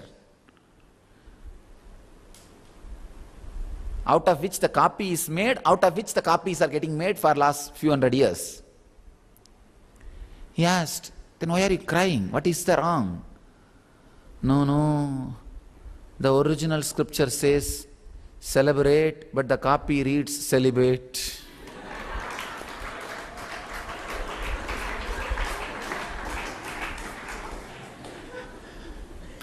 One hour can rattle your life. This is not the punchline. Then this old monk, then the junior guy says, come on, let us tell this to the world. Change. He says, no, anyhow, I lived my life, let the world also live. So much. See, just like how this guy feels. Because it is a rut created already. He is heading and continuing the rut, but not doing anything. See, a right leader is a person, even though he is put on the seat with the chaos, he will at least, he should put all his energies, slowly, undo the chaos on which he is sitting, and at least expect the next generation to be much better way than he happened in the world. I tell you, I am also maintaining certain chaos, but I am constantly working and trying to undo, at least for my next generation, that chaos is not there. Sometimes immediately you cannot break, because the chaos, the unconsciousness, see, chaos always carries a certain weight of unconsciousness, like how the dirty tank carries certain amount of mud. That mud is so powerful, it can destroy the person who is trying to settle down the mud. So we will have to be very carefully doing the process, but we should be doing. Understand? Let our next generation learn all these great science of participatory universe and the science of Vyana, science of Samana, science of Udana, So much joy can be there in the universe. See, all of you know the love can be awakened just by the simple physical process. Now, you don't need anything else, just the simple process. You may think, oh, it is not that simple, 2 days. No, it is not that simple because your body is too corrupted. If it can be given to the kids, it can happen the Vyana sessions you guys had last 2 days can be shared, given to a child successfully within 2 to 3 hours. Within 2 to 3 hours, a child can feel exactly the maximum amount of Vyana you felt in your system. See, I defined the Vyana exactly. I think all of you remember. The intense sweetness you feel in the throat, and the air gets accumulated inside your mouth with a deep saliva, sweet saliva. That's amount of Vyana happening. What amount of Vyana happened in your body in last 2 days of process? We started the Vyana process yesterday. Until today evening. Of course, we are going to continue. Whatever has happened in you, I'm not talking about average. If 300 people are attending, I'm not talking about average. The maximum peak experience person experienced among these 300, I'm keeping that as a scale. That can be reproduced in a child before he is physically matured within 2 to 3 hours. That's all. 2 muhurta is enough. 2 muhurta means 1.5 hour, 1.5 hour. 1.5 hour is 1 muhurta. 2 muhurta is enough to reproduce that experience. If this somehow can be inculcated into the education and syllabus, world can be so joyful, so blissful. We will have much better human beings. Human consciousness should learn these great lessons of participatory universe,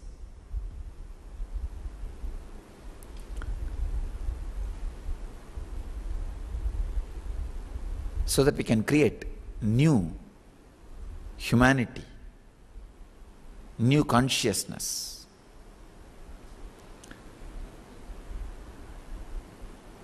Today's sutra.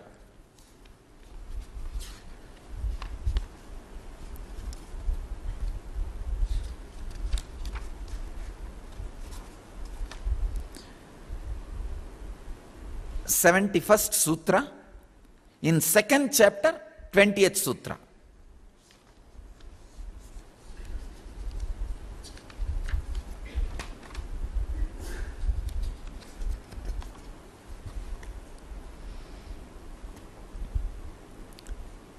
Drishta drishtimatraha suddha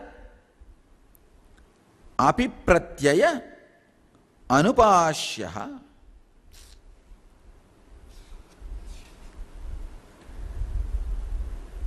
anupashyaha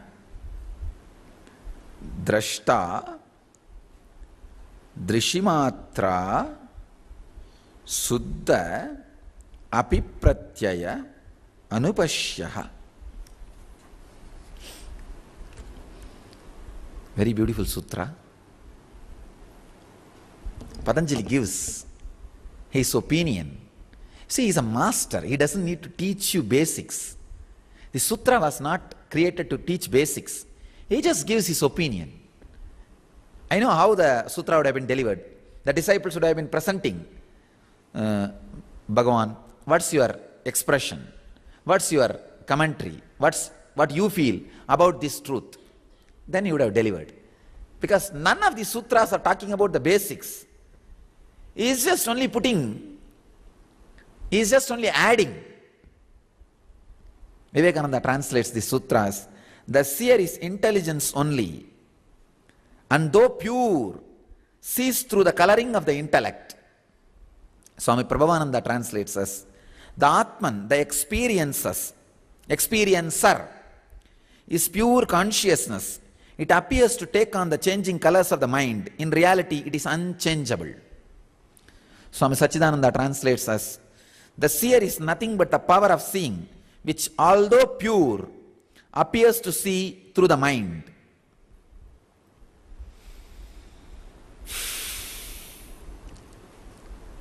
Seer, the consciousness is pure and it is just power of seeing. It is pure, but it sees through the mind. Whatever is being seen is seen through the mind. Drashta, drishyamatra, suddhopi, pratyaya, anupashya.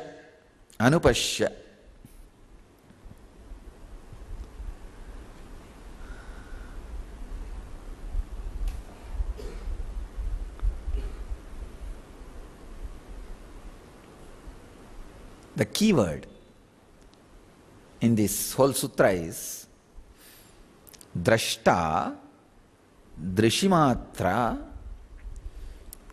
suddha, apipratyaya, anupashya. The key word is anupashyaya. Anupashyaha. Anupashyaha means appears as if seeing.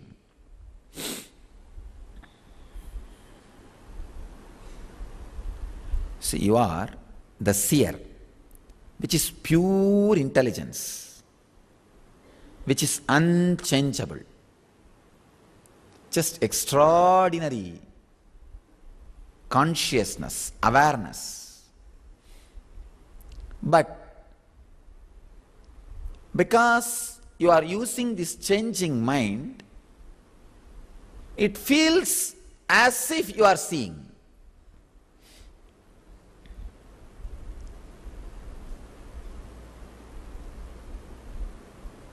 I go on and on and on. I can just go on and on and on.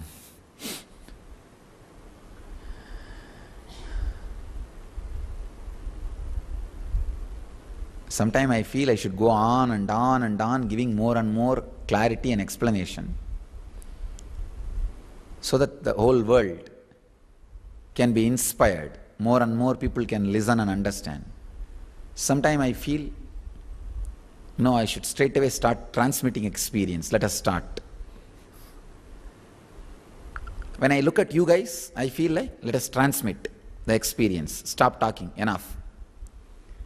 When I remember the people who are watching all over the world and waiting to watch this all over the world, I feel I should go on. I should go on with some more words, so that they will have the clarity, and my physical presence and inspiration which I transmit through the body can be substituted by more and more clear words.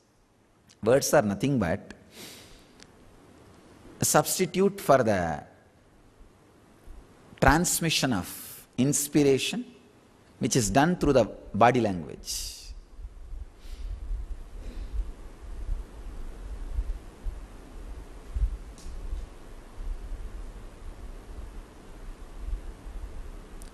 When you go on infusing awareness into your system, suddenly you will see there is nobody inside. Simply it is a body, matter moving. You are like a lightning happening, that's all. You are not even inside the body. You are centered everywhere. See, it's like you are the huge conscious sun, shining sun. Inside you there is a small mirror which just gets fortunately turned in right direction, on which your reflection happens. That reflection which is happening in the mirror starts thinking that reflection is the sun. You'll realize, oh God, what is going on? You are not actually inside this body. That reflection only is inside this body. Your body is the mirror. It just gets positioned for some reason. And suddenly, that reflection feels, oh, I am inside the body. No. People ask me, where is Anandagandha, Swamiji? I tell them Anandagandha is everything. Gate to Anandagandha only is below the Anahata, above the Manipuraga. Anandagandha is everything, just everything. Whatever is Anandagandha.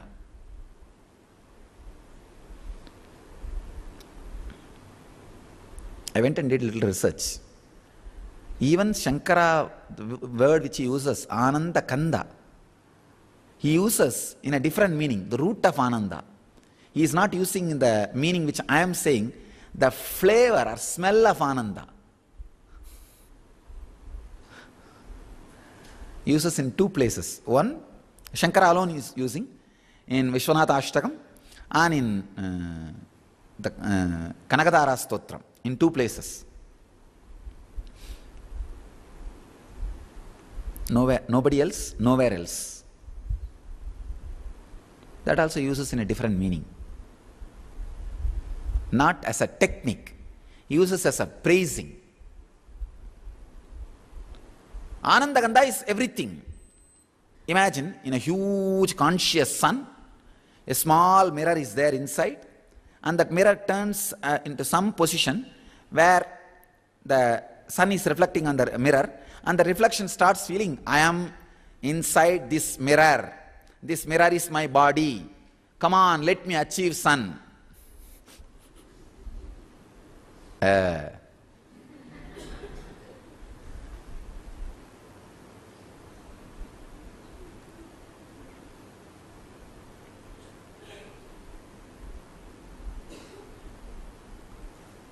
Sometimes these foolish mirrors not only thinks they can achieve sun, sometimes they think the mirror which they carry, with that they can hurt sun.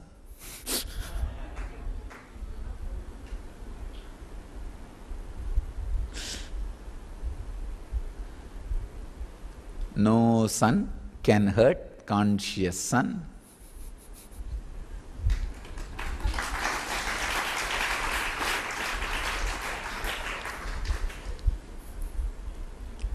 After all are just sons of conscious sun.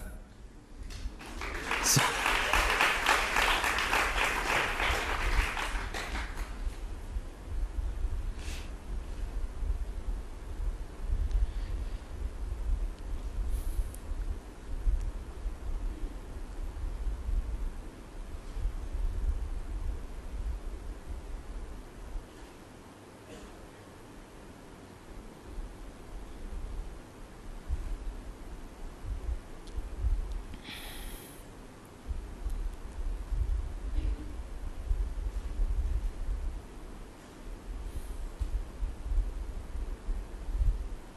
just add more and more and more awareness into your seer, who is seeing, who is smelling, who is listening, perceiving.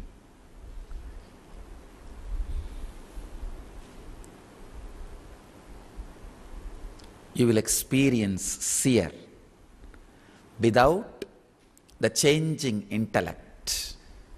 The unchangeable can be experienced without the changing intellect. Anupashya, as almost seeing, as if changing. Let's all see the unchangeable seer without the changing intellect. Let you all achieve and radiate the eternal bliss, Nityananda. Thank you.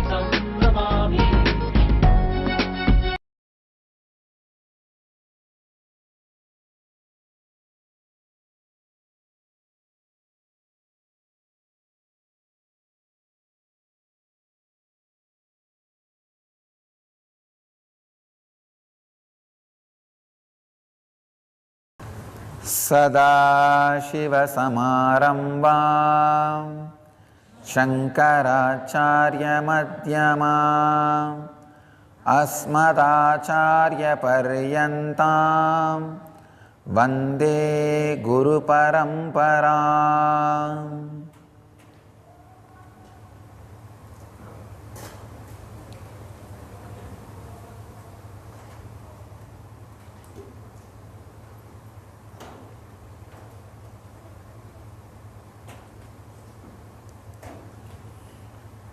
I welcome you all with my love and respects.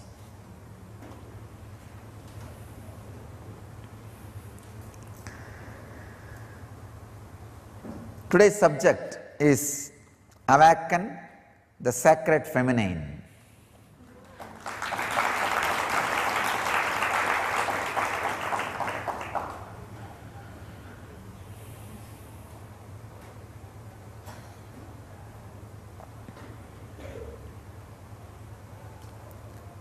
Understand the whole subject. Awaken the Sacred Feminine. All three are unique words.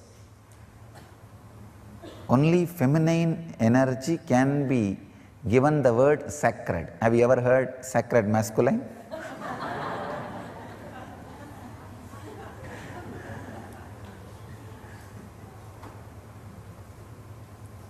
Only feminine energy can be given the title sacred, because when it is awakened, it does so much in your system, and it has nothing to do with your gender. That's the important thing. The gender, male or being female, nothing to do with it. It is something to do with your inner quality. And next word, awaken. Only the feminine energy, sacred feminine, need to be awakened. You already have too much masculine. The whole world is suffering with too much masculine energy. If at all politics can be handed over to women, so much good would have happened to the human society, human civilization. Unfortunately, see, if it was handed over to women, it would have been completely family-based civilization. So naturally, everybody would have had their basic needs. All the basic needs would have been supplied to the whole world. Only the feminine energy need to be awakened. Only that can be called as sacred. Let me define the sacred feminine. Understand? The extraordinary creativity. Creativity will never be possessive. There are two kinds of civilization: creativity based civilization, agriculture based; possession based, money based. Sacred feminine means extraordinary creativity in any field.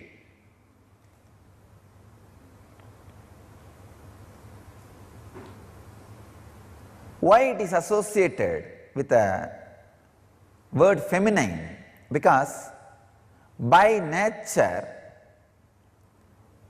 without any choice, all women experience that creativity when they carry a child.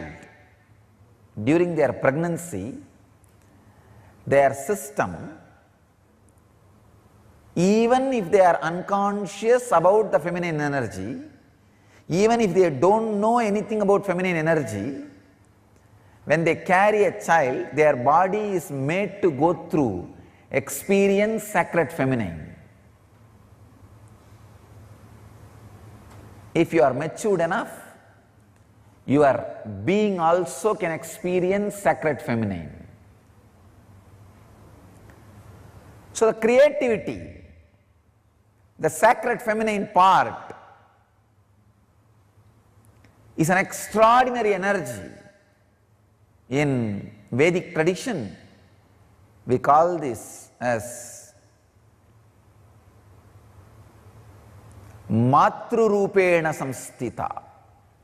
That's a beautiful Sloka in Chandi, Yadevi Sarvabhuteshu Matrurupena Samstita Namastasyai Namastasyai Namastasyai Namo Namaha.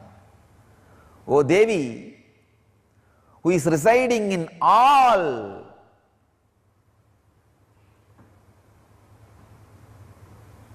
beings, Bhuteshu. Even the beings word is not a complete translation.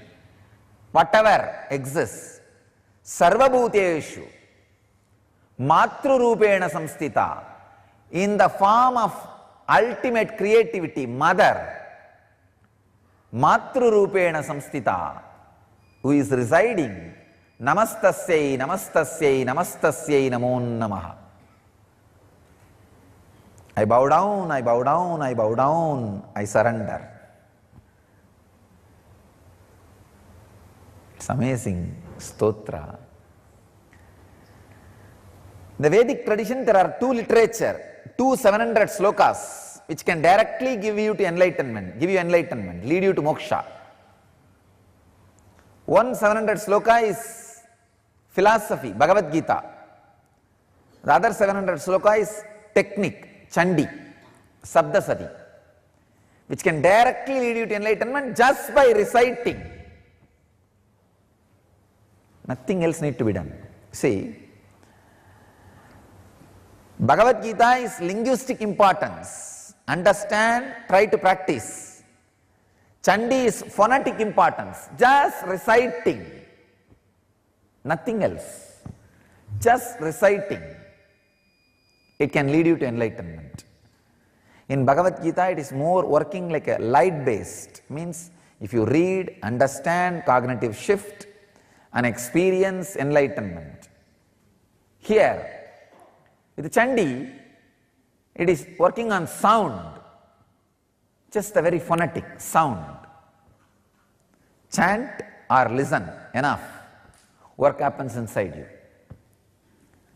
They call it Saptasati, 700 on Devi, the sacred 700 verses on Devi.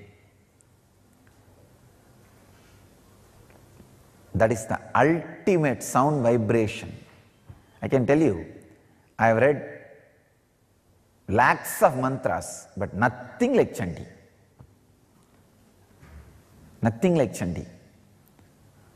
When you recite, you can feel inside your body that creativity getting expressed. The sacred feminine getting awakened. And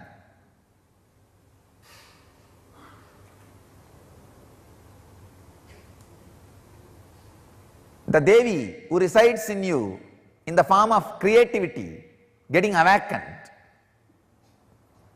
The whole body will feel the intense energy just by the sound.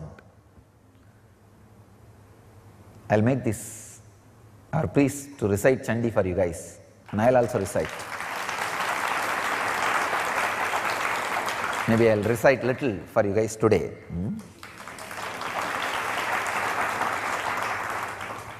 Today we need to work on Vyana, but one session, maybe half an hour I'll take to work on the sacred feminine energy.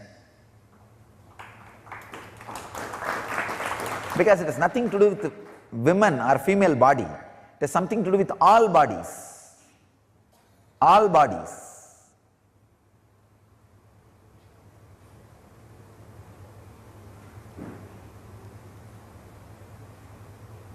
Male can express, experience and express that sacred feminine energy in two ways.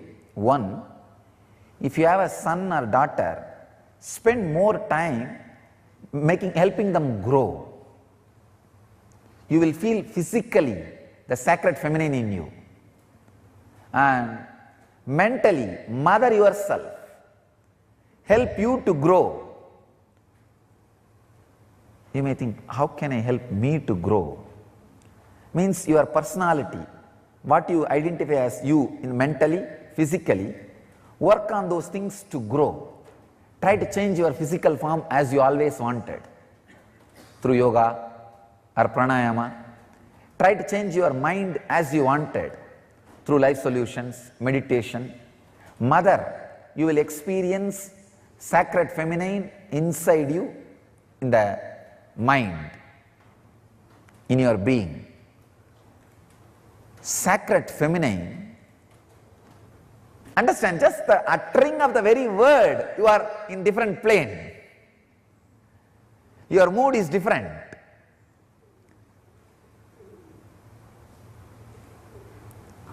Only one small change. Mary should have had the place of Devi or Mary Magdalene. In these two, any one, Mary Magdalene should have had the place of Radha in Christianity. The whole world would have been different. The whole world would have been different. Either the place of Devi, Parashakti, or the place of Radha was given openly. Of course, there are mystical tradition in Christianity still gives the place of Radha to Mary Magdalene and gives the place of Devi to the Mary, mother of Jesus. Still there are mystical traditions, but not the mainstream.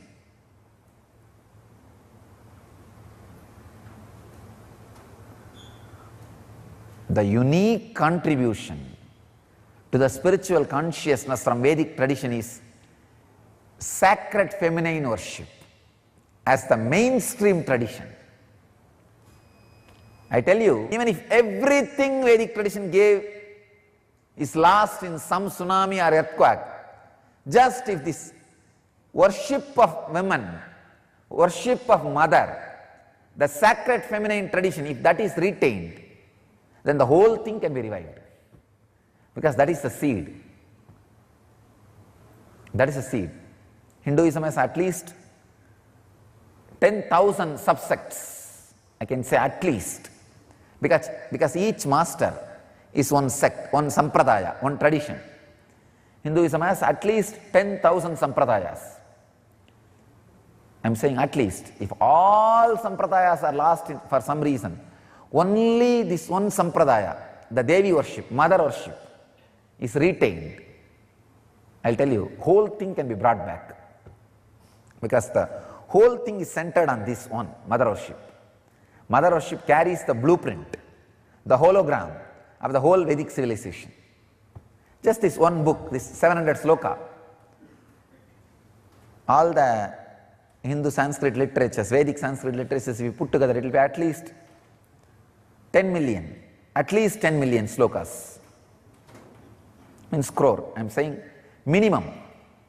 Because Mahabharata itself is 100,000, 1 lakh. Like this, surely we have thousands of books, at least 10 million we have. If all the 10 million lost except the 700, this Chandi, the verses on the sacred feminine energy, I tell you, the whole Hindu tradition can be revived. The whole Vedic tradition will come back.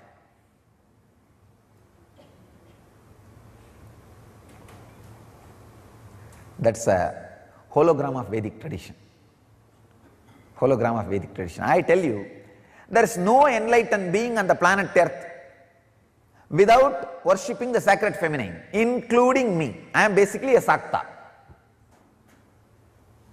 I myself followed Devi worship from the beginning.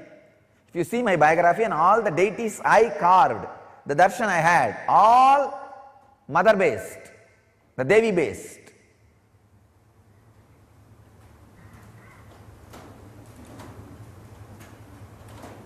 All enlightened masters, really all masters. Ramakrishna says very beautifully, Shiva is Brahman, but Devi has the key to reach the Brahman. Unless she opens, nobody can reach. Unless she opens, nobody can reach. Very beautifully describes, like a house scene. As even though husband is a owner, he doesn't have the key. It is hanging in the hip of the mother. Either you need to fall at the feet of mother, or maybe the sons, small kids who are already near to mother, they can go and have the right to remove the key from the hip. Only they can touch that place and remove the key. Nobody else can touch.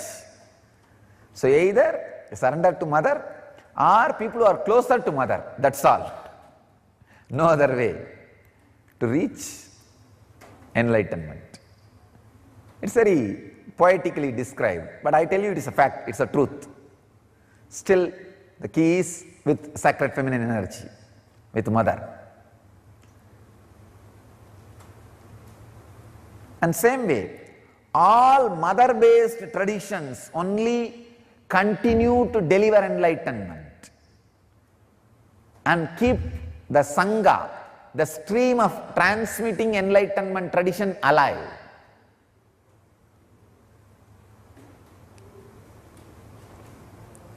One of the biggest blow happened to the Vedantic tradition is women are not allowed to sit in the throne and rule the samsthanas and sannyasa sampradayas. I am changing it. I am changing it.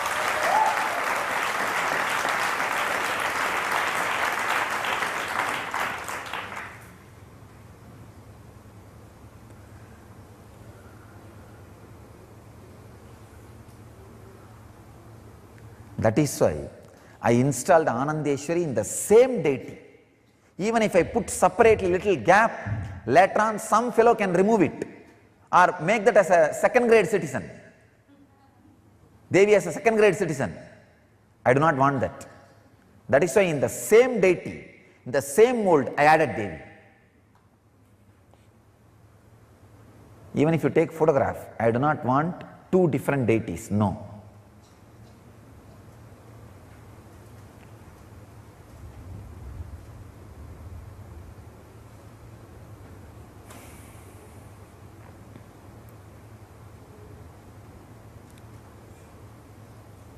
All traditions which missed the sacred feminine, whether worshipping the sacred feminine or techniques to awaken the sacred feminine, lost its life within 100 years.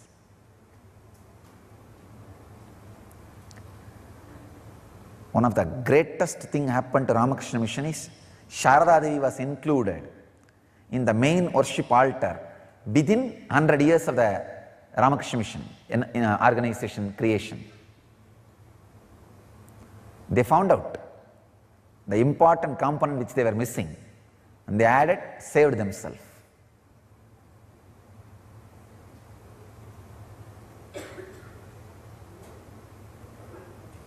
Same way,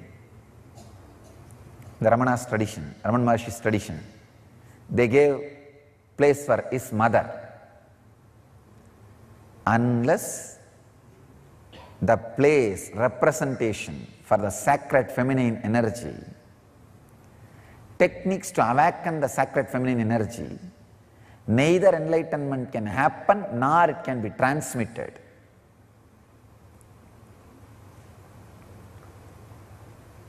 I already made a clear rule. Of course, I have created enough techniques to awaken the sacred feminine energy and give enlightenment. Even in the Sangha, I made a clear rule. At least 33% of all the rites, whether it is a initiation, sacred spiritual ceremonies or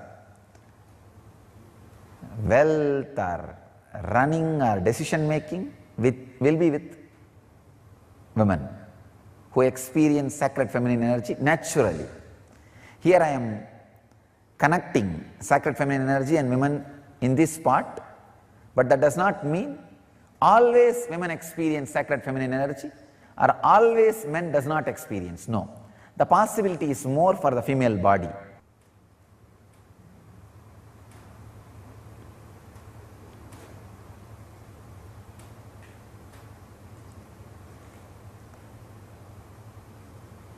All you need is the sacred feminine to be awakened inside you. You are enlightened, nothing else.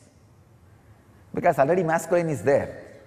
That does not need to be awakened. That is too aggressive, ugly. The sacred feminine is awakened. You are there already, where you need to be. Exactly, enlightenment means the suppressed sacred feminine in you gets awakened. That is what we say. When somebody becomes enlightened, he becomes Ardhanarishwara, beyond male and female. These unconscious idiots don't know difference between Ardhanarishwara and gay. Below both is gay, beyond both is Ardhanarishwara. Below both is eunuch, not even gay, eunuch. Beyond both is Ardhanarishwara. Of course, I am not anyway interested in hurting any sentiment related to gay or eunuch. I have a deep respect for them because they are also created by human beings and it's their choice. They are also created by the divine and it's their choice. We have no right to condemn even them. All I am saying is that is different and Ardhanarishwara is different. All enlightened beings will carry that feminine grace because they awakened, experienced sacred feminine energy. So,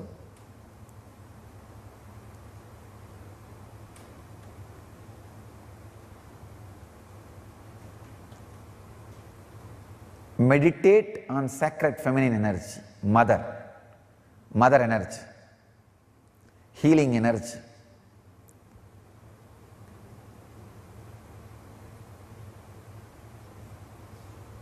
It can be a very powerful process, very beautiful meditation technique. In two Vedic traditions, this technique is used. Whether you carry male body, female body, don't bother. Just remember yourself as a cosmic mother. That's all. Nothing else. Just remember yourself as Devi. You may think, oh, my body language, everything became feminine, what will I do? Don't worry. It will never be ugly feminine as you think. It will not be eunuch feminine. It will be Ardhanarishwara feminine. It will just only add juice to you, grace to you.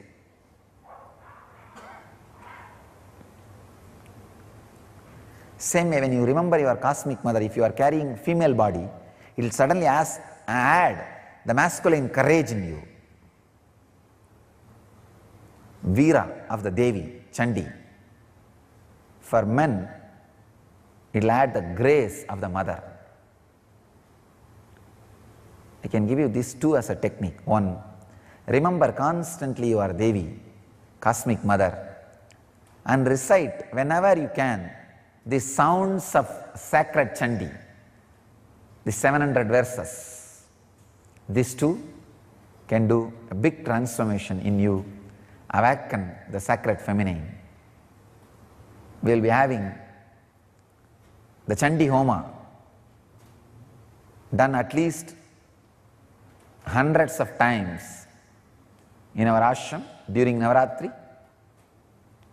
Hope all of you will be here and enjoy and experience sacred feminine. Let you all experience and radiate the sacred feminine energy. Achieve and radiate enlightenment. Live and radiate the eternal bliss, Nityananda. Thank you.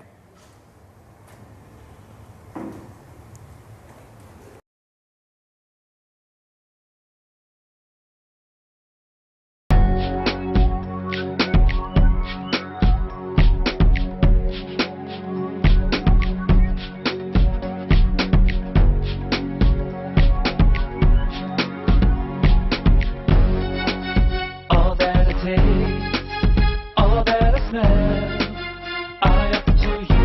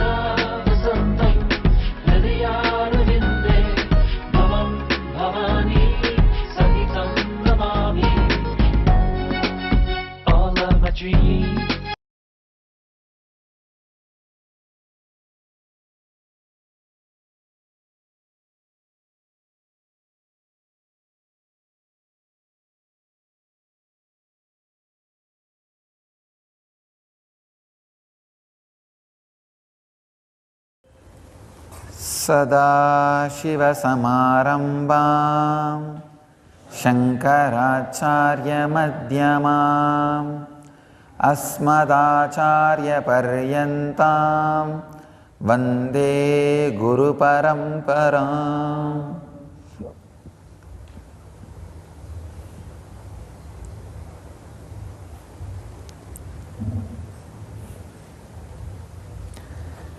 Today's subject is Anandagandha Chakra, source of superconscious healing.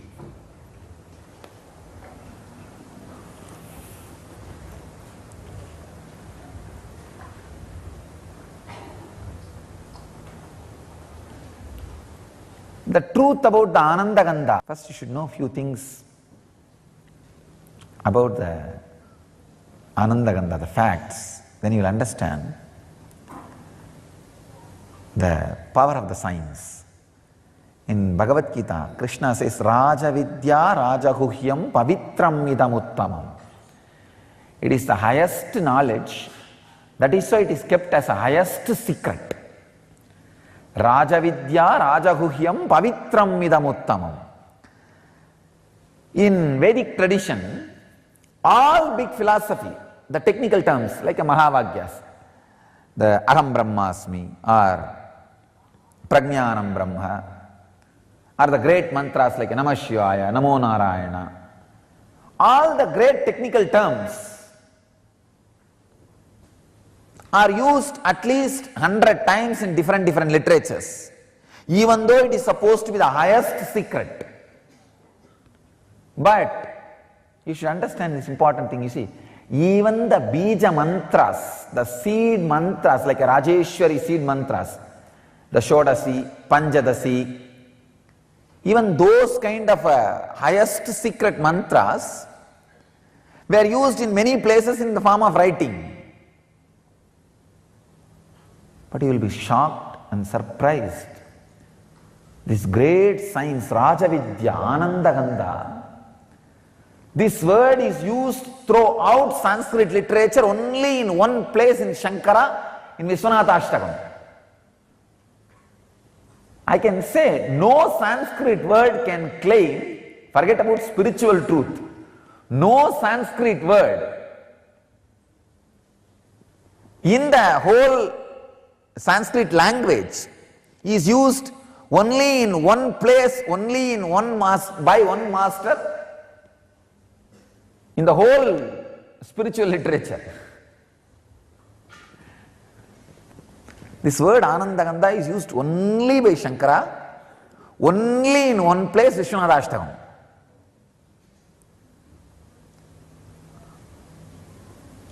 That is why it is called Rajavidya Rajaguhyam. King of the knowledge, the most guarded secret. This science was the highest guarded secret. That is why, even by mistake, nobody is using this word. See, if everybody knows this word is a popular word, it's one of the popular word means, I can say, the most kept secret popular word. Even the Mahavagyas, Sannyasa mantras are penned down in many places, spoken about in many places. But this one word, almost everybody protected it like a religion. Nobody. Only Shankara, when he was singing about Vishwanatha, the ecstasy is too much, so he just spelled it out. What he received from Vishwanatha, so he spelled it out. Throughout the Sanskrit literature, if you analyze, of course, world's largest spiritual literature bank, the Sanskrit literature, you can't say there is second word which is used only once in the whole literature. This is the only word. Google the word Anandagandha. The only reference you will get is our Dhyanapeetham message. Nowhere you will get any reference. Nobody has used, nobody, you see, if they know, they did not reveal it to public. If they are able to reveal it to public market, they didn't know. The science maintained, not even in the hands of enlightened beings, in the hands of only incarnations.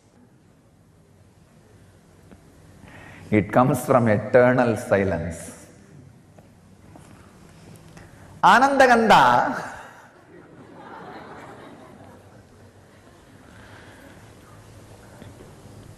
the science delivered to planet Earth only when incarnations land in planet Earth.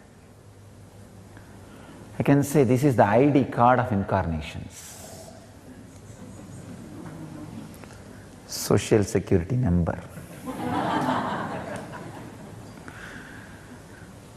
Driving license, maybe I can say flying license.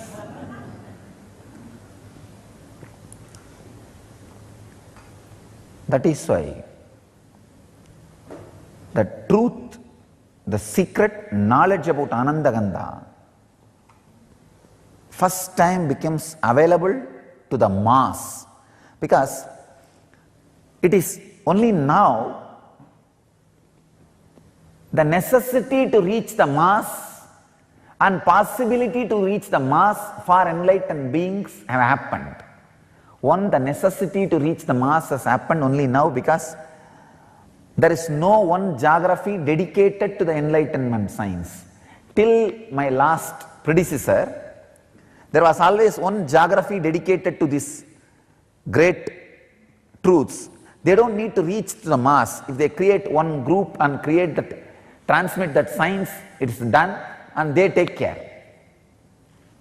But unfortunately, after the India's independence,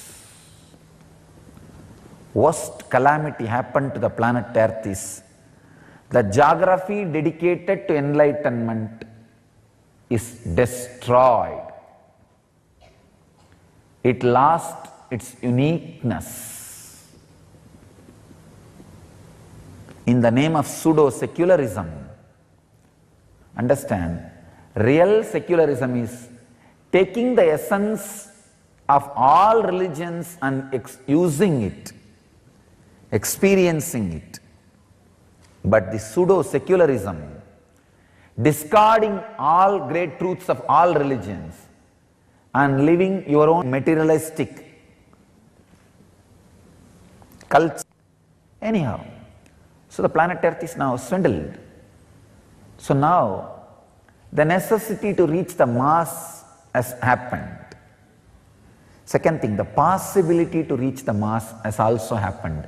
I want all of you to know, do not ever think only a few hundred of you are listening to my message every day. 12,000 people are waiting continuously every day just to hear what Swamiji is uttering today.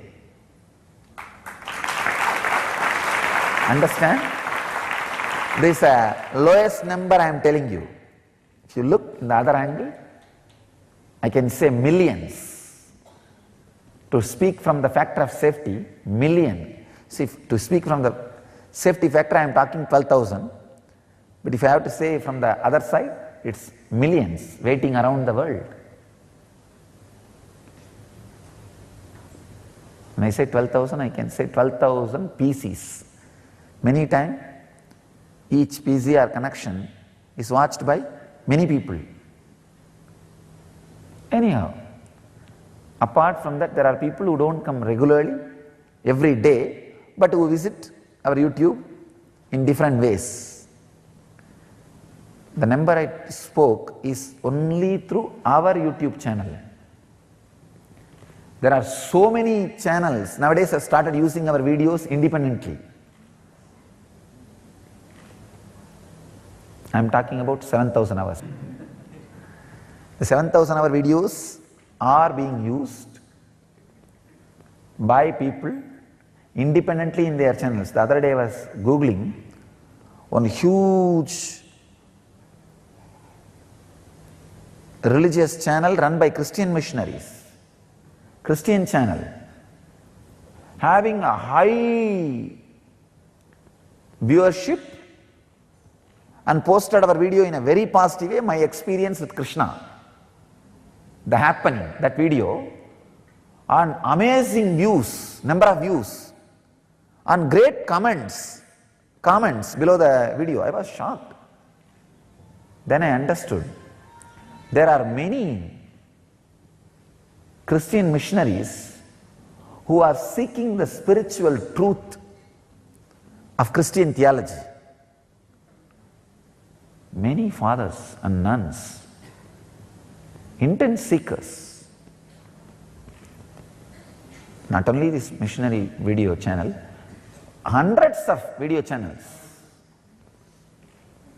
are using our videos independently.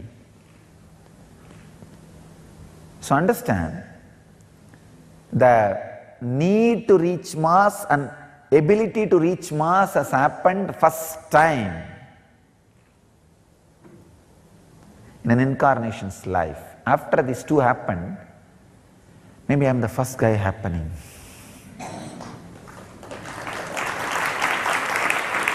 So,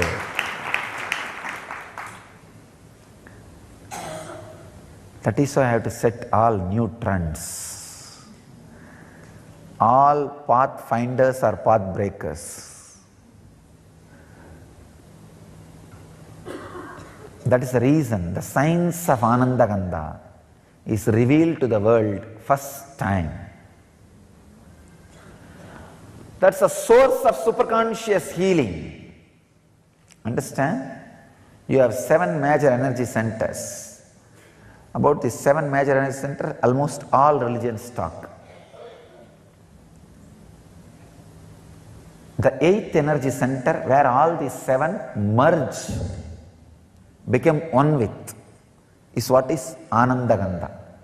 That is why I say it is not even a separate chakra, it is a space, source of superconscious energy, where the matter comes in direct contact with consciousness, where the consciousness is directly touching the matter.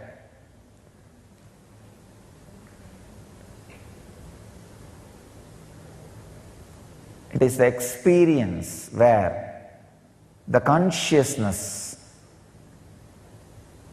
has samyoga into matter, where matter has samyoga with consciousness. When you relax into that space, consciousness fills matter. So naturally, the superconscious healing happens. It is the highest happening which can happen to matter, not just physical healing or mental healing, radiating pure consciousness. Understand? My advent has happened to give a breakthrough for human consciousness, to bring new consciousness, new age man, new man who does not age.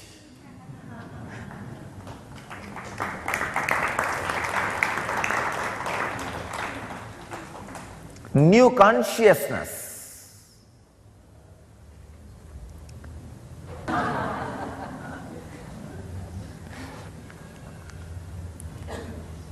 Two people in the world suffer forever. One, the people who suffer seeing the joy and bliss of the Master, because he is going to be always blissful. You are never going to be out of suffering. The second, people who can't tolerate the joy of the disciples who stayed with the Master, because they are also going to be joyful forever. These two people, people who can't tolerate the joy of the Master, the declarations, claims, words, prophecies of the Master, and the people who can't tolerate the joy and ecstasy of the disciples who stay with Master. These two can never have joy. They have to suffer and disappear into suffering. No other way. So if you are in this two group, save yourself if you can.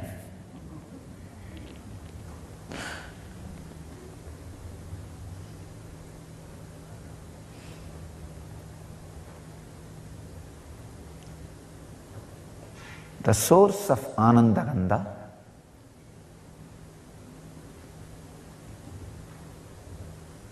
which is source of spiritual superconscious healing is the ultimate science towards enlightenment, not just physical healing or mental healing. Physical healing also happens because your very DNA structure gets re-altered when you relax into superconscious state. The other day I was reading a book,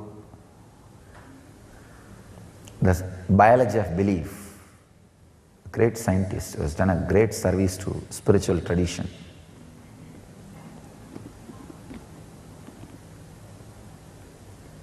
His researches really prove even the very DNA structure can be changed if your consciousness infiltrates the matter. Anandagandha chakra is the door where consciousness can infiltrate matter, where it can fill you.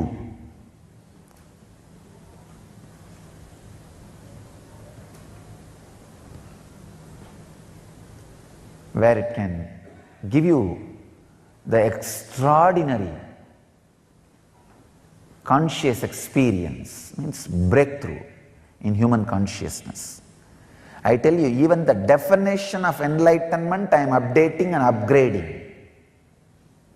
Understand, I am not only updating the definition of enlightenment, I am upgrading the experience of enlightenment to human bodies.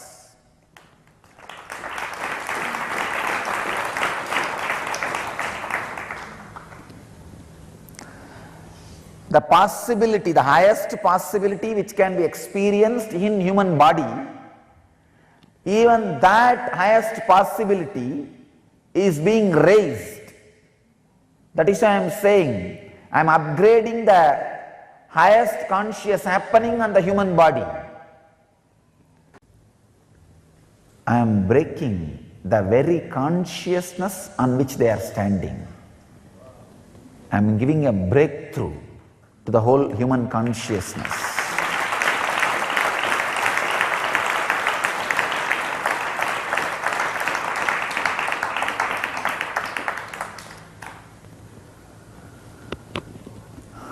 I am inviting all the people who feel the sacredness of my work, my contribution to the human society, to drop small differences, to drop all these petty ideas, one or two if you carry, and gather together to spread this science to the world and protect it without being extincted, destroyed by these unconscious groups, establishments.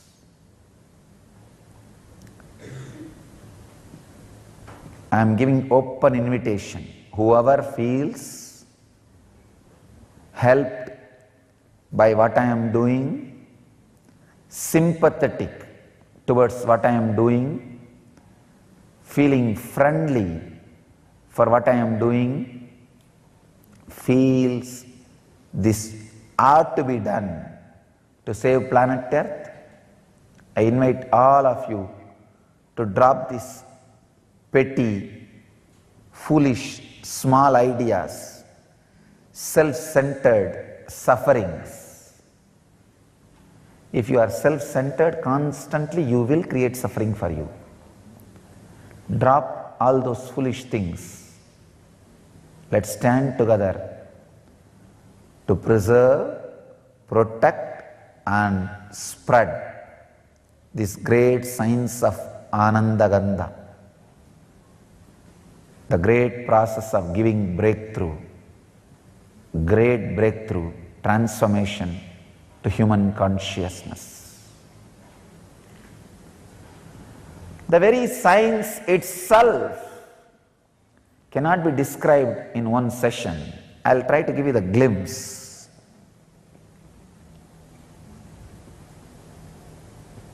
The higher you move in your chakras, the more subtle you become. The subtlest possible chakra is Anandagandha chakra, where you are no more ordinary human and just disappeared into the extraordinary superconsciousness.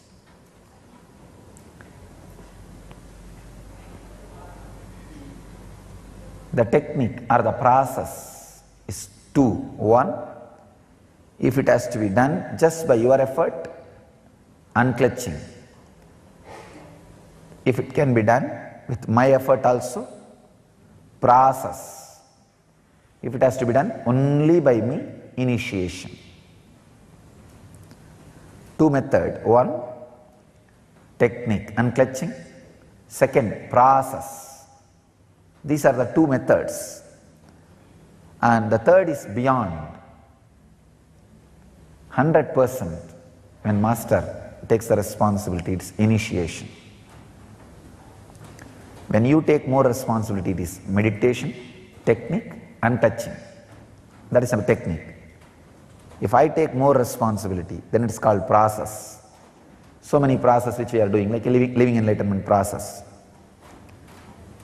If I take 100% responsibility, it's called initiation.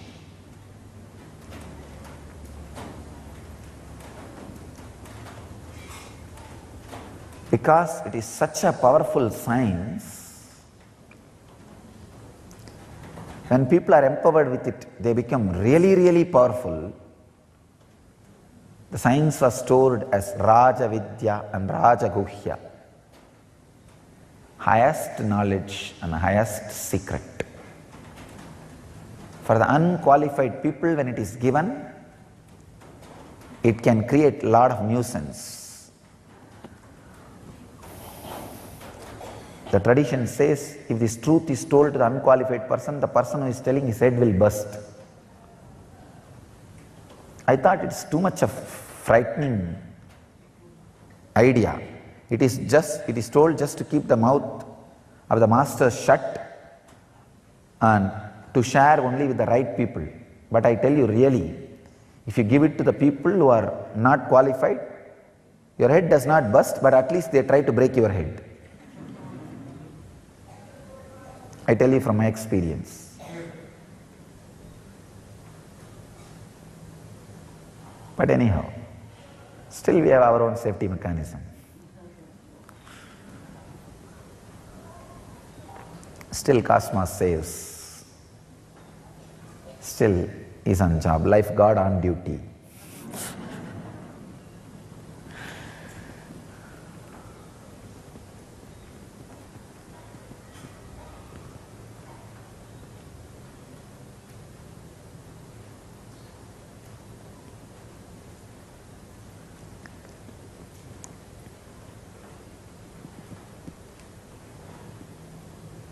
Unclutching continuously, bringing more and more awareness to all the movements happening in your system, can be used as a technique to reach Anandagandha. And the more needs to be experienced through the proper processes. And already I have revealed those proper processes to the whole world through so many programs. I only invite the whole world to come and experience those programs and experience Anandagandha Chakra and ultimately experience the superconscious healing. Let you all experience and radiate enlightenment. Experience and radiate the eternal bliss, Nityananda. Thank you.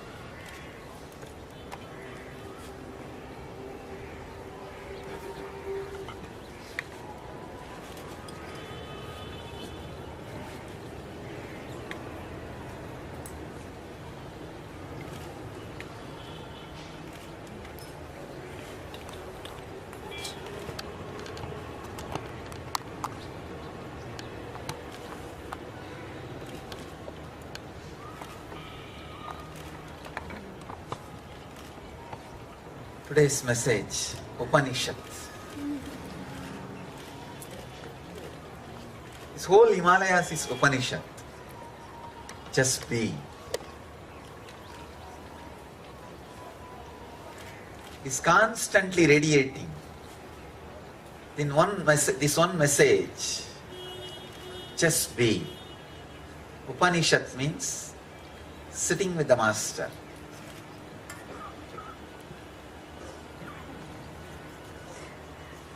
Himalayas is the ultimate master.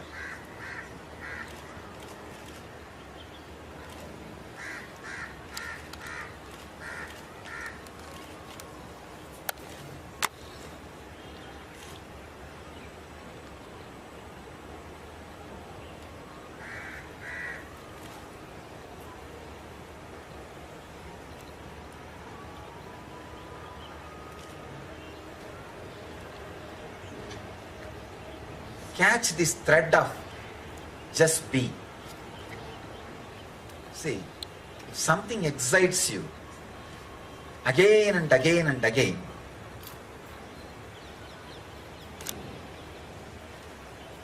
that is the path for your enlightenment. So make sure just being, the Upanishad, excites you again and again and again. That is your sadhana. Upanishad, just sitting.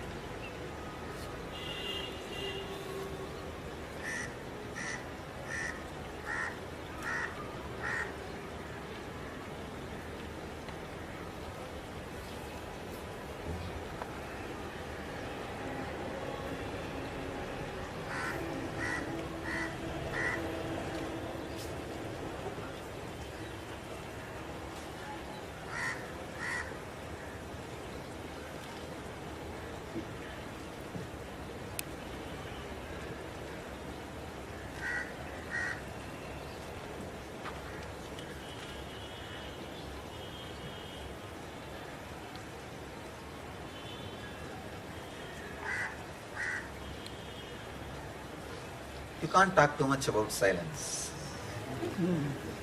You can only live. You can't say too much about Upanishad. You can only be.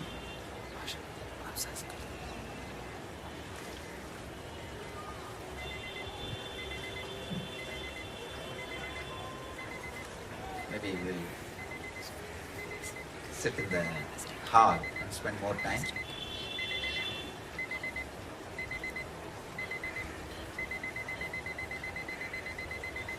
Let's gather for next session. Today we'll have some sessions and a lot of activities.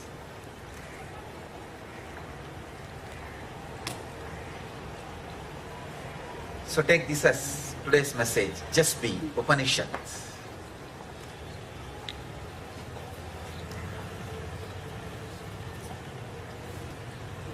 Be with these Himalayas.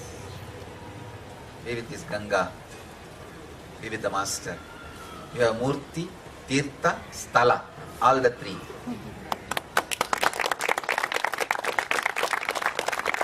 Ganga is Tirtha, Sthala is Himalayas, Murti is Master. You have all the three. Experience enlightenment. Achieve and radiate the eternal bliss. Nityananda. Thank you.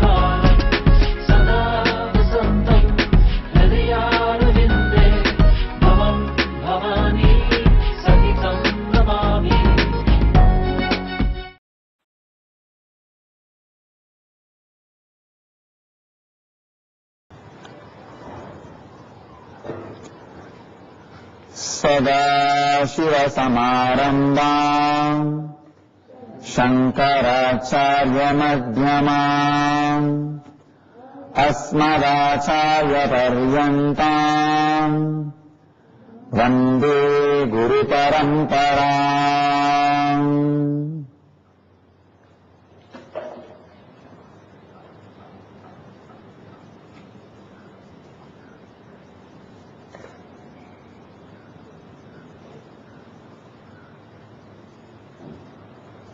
I welcome you all. So from today, I will give my message every day, at least for 5 minutes, on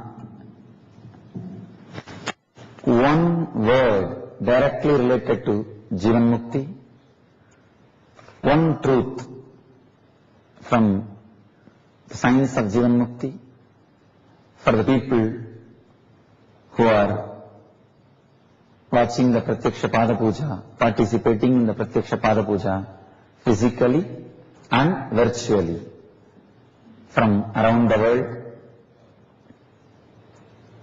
I was really shocked and surprised. The day web camera was on for Anandeshwara's darshan, within 48 hours, 1,12,000 people have had darshan of Anandeshwara. I could not believe the counter number. I was really surprised. When I inquired and asked, they said it's a real number. It is not hype number. It's a real number. So, around the world, people are continuously interested in what is happening in this space, in this place. And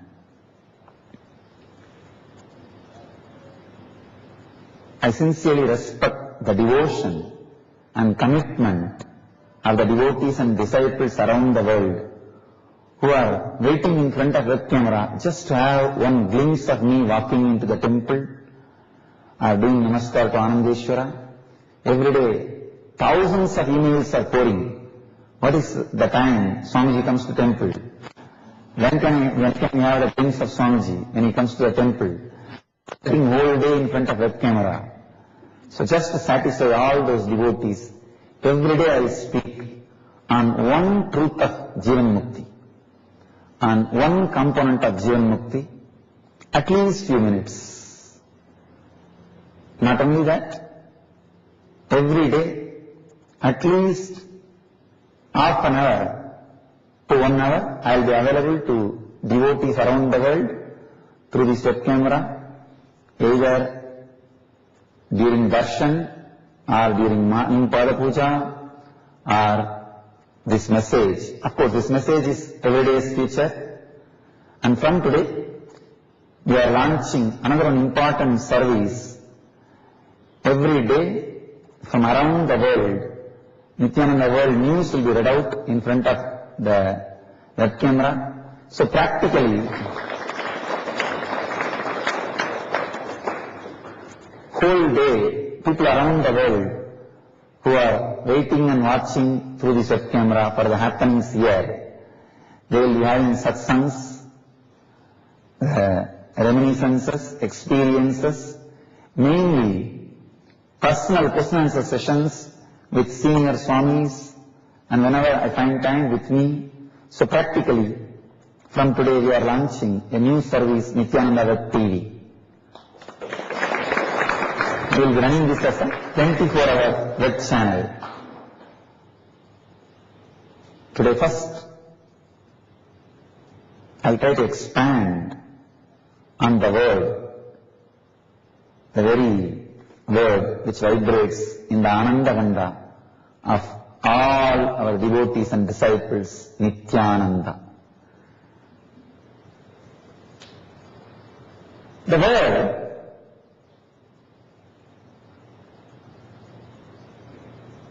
has its own unique vibration. Nitya means eternal. Please understand.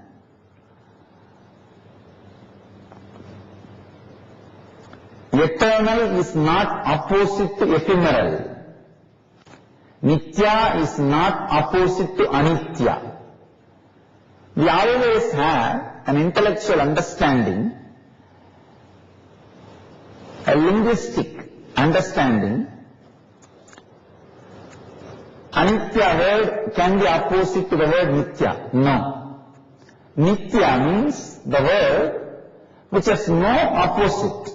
It is eternal. Of course, in Sanskrit, the word nitya, what all it means, very difficult to translate in English. In English, the word eternal can have opposite, ephemeral. But in Sanskrit, the word nitya cannot have the opposite word anitya. It is standalone, independent, complete word, eternal. Because the word nitya means past, present, future, all these three put together and something more. So the word nitya does not mean just present. People always insist on living in the present moment. Please understand, living in the present moment is an impossible task. It's almost like trying to fly by pulling your own shoelace, trying to fly holding your own shoes and jumping. No. Living in the present moment is an impossible task. It's like a dog trying to catch its own tail. Run, run, run, run, run. You will finally drop in frustration. You may call that frustration as silence of mind. No. Living in the present moment is impossible. only one thing is possible. You can be inclusive of all. When the past memories comes, see. When the present thoughts are coming, see. When the future ideas about future is coming, see. Be untouched by all these three. That is what I call nitya, eternal. Please understand, present moment has one good quality. You can touch the eternity only through present moment. That is the only good thing we have about present moment. Otherwise, present is nothing but the mixture of past and future. Present has no other sacred spiritual quality except being a doorway for the eternity. But the eternity itself is not present moment, or present moment itself is not eternity. There is a big difference. Present moment can be the doorway for eternity, but present moment itself is not eternity. Nitya means past, present, future, put together, and something more. Ananda means alive, radiating, being, existing. So being alive in the past, present, future, and something more is what I call Nityananda. Being alive, vibrant, bubbling in the body is called health, in the mind is called joy, in the being is called Ananda. Just being, bubbling, overflowing, flowing, living beyond this body, mind, being is called consciousness. So, Nitya and Ananda, in a way, two different words to describe the same happening. The same happening is described by two different words. Maybe the Nitya can be expressed in the sense of the time, and Ananda is in the sense of space. I can say Nitya can be expressing the feminine dimension, Ananda can be expressing the masculine dimension of the same happening. Nitya can be expressing the Prakriti dimension, the time dimension, and Ananda can be expressing the Purusha, the consciousness, masculine dimension of same happening. So the same happening, which is beyond Nityananda, is expressed by the word Nitya and Ananda. Constantly remembering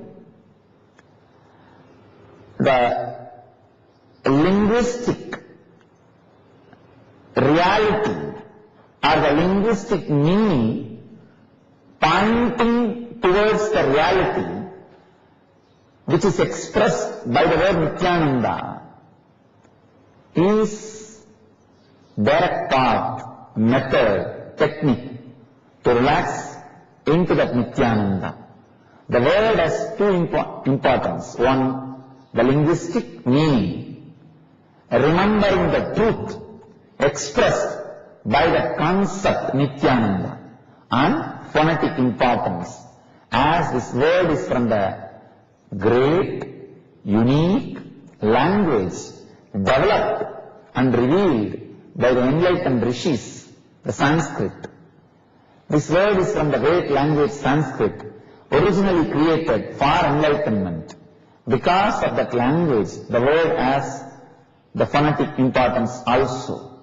So, remembering the linguistic meaning means the truth pointed by this word and uttering with a clear pronunciation, understanding the phonetic importance of this word becomes a direct technique to take you beyond the space and time.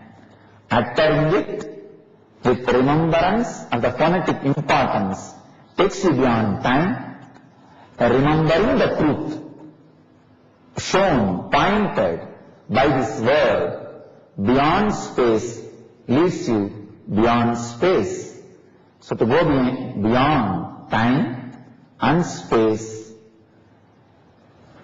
meditate, relax into the word and meaning of Nityananda. Have restful awareness in your inner space and keep this word and the truth shown by the word, pointed by this word as a seed inside your being. You will give birth to yourself. You will give new birth to yourself. You will become Nityananda. Let you all live, achieve and radiate Jivan Mukti. Let you all live, achieve and radiate enlightenment. Let you all live, achieve, express, experience, radiate the eternal bliss, Nityananda. Thank you.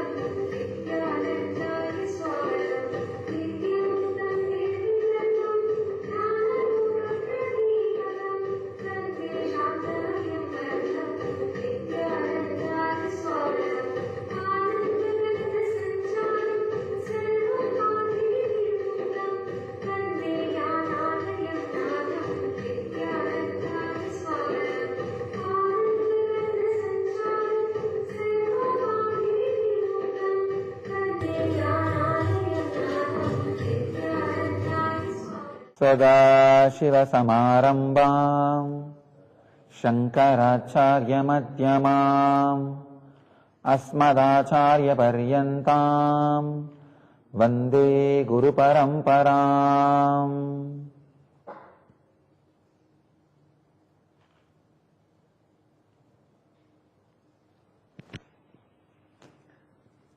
Today I will share few truths about feeling connection with the Master.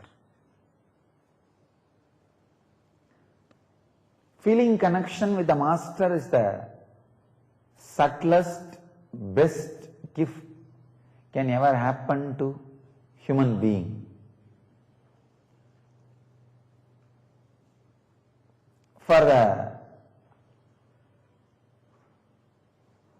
fruit to be completely ripened, it needs to be connected with the tree. For the child to grow completely, it needs to be connected with the mother through umbilical cord. For anything to blossom, bloom, it needs connection with the highest possibility which it should become. If a child should become complete grown-up human being before the birth, the complete full grown-up human body, it needs to retain its connection through umbilical cord with the mother. Only then the complete body is created. And once the complete body is created, you may not need the physical umbilical cord connection. Once the fruit is completely ripened, once it carries a seed which can become one more tree, the physical connection with the mother tree may not be required. But till that happens, the connection is inevitable. Connection is important.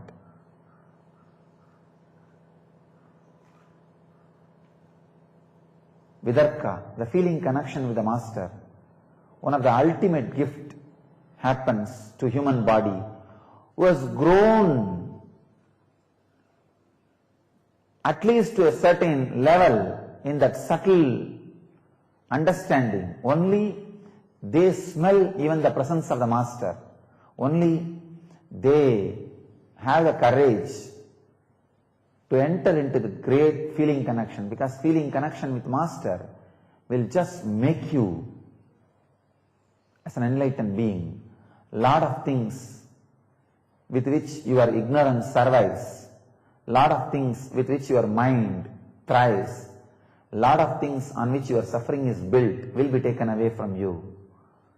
The problem is ignorance is such, it will constantly try to retain itself and it will try to have a hold over you, constantly trying its best to move you out of the master, feeling connection with the master in all possible ways. The worst Mara, devil is losing the feeling connection with the master. What Buddhism calls as Mara, what Christianity calls as devil, what Hinduism calls as Maya, all this is nothing but losing connection with the master. So devils do its job by making you constantly lose the connection with the living master. Ramakrishna says very beautifully, whenever somebody abuses your master in front of you, Ramakrishna, such a great incarnation, who always radiated compassion, even when people tortured him physically, he was radiating compassion. He was showering love and compassion. Such a highly evolved Tyagi, even when he was asked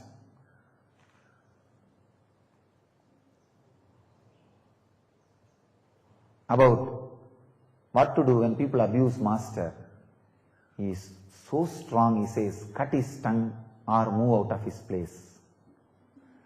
I tell you, no need to go for cutting the tongue of the people who abuse the master, but move out of that place.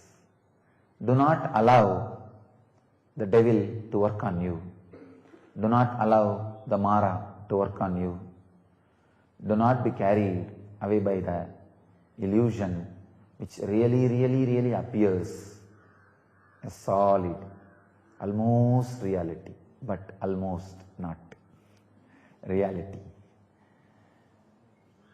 And sometimes Ramakrishna takes a very strong stand. Somebody asks him, parents and family is important, or my spiritual seeking and enlightenment is important? He says, for the sake of God and enlightenment, you can sacrifice the family and parents. If the parents come on the way for your enlightenment, if family comes on the way to your enlightenment, dump it. Go for enlightenment.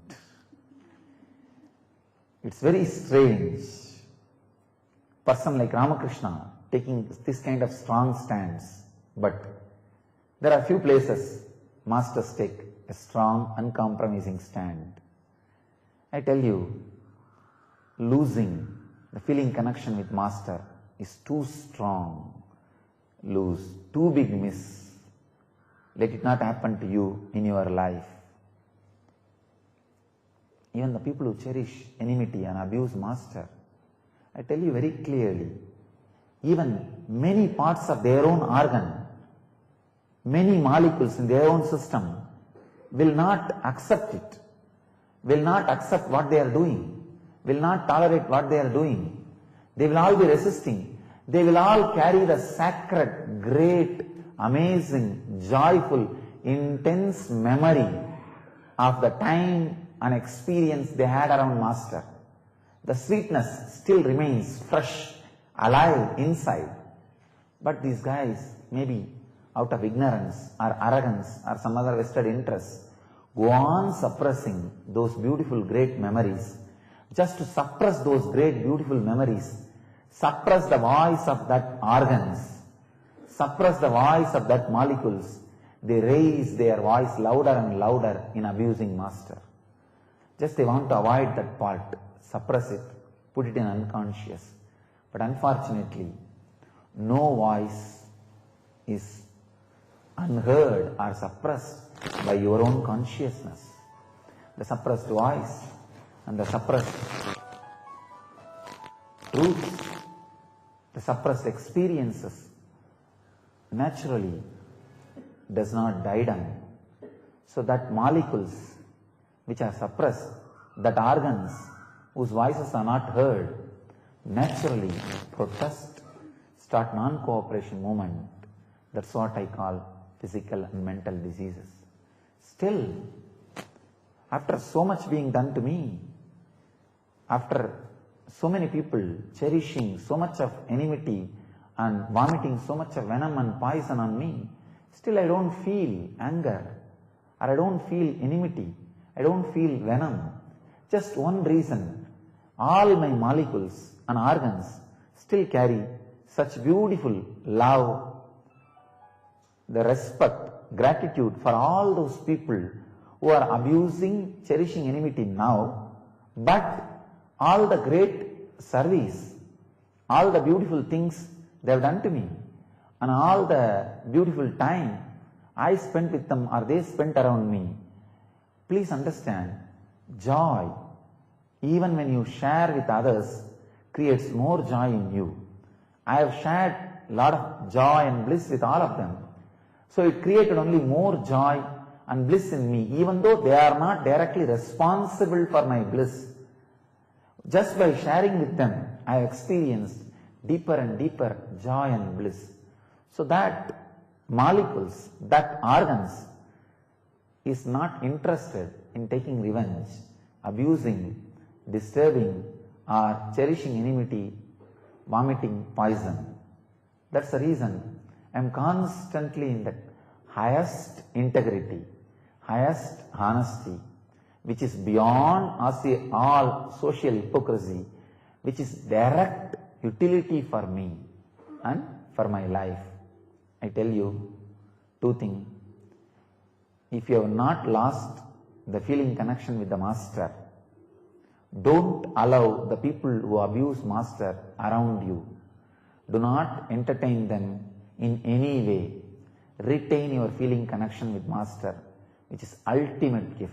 I tell you, connecting with the things which you are not unconsciously, which are lower than you, is ego. Connecting with the things which you are not consciously, which are higher than you, is devotion, feeling connection, the trust, the ability to do prana pratishta. So this ability to do prana pratishta is antidote for egoism. So understand, if you have not lost the feeling connection with master, don't lose. It's a precious gift, too precious gift, almost like a lamp, small lamp kept in your heart. Don't allow the cyclone of sensationalism to put it off. Keep it alive. Very sacred, very precious. And for some reason, vested interests are unconsciously, if you have lost feeling connection with master, don't do that same thing to others. Don't go around and disturb others with arka. It's a worst sin. Not only that, the more you try to abuse the master, more of your own organs and molecules will resist and take revenge on you. That is what I call incurring karma by themselves. I won't be cursing. I will not do anything wrong to them. But their own molecules, their own organs, their own system will be protesting them and enter into non-cooperation movement, and naturally will become physical and mental diseases. Finally, not just ordinary physical death, falling into the worst unconsciousness means the lower level of existence, which is a too big punishment for the casual, time-passing entertainment which these guys are doing. So, protect yourself and protect yourself if you have not lost your vidarka by strengthening it. And if you lost it, unfortunately, don't disturb others' feeling connection, others' vidarka. And if you keep quiet, at least your organs and molecules at some point will reclaim the great beautiful experience of vidarka and experience of raising in love with the Master, and the possibility to reclaim the great feeling connection exists. So reclaim it. Reclaim your feeling connection with the Master, and let you all live, achieve and radiate, living enlightenment. Let you all live, achieve and experience, express, radiate the eternal bliss, Nityananda. Thank you.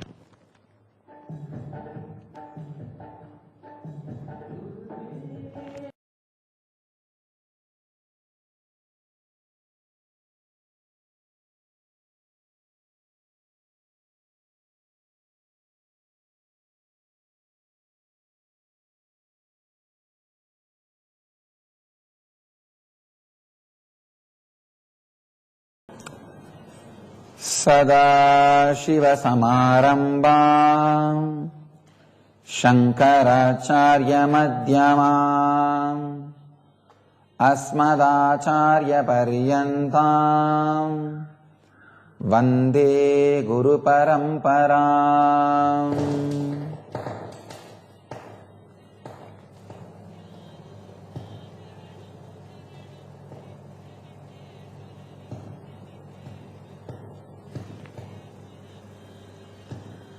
Today I will express few words on the truth, taking responsibility.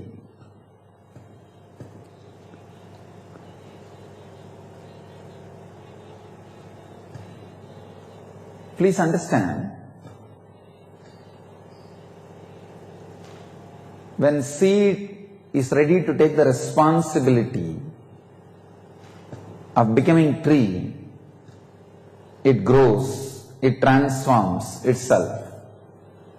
When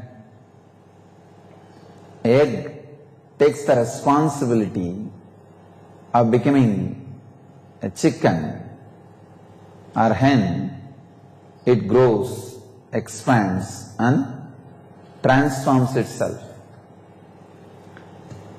It is the decision to take the responsibility is breakthrough point. In any field, whether it is economical, corporate, social, or relationships, or spiritual, when you decide to take responsibility, the breakthrough happens, the opening happens, the possibility opens. The straight method to make all the accidents into possibilities is taking responsibility.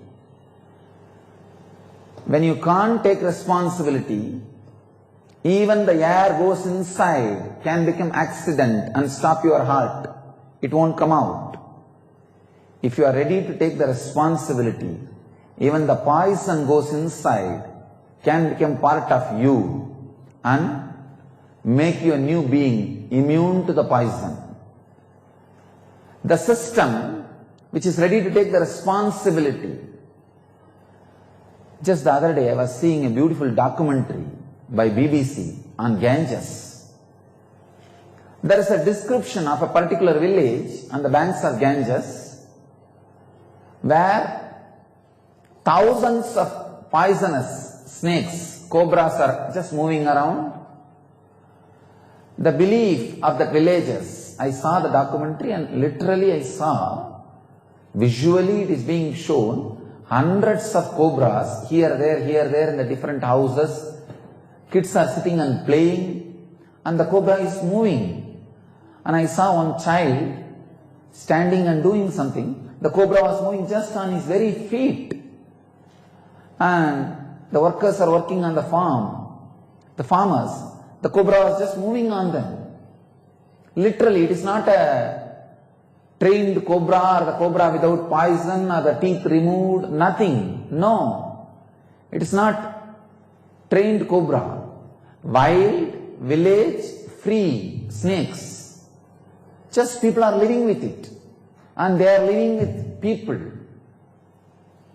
And the funny thing, the record says, even I was not able to trust, but BBC says, so surely they have done enough research before putting this to the public. And they say that no individual has ever died because of snake bite. I was shocked. And they are showing some more clippings, like even the kids, when they are bitten by the snake accidentally, they take the child to a local temple, Devi temple, the snake goddess temple. Some puja is done, some meditation is done. Miraculously those kids recover without any medical attention. I was really shocked. Of course, I know the power of the spiritual healing or the healing through the feeling connection, vidarka. But I was surprised when the small kids who can't understand what is vidarka, even they getting healed. So consciously I started scanning what is really happening. Especially in the documentary they are showing a child, surely less than 10 years, that child being bitten by the cobra, but without any medical attention, just miraculously recovering. So I was scanning his consciousness, that child's consciousness. I just saw the molecules of that body, the organs of that body have taken the responsibility of falling in tune with the consciousness of the community in which he is living. Please understand. See, if he is a grown-up man, if he has seen some other people being bitten by snake, being taken to the temple, and they recovering miraculously, then naturally he will have the feeling connection, because he has seen it. Many times it happening. So he recovering may not be a big miracle, because the faith, feeling connection, that is the answer. But the surprising thing is a child who may not have seen some other people recovering, or who may not even understand that the possibility exists. But even the child recovering was a real miracle for me. Of course, man to whom thousands and thousands of miracles are attributed, even for me it is a miracle. With these whole scandals, all possible abusals, there is no stone left unturned by the abusal, irresponsible media on me. They discussed whether I am sannyasi or not. They discussed whether I am man or not. They have not left any stone unturned. They abused me so much, but even they were not able to create a controversy around my healing powers. I was surprised. That is the only thing irrefutable stands still now, holding this throne and this Dhyana Peetham. Anyhow, the man who knows the science of spiritual healing, to whom millions of healing miracles are attributed, even for me, this was a miracle. It was a surprise. Because I know, if you have seen somebody recovering from the poison, snake bite, then your bio-memory will have the strength, vidarka, to stand up during the crisis moment, during the critical moment. You see, when the snake bites, when the poison is trying to spread all over the body, during those moments, if you have a strong bio-memory of seeing somebody recovering from the poison bite, seeing somebody getting out of that poison, that biomemory can be the strong protection that can create the medical effect and can get you out of that poison. Even this is a great miracle and not an ordinary happening. So even this I can understand because I have seen this kind of happenings. But the happening I am describing is something far deeper, far more, far beyond this understanding. See what I am talking now, this understanding, you seeing somebody being bitten by snake and that person has recovered because of faith or spiritual power. Then if you are bitten by snake and if you are recovering, it's called placebo effect. In science, in the medical field, they call it placebo effect. So even placebo effect has some definition. But the scene which I saw, which was presented in the BBC documentary Ganges, I'll really sincerely recommend all our devotees, all the people who are interested in the Vedic tradition and the spiritual culture of India to see that documentary Ganges. And I thank BBC for bringing such wonderful truths of the Vedic wisdom to the world through the documentary. It is one of the just I have no other word except my gratitude for BBC doing that job of bringing such wonderful truths, such wonderful secrets of the Indian tradition lost in villages, never brought to the international community. Through this documentary, BBC has done a great service of bringing so many other wonderful truths to the international community. Let me analyze this one truth. So the child, there is no possibility for the child to see somebody being bitten and brought to the temple and recovering.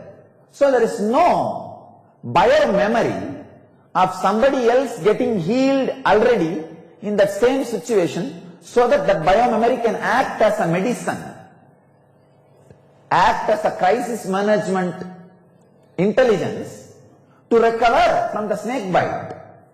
Then how the child is recovered? Because the truth, BBC says the child is recovered. And I saw the documentary. I was shocked. The child was shown in the documentary. So what is the secret? When I looked into the child's consciousness, what was happening? I just picked up the black box. Just like when a flight gets into accidents, you can retrieve the black box and get the whole detail of what happened. I got into the consciousness of the child and retrieved the black box. Wanted to know really what's the reason for the child's recovery. Please understand, spiritual healing was not the reason. The faith healing was not the reason. The placebo effect was not the reason. The reason behind the child's recovery was the child has already taken the responsibility to be in tune with the consciousness of the community in which he is living. Taking responsibility can even act as a life-saving medicine. Please understand. Taking responsibility, acting as a component of making you mentally mature is understandable. When you take responsibility, you become mentally mature, you start acting, you start becoming honesty, you integrate yourself. These all can be understood. But taking responsibility can shake your biomemory so deeply, so strongly. A snake bite, a poison can just be nullified. It was real miracle. So, it's a power of taking responsibility in the dimension even which I am not able to conceive, which is beyond even my understanding, but it is truth. I have to present the truth to you, even if I am not able to conceive it, even if I am not able to understand it, One thing I can tell you, when you take the responsibility for your body, suddenly your organs have become alive. Your body is in tune. When you take the responsibility for the happenings in your breathing space, you become a team leader. Whatever happens in your breathing space means pranamaya kosha, pranic space, you become leader, team leader. If you take the responsibility of whatever is happening in your mental layer, manomaya kosha, you become a social leader. Please understand. If you take the responsibility for your annamaya kosha, physical plane, you become healthy. If you take the responsibility of your pranamaya kosha, the pranic layer, whatever happens, you become team leader, because anything in your team happens in your breathing space, you become team leader. If you take the responsibility of whatever is happening in your manomaya kosha, mental layer, means all the information comes to you and the response you do, and all the happenings around you which directly impacts your mind and mental setup, you become social leader.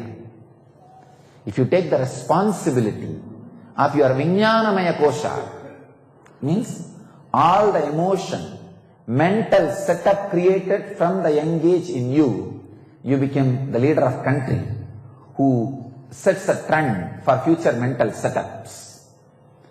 When you take the responsibility for Anandamaya Kosha, bliss layer, you become the leader of the cosmos, because now you need to change the whole cosmos. Only then you can be blissful.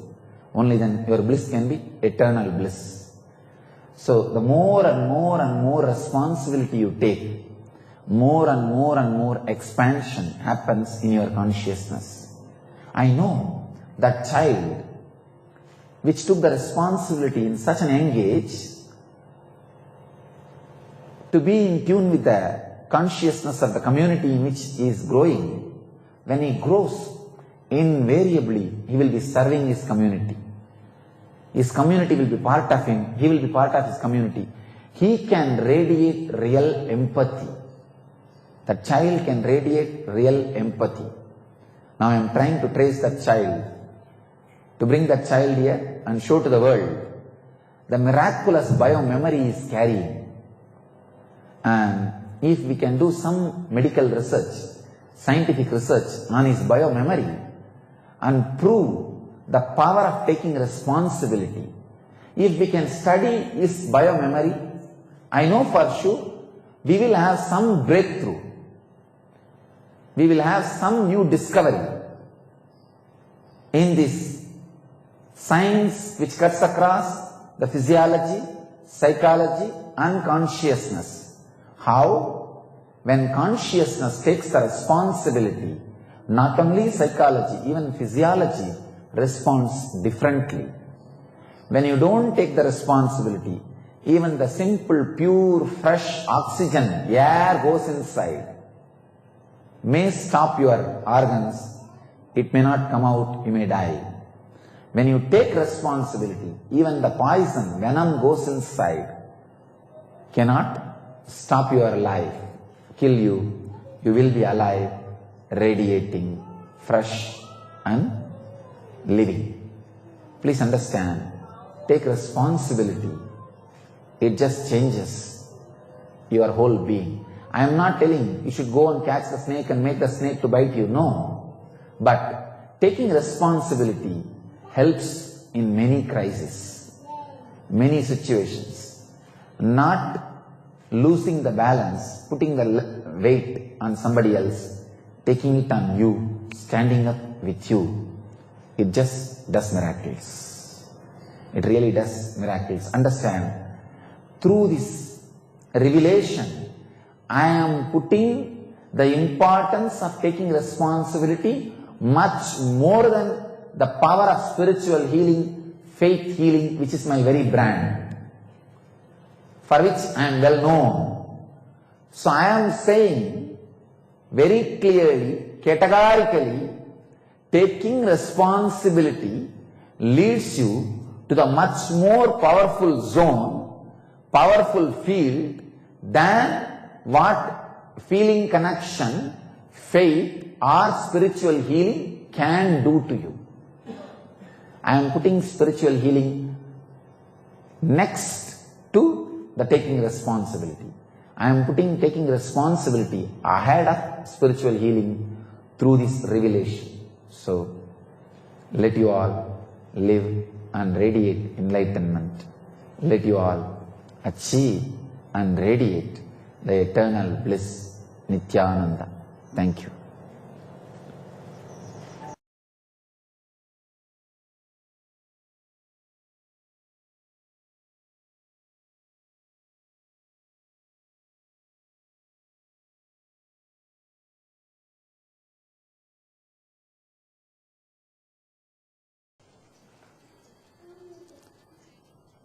सदाशिवसमारम्भाम् शङ्कराचार्यमध्यमाम् अस्मदाचार्यपर्यन्ताम् वन्दे गुरुपरम्पराम्.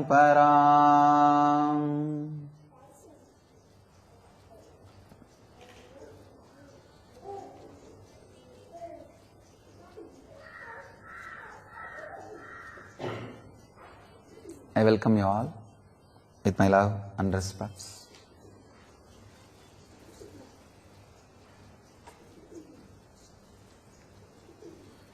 Today, I'll try to share one truth from the tradition of Baul mystics.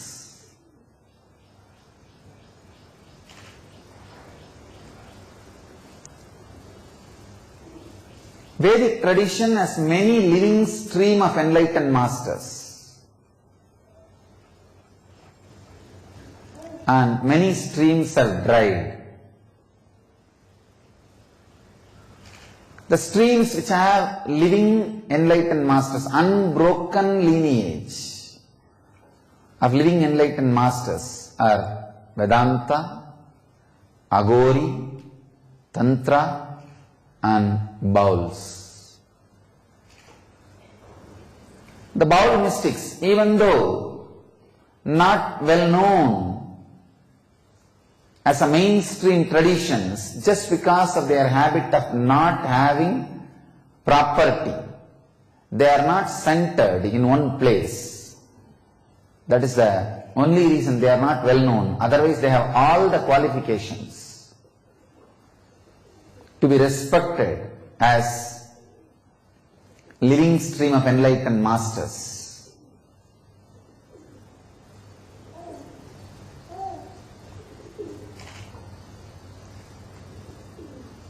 But the Bauls has a strong feeling, the moment you start staying in one place, the corruption starts happening. I do agree with it. Organization is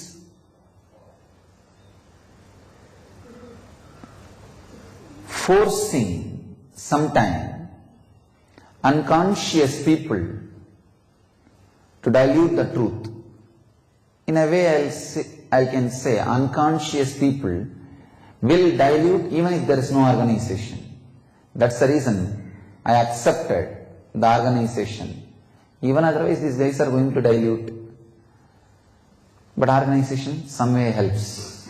But the Bauls are such pure uncompromising tradition, they don't compromise even in one step of having an organization or having a permanent place to stay. I had the fortune of staying little time in Bengal and fortune of getting associated with some of the Baul sannyasis. Of course, the Baul sannyasis are not celibates or unmarried. They live like a breeze, travel place to place, sometime alone, sometime together. They sing so beautifully. Each Baul at least can sing 2,000 to 3,000 verses. Sometime the predecessors, the early masters' verses, or sometimes their own spontaneous compositions. But the main theme which runs through the Baul tradition is the pure love towards everything exists, to the river, hill, sun, moon, plants, trees, animals, and to themselves. Whatever exists, they flood it with love. That is why they are not socially accepted, because they are such joyful species. I can say Bauls and Tantrics are actually different species altogether. One of the most endangered species on planet Earth. They are altogether different species. It's a different life. The very word Baul means Pahal. It's a Bengali word. Pahal means mad. If somebody else calls you mad, there is every possibility you may get hurt. If you yourself declare, I am mad, you are liberated. It's a great liberation from the social image. One of their main core message, almost like a Mahavagya, they transmit to their disciples is break free from the social hypocrisy. The unconsciousness being carried from generation to generation and transmitted to you unconsciously without knowing why, what, without having any reason. Your forefathers are transmitted to your grandfathers are transmitted to your fathers, and your father transmits to you. It's like a unnecessary social hypocrisy which keeps you away from enlightenment.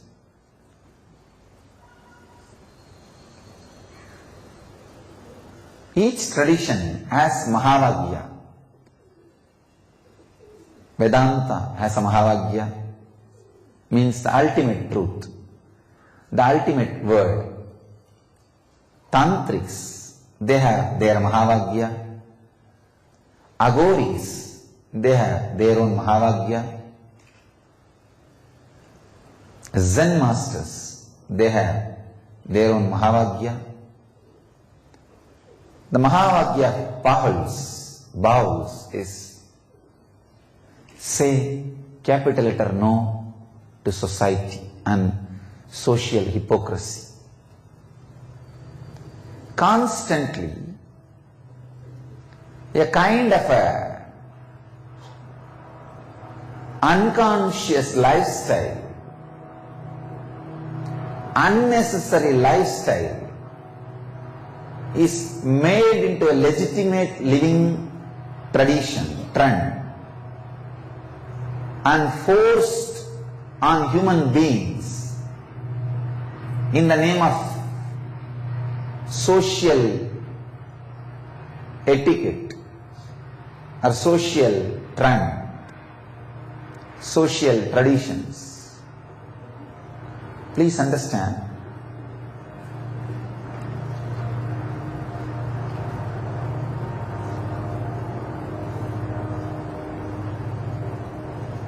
almost all sufferings caused to human beings are neither because of cosmic law nor because of country law.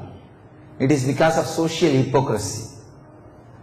When the social hypocrisy becomes part of you, or forced to become part of you,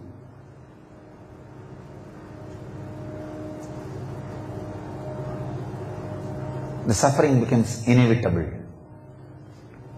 Losing enlightenment becomes inevitable. The Pauls bowls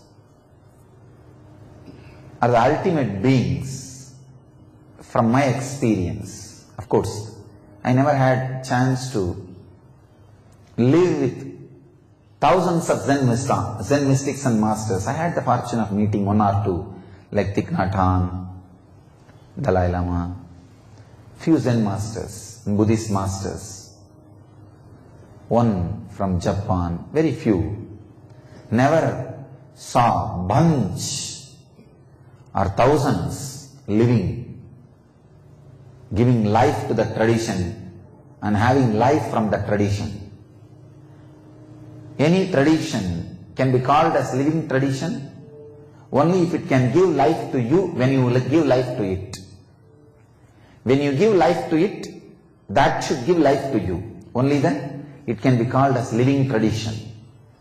But I have seen bowls in, I can say, lakhs.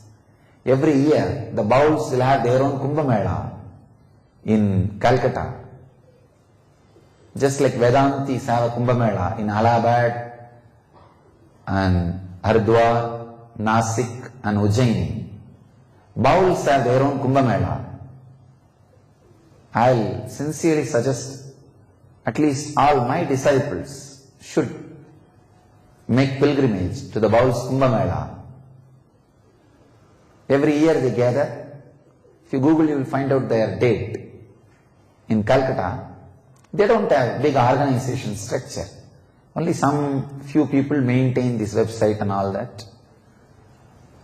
Almost all Baul mystics gather. None of them are well known to society because they live such a beautiful life, such an innocent life.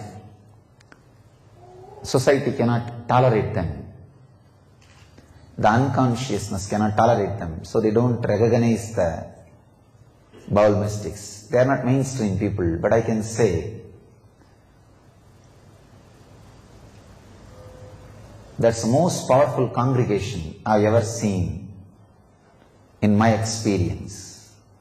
There's a beautiful book called 9 Lives. The other day I was reading, maybe after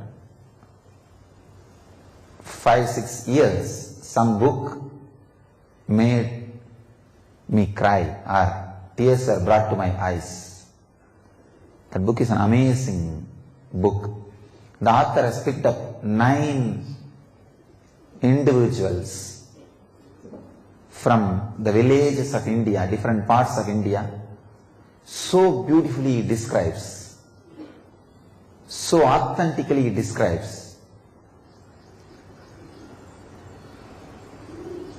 In that 9 lives, one was a Baul mystic.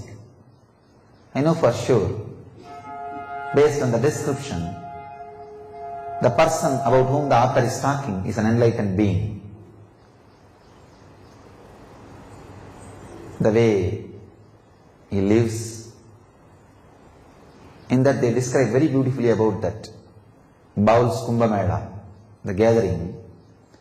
The whole theme of the Bauls and their Kumbh Mela is only one line, saying capital letter no to social hypocrisy. The so-called, the ideas, the social, whatever you can't live, start forcing on others and call or claim that as morality. The social hypocrisy.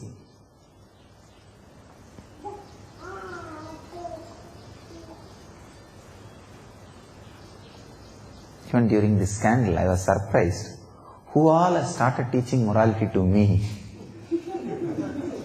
Rowdies, thugs, media mafias who run some media, either print or electronic, just to hide all their anti-social activities.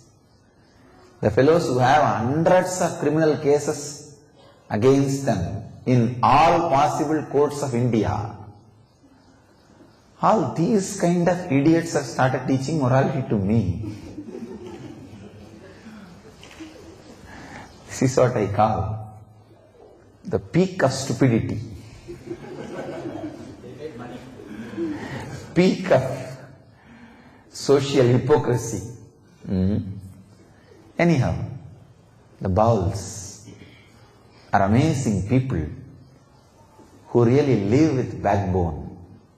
Sometimes, even Vedantis in the name of compassion bend their backbone. But here are the mystics. Never, never, never bend their backbone.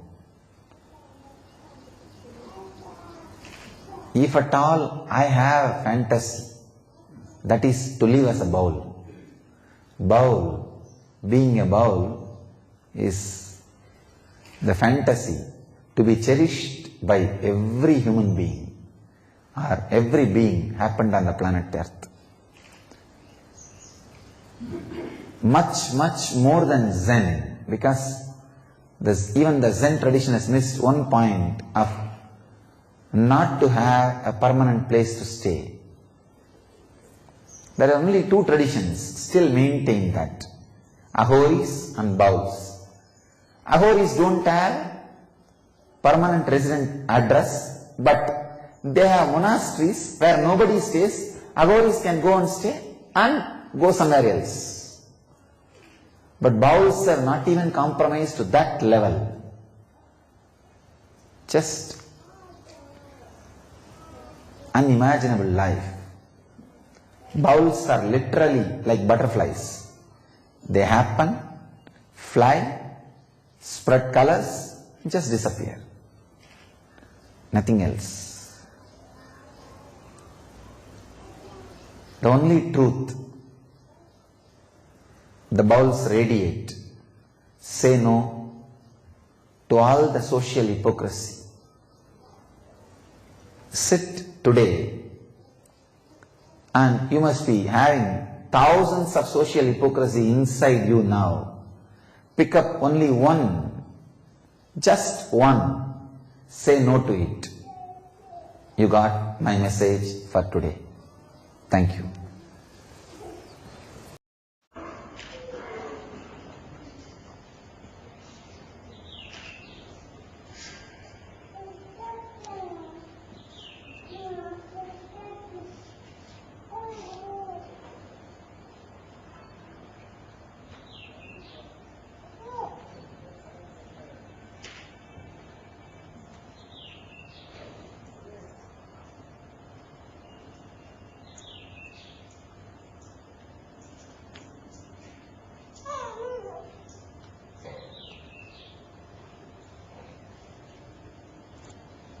सदाशिवसमारम्भाम् शङ्कराचार्यमध्यमाम् अस्मदाचार्यपर्यन्ताम् वन्दे गुरुपरम्पराम्.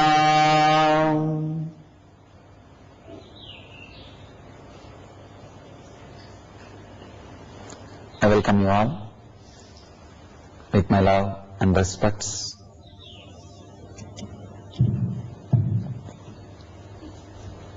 Today is India's Independence Day.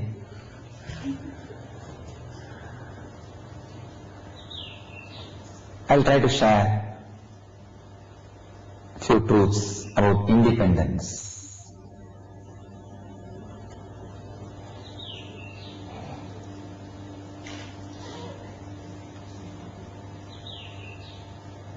When you are liberated from all the cosmic laws, go beyond all the cosmic laws, understand all the secrets of the cosmic laws, what happens to you is freedom.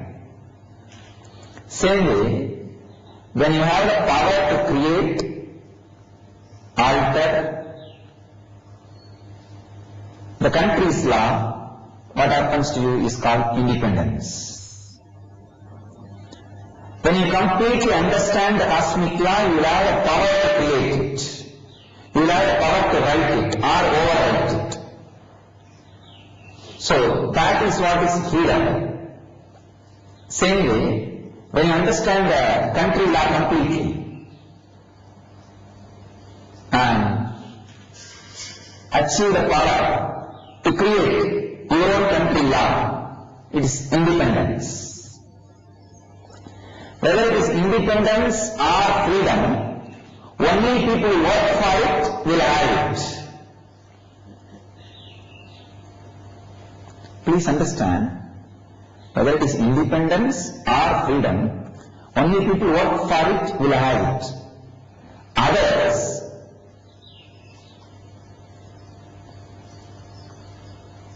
even if they have, they will not know the power. I can say as per the law of the nature, people who don't work for it will not have it. It is natural. Whenever you master any law, whether it is country law or cosmic law, you will know the grey areas. Naturally, you will have the power to handle those grey areas and play with those grey areas.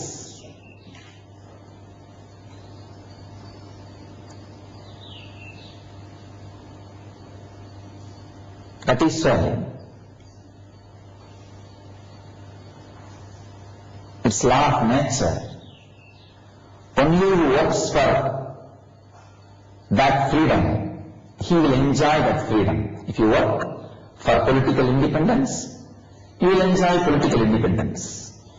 If you work for social freedom, you will enjoy social freedom. If you work for spiritual freedom, you will enjoy spiritual freedom. Whoever works right, they get it. The other day, one of my ashramite, my brahmachari, she was crying and asking me, Swamiji, she has been abused by the rowdies and thugs during the scandal. They tried to pull her saree and practically molest her. She was crying and telling me, why we are not able to take any legal action, Swamiji? Why we are not able to protect ourselves? I said, I understand your situation.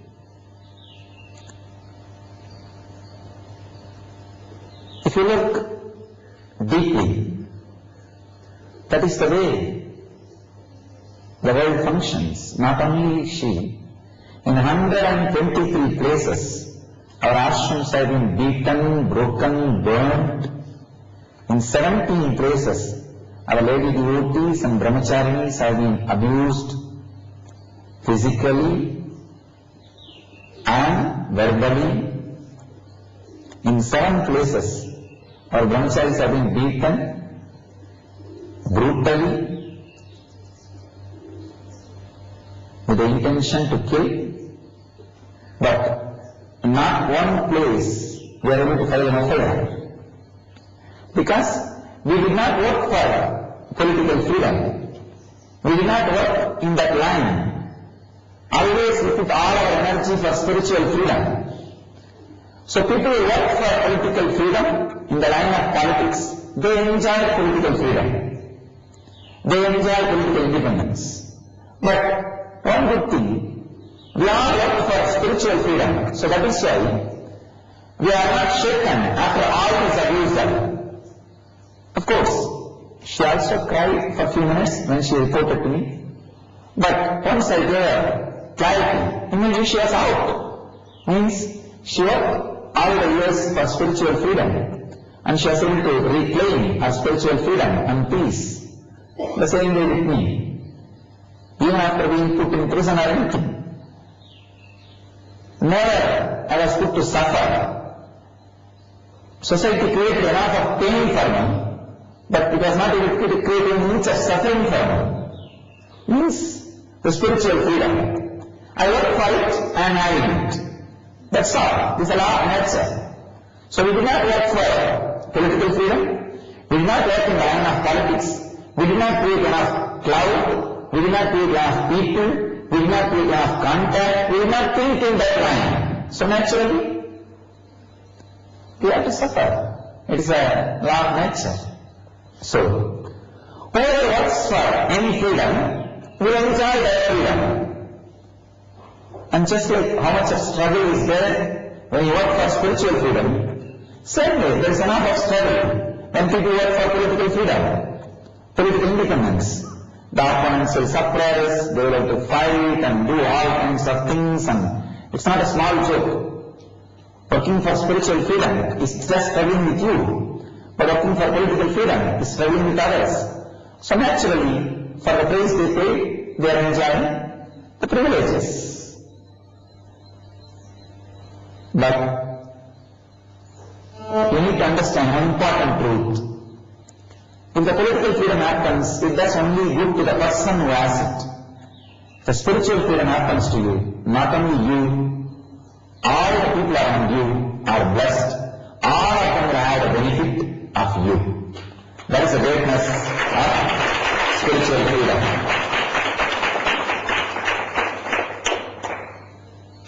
This is the great country where the cosmic law almost meets the country law, because still in the roots of this country the cosmic law is lifestyle.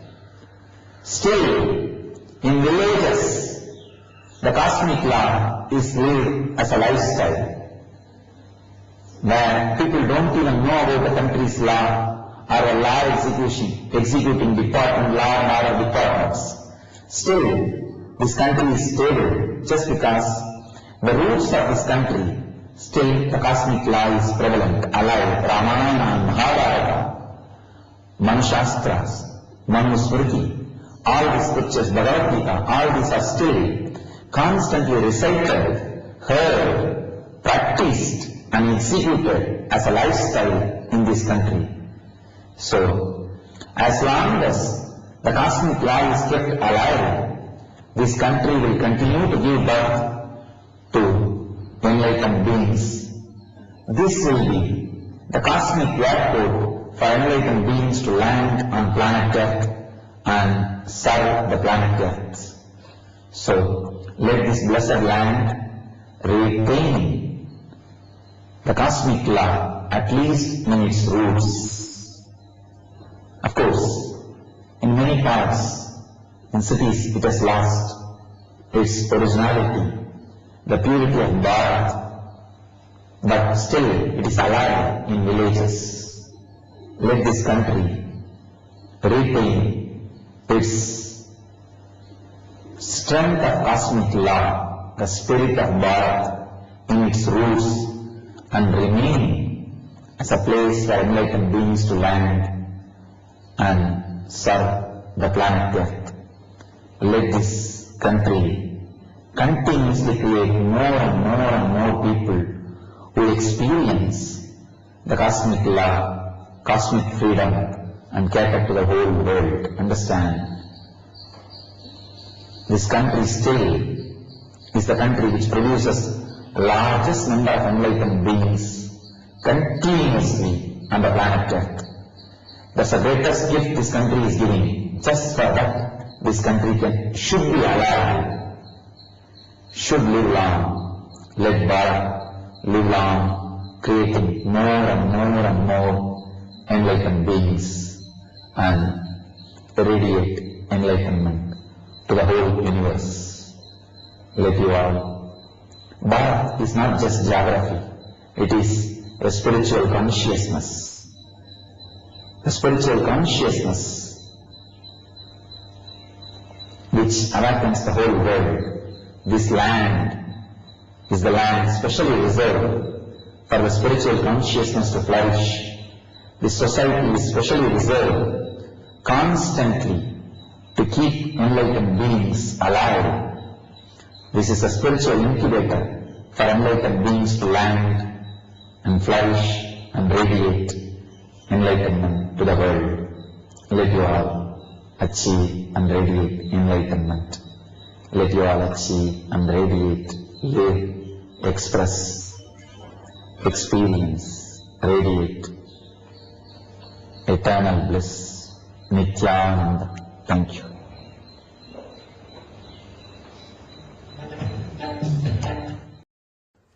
Sadashivasamārambām Shankaracharya-madhyamām Asmadacharya-paryantāṃ Vande Guru-paraṁparāम्.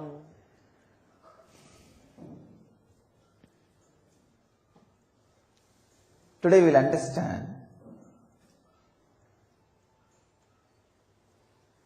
how the seva makes you live enlightenment. I am not going to talk about seva for the sake of social service or the name and fame or as a morality. No. I am talking about seva as a science of enlightenment. Continuously, life gives us Turiya Vana Sampanna, means the flowers happened in the state of Turiya. Turiya means the fourth state, which is beyond waking, dream and deep sleep state. Constantly, fortunately, all human beings experience Turiya at some point or other in their regular life. Whenever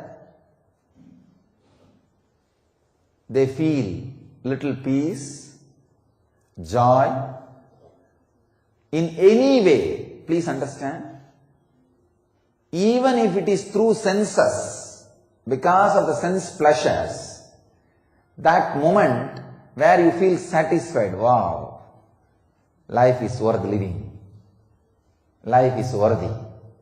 Those moments, you go through a glimpse of Turiya. Each time Turiya happens in you, joy happens in you, it brings one lesson to you. It shares one truth with you. The truths which you collect from Turiya is what? Turiya Vanasampanna. Today in the mantra of Pada Puja, they said, we offer the flowers collected in Turiya state, means the truths about the life.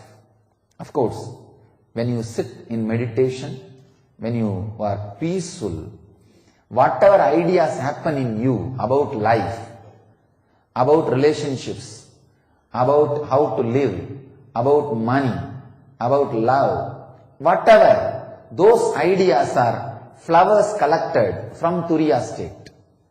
Turiya Vana Sampanna.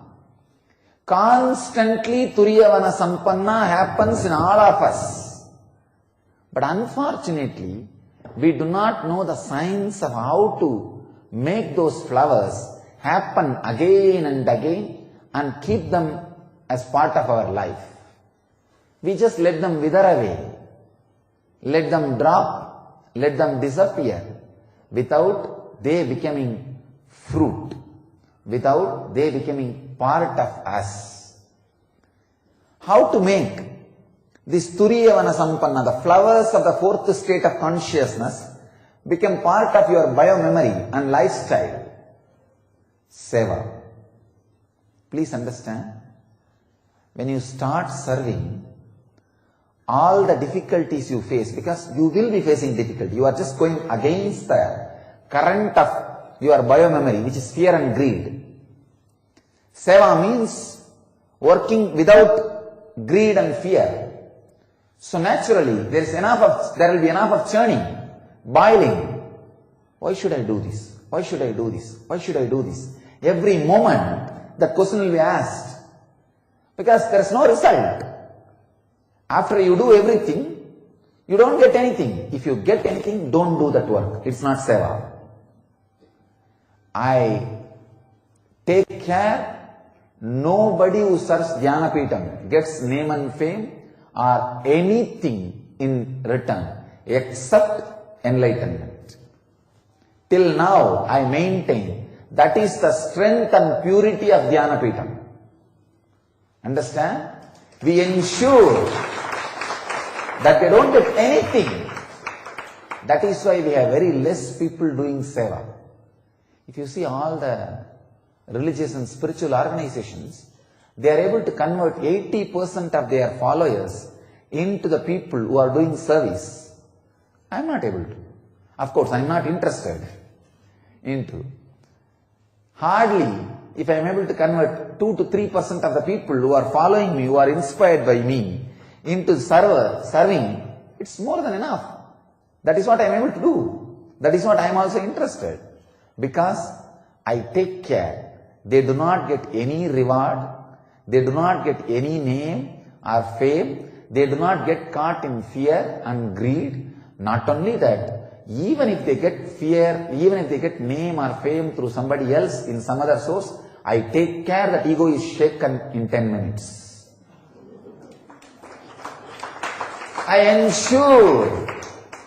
I constantly ensure that no way they get any other reward or award except Jivan Mukti. Understand? The Turiya Manasampanna, the flowers collected from the higher state of consciousness. Fortunately, it is showered on you every time when you sit in deep meditation or sit in the Master's presence or have some enjoyment, even if it is through senses.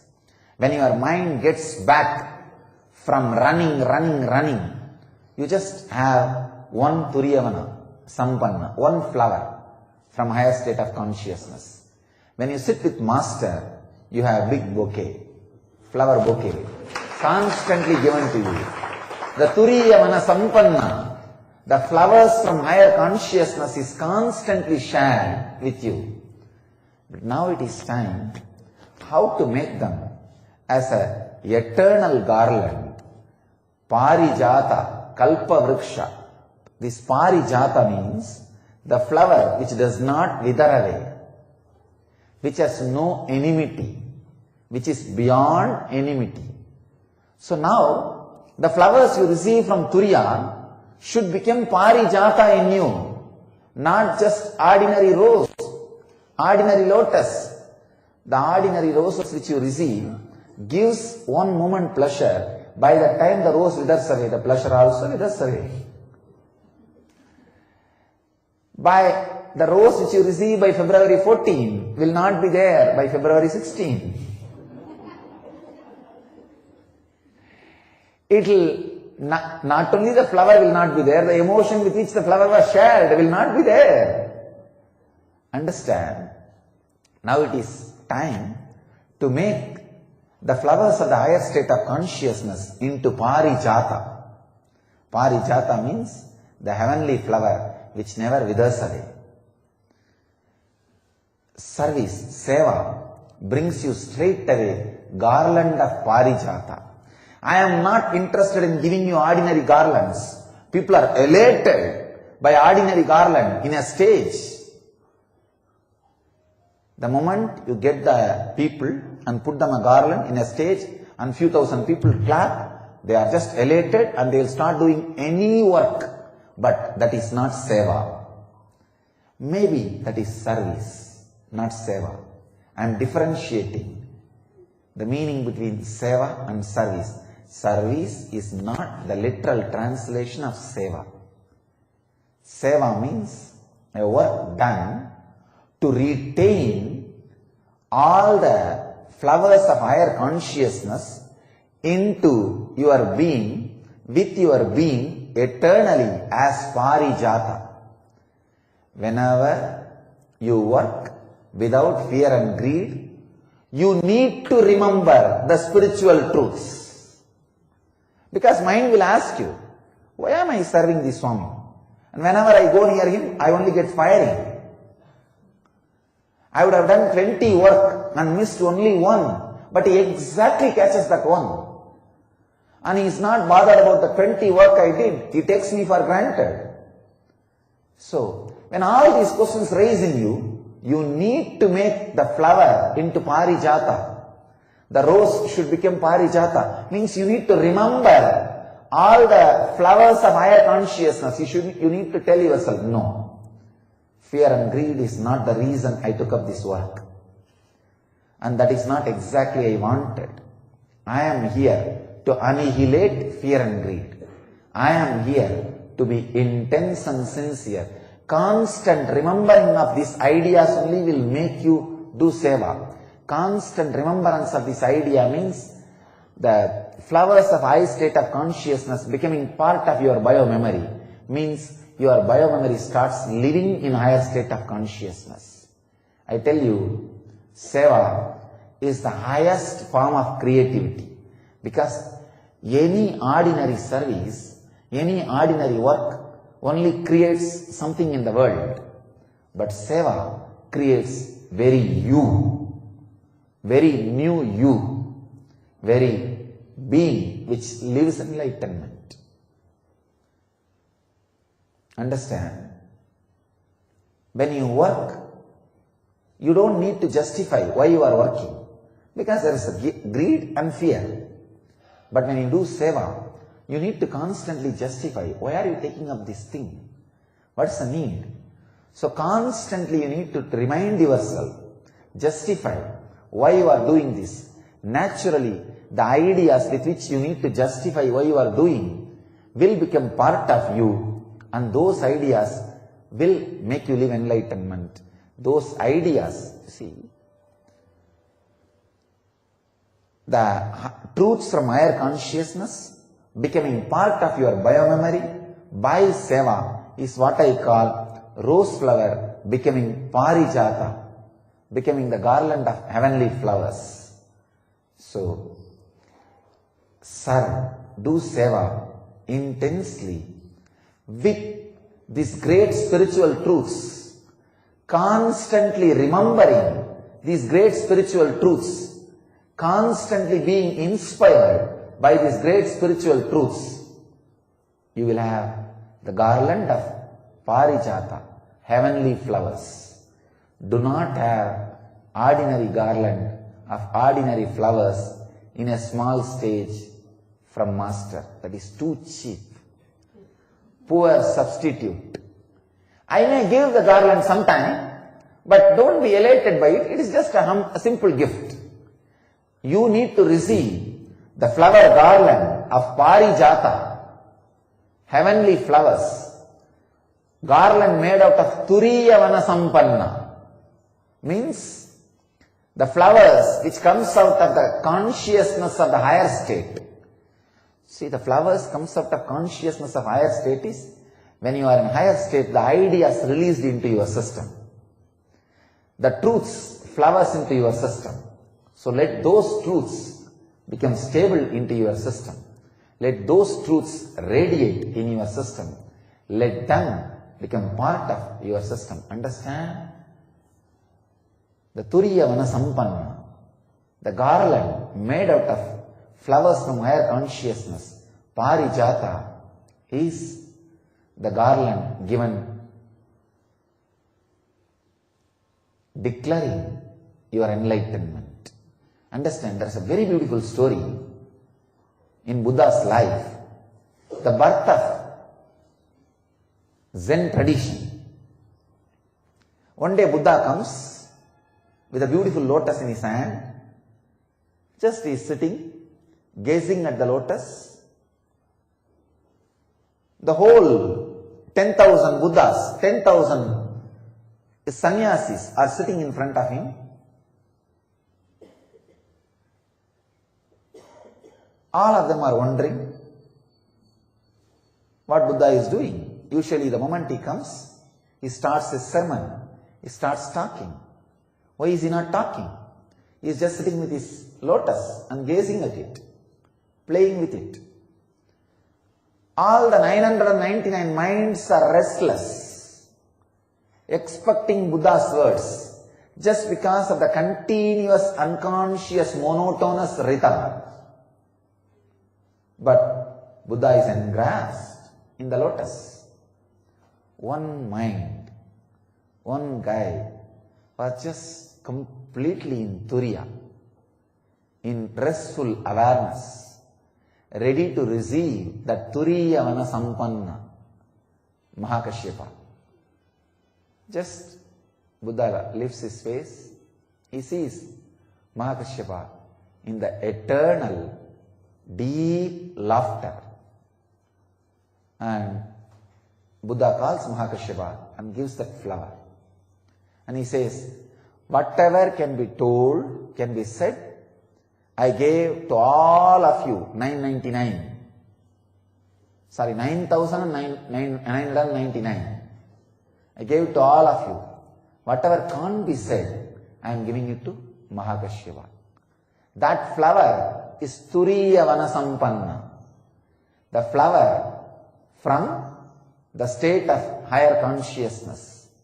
This is the best gift you can receive from Master. Understand? Make this Turiya Vanasampanna into your bio-memory by constantly serving. Bend your body, bend your mind in seva. By constantly doing seva, you will see the Turiyavana Sampannas you receive, the ideas and truths you receive from the higher state of consciousness becomes your bio-memory, becomes the garland of Parijata, and you radiate the eternal smell of enlightenment, the eternal flavor of enlightenment, eternal gandha of enlightenment. That is what I call Ananda Gandha. So, let you all bend your body and mind in serving, doing seva, and make the flowers from consciousness as part of your bio-memory and radiate that smell of Ananda Gandha, the Parijata. Let you all achieve and radiate enlightenment. Let you all achieve, live, experience, express, radiate the eternal bliss, Nityananda. Thank you.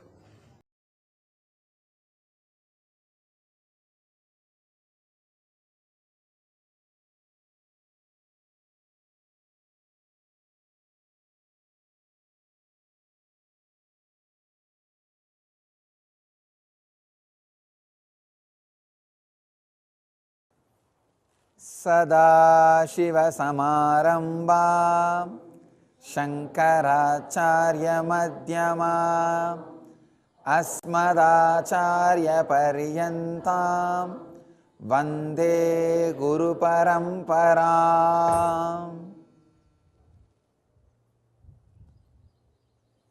I welcome you all with my love and respects.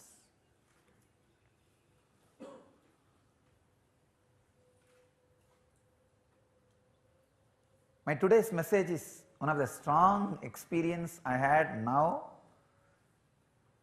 in Pada Puja. See, if you observed, if you are a long time devotee, you will know, never ever between the Pada Puja my body will move or my eyes will open. Today you would have seen, after the Aarti I opened the eyes. Usually I rest in deep samadhi.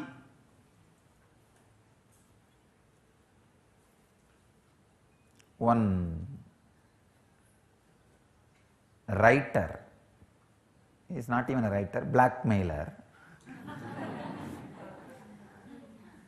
was writing an article abusing that his feet is worshipped by thousands of devotees every day.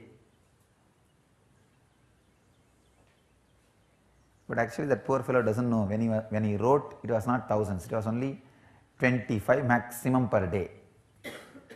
Now actually it has become thousands, because through web camera thousands are doing Pada Puja everywhere. We are getting the report every day, at least 1000 to 1200 people are sitting in their homes, either conducting the Pada Puja physically or just sitting and offering mentally through the web camera. So he was very abusively writing. one of our devotee challenged him. We know the experience of sitting at his feet during Pada Puja when he is in Samadhi. We are not even asking you to fall into Samadhi and all. Can you just sit like that without moving your body for 45 minutes? That's all was asked to that writer, that blackmailer, and still no reply. All the devotee asked is, you don't need to fall into Samadhi and all for 45 minutes. Just sit like a statue without moving your body. Just try. The devotee challenge, if you can do it, just sitting for 45 minutes without moving the body, we will not only do Pada Puja to you, we will do whatever you want. So I never opened my eyes. Today when I was surprised, how did it happen? Let me tell you exactly what was happening inside. This is my message today. See, usually what happens when I fall into that Samadhi is kind of a light ball which assumed this body overtakes this body. See, exactly if I have to describe, if I remember how I took this body, this form, I see very clearly, suddenly, like a light ball, whatever I feel as me landed into my mother's umbilical cord. You see, when I landed, when that light ball landed, already my body was above, I can say that out of my mother's womb.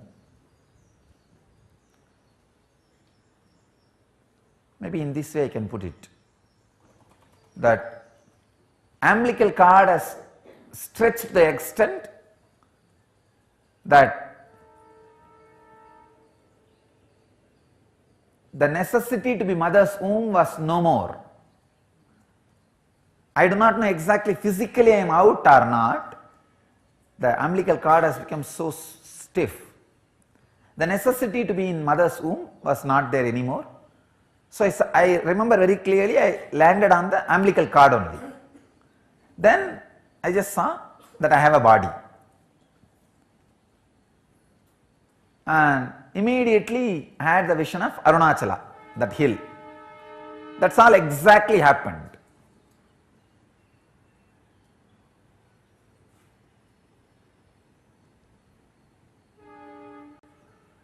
I don't know exactly when my physical eyes opened, when I physically happened in the planet Earth, means the physical identification of or exact the physical time, chronological time, I am not able to scan.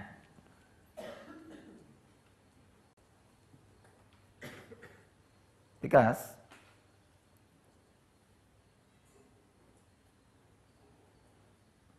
as per the medical understanding, after the child comes out of the body only, the umbilical cord is disconnected, or no more necessity to be in mother's womb happens.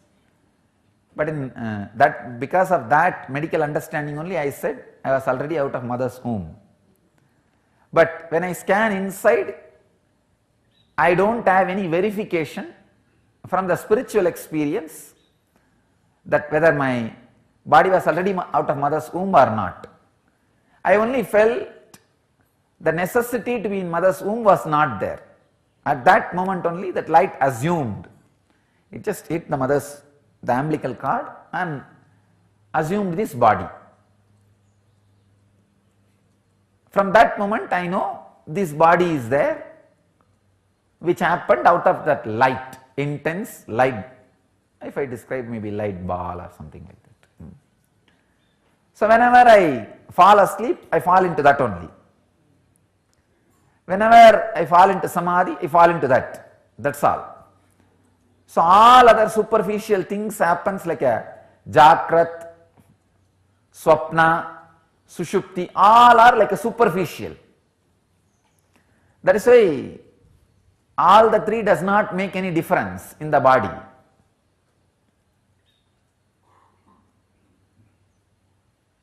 Today also during Pada Puja time I fell into that same consciousness. Today before falling into that consciousness, these guys have given me the slip of title, what I am supposed to share today, because they are making some 100 important titles which will directly help people for living enlightenment. See, we are getting now thousands of questions from media, ex-devotees and present devotees from all over the world. So from all these questions they are compiling major subjects which will really help people. What really people want from me? First time we are studying what people want from me. See, it was always like whatever I want to give, I was giving. Now we are studying what people really want from me because of these questions from around the world. So based on that they are picking up each day one subject. They picked up 100 subjects.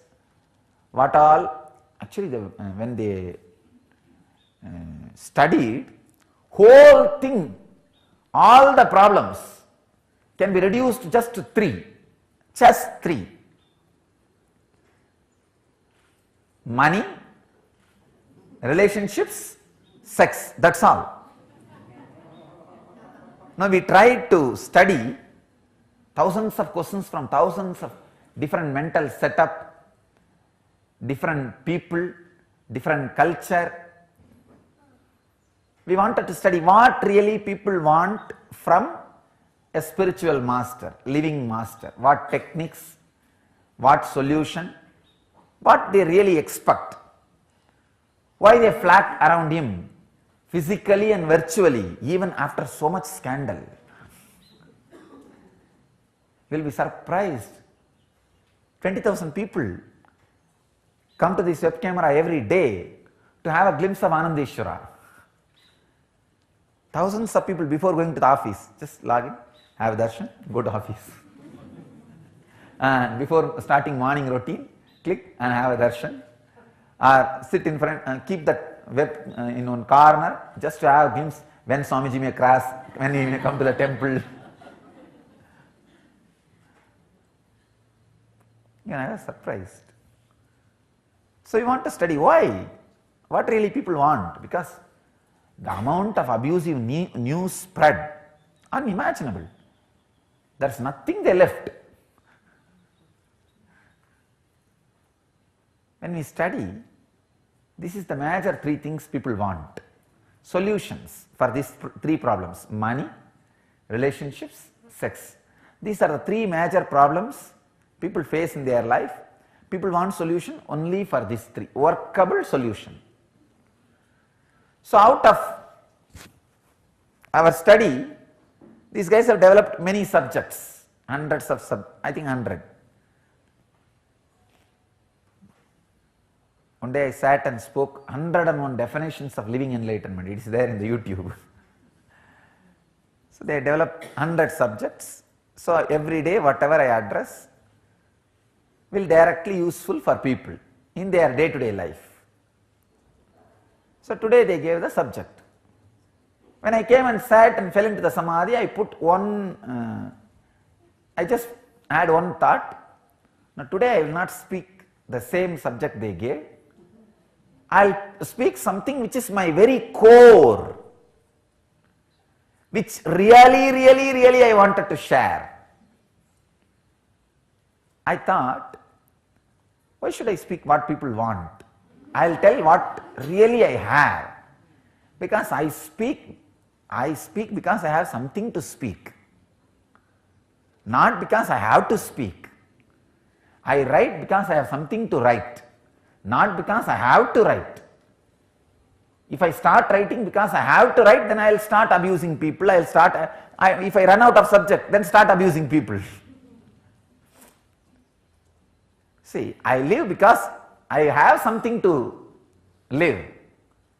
If you don't have any purpose, then start living for abusing others. I tell you, only the people who don't have any purpose on their own to live, but they have time to live, they do unnecessary things of harassing others. And they intrude in others' space. They intrude in others' life. They disturb in others' living. I tell you, live just because you have some reason to live. If you don't have any reason, just disappear. And I tell you, if you are honest and tell yourself, hey, I find no reason to live, why not disappear? You don't need to commit suicide. Simply the cosmos will say, come on, come back. That's what I call Videha Mukti. See, Jivan Mukti is living with a clear understanding. When you don't have anything, any reason to live, just tell the cosmos, hey, I think I don't have any reason. Simply you will relax. Your Deha will become Videha. You will relax into the cosmos. Cosmos is waiting. He is waiting to fulfill your purpose. You don't need to commit suicide. See, when you have purpose, he says, come on, I will fulfill you. I will celebrate myself through you. When you say, I think I have no purpose, then he will just say, come on, come back, relax. So that's what is Videha Mukti. But these fools, neither they have a purpose when they live, nor they know how to tell the cosmos that I don't have purpose, please let me relax. No. That life only, full of conflict, harassing others, interfering in others' space, intruding into others' privacy, trying to abuse people, all kinds of nonsense starts, that is where. All you need is the science of living and science of living, nothing else. So, I speak because I have something to speak. I write because I have something to write. I live because I have something to live. Whether you are writing or speaking or living, if you don't have anything to offer, that is where you start harassing others. So today I thought, I will not speak just because somebody wants. I will speak because what I want to give, what I have to share. So with this one understanding, I sat inside. What really I have to offer, to tell, as a core of this Samadhi experience. You will be surprised. The title they gave and the subject I felt like expressing is one and the same. Just both fell into the same. And not only that, the moment it clicked, I could not control. I just wanted to start speaking. I opened the eyes. It just came out. It just came out. See, when the clicks, solid clicks happens, even I cannot stop my biomemory. It just comes out. I tell you all, really, whoever physically, virtually was watching me at that moment, understand, it's not just my blessing or promise. That idea has already got released as a biomemory and settled into you all. Because it was such a spontaneous opening, happening, what you want and what I want to share, both matched, clicked.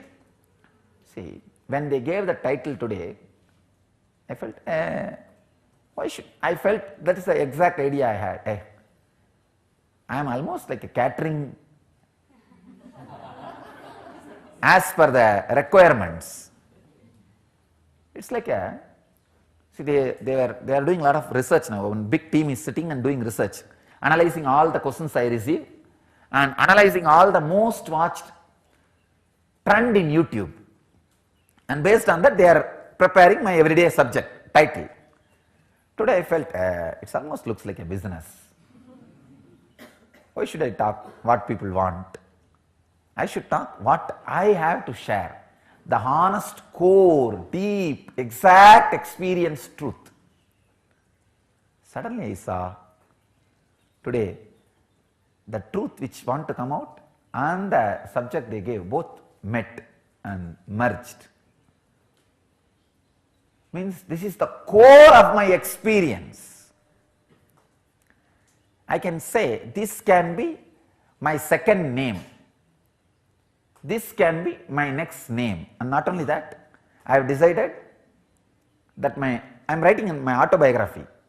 Some of you may be aware, we were planning to release by 2011 January 1st, but I decided to postpone it to 12/12/12. 12/12/12 I will be releasing maybe in 100 language at a time.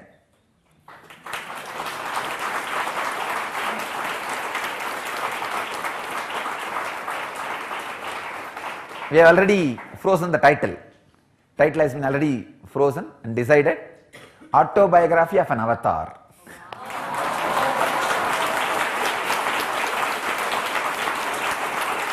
And it will come out as a book, movie, cartoon and comic.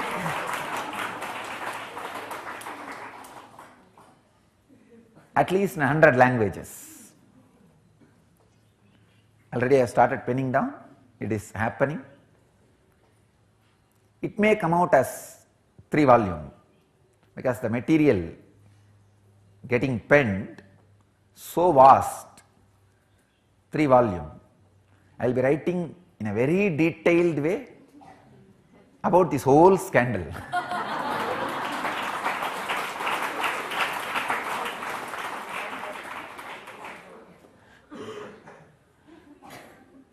I think this, just the part of the scandal may come out as a book in next 1 or 2 months. That will come out immediately, but that autobiography will be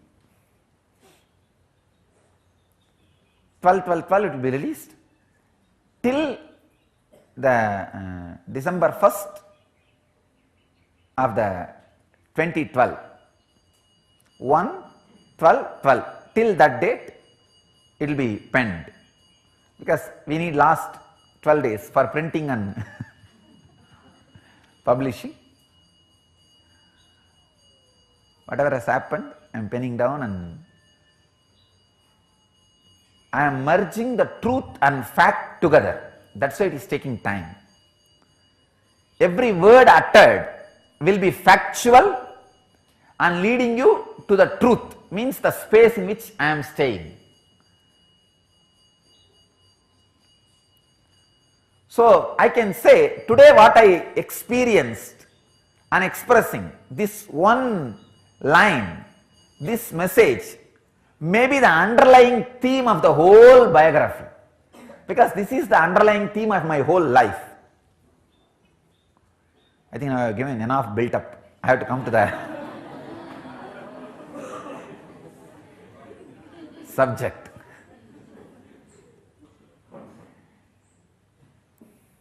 I don't want to expand on this subject. Really, I don't want to expand on this subject, because the moment I try to expand, I may reduce the intensity of that subject.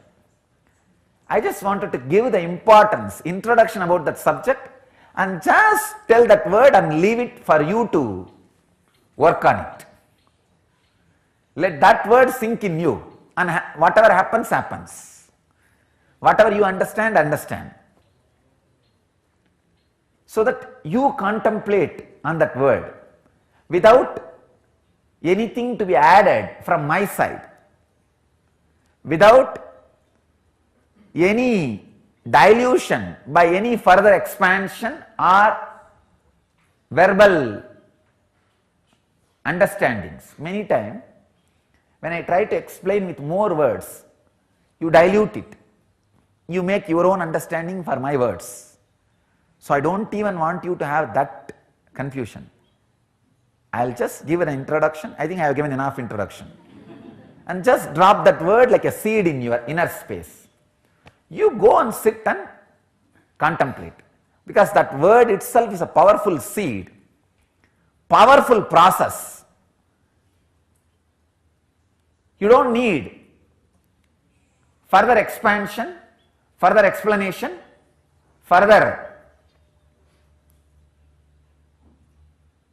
verbal understanding, dictionary or meaning and all these things. No, nothing is required. I am not interested in doing that.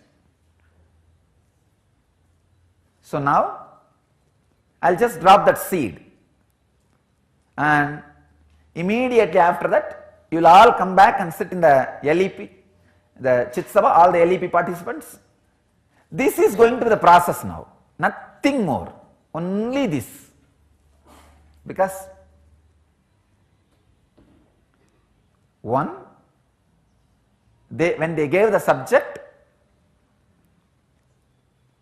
I suddenly felt, why should it be like me speaking for marketing, me speaking for what people want?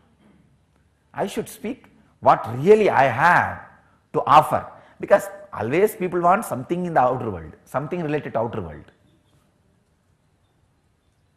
And what people ask in Kalpataru is not always what I want to give for them. But what I give in Energy Darshan is what I really want to give for them. Of course, I do give in Kalpataru whatever they want. But very rarely few intelligent people come and say, Swamiji, you give what you want. Same way, always during my messages, I was giving only what I wanted. But now because of this branding and what people want, analyzing, and they gave the slip what people wanted. So I thought I should tell what I wanted. So I fell into that samadhi with one thing.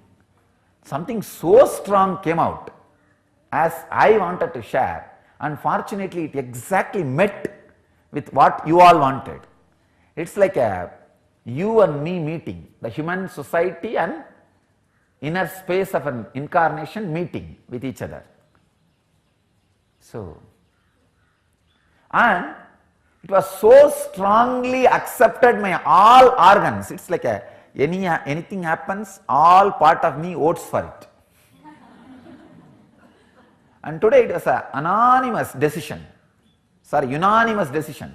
Of course, whenever it is unanimous, it is anonymous. Understand? Really. Whenever it is unanimous, it is always anonymous. Because there is nobody to decide. When it is, you see, only when there is conflict, there are two. When there is no conflict, when it is unanimous, it is not even one, it is beyond one. See, when there is conflict, it is two.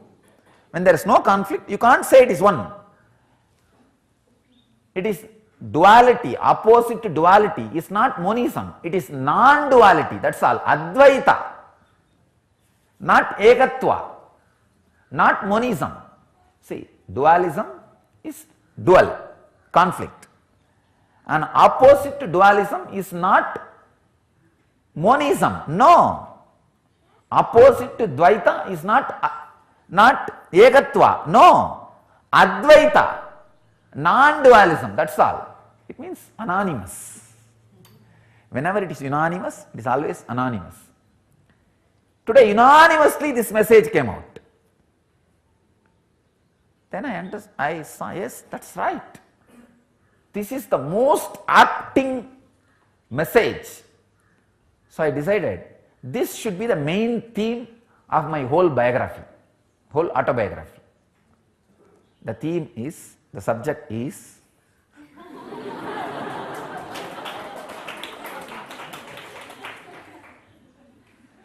conflict-free life.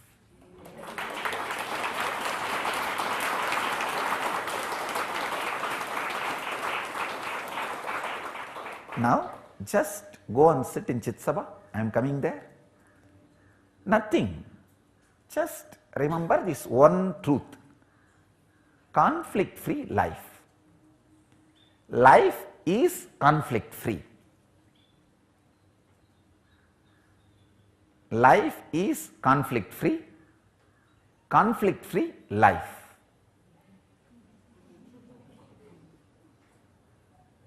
Don't analyze, am I conflict-free?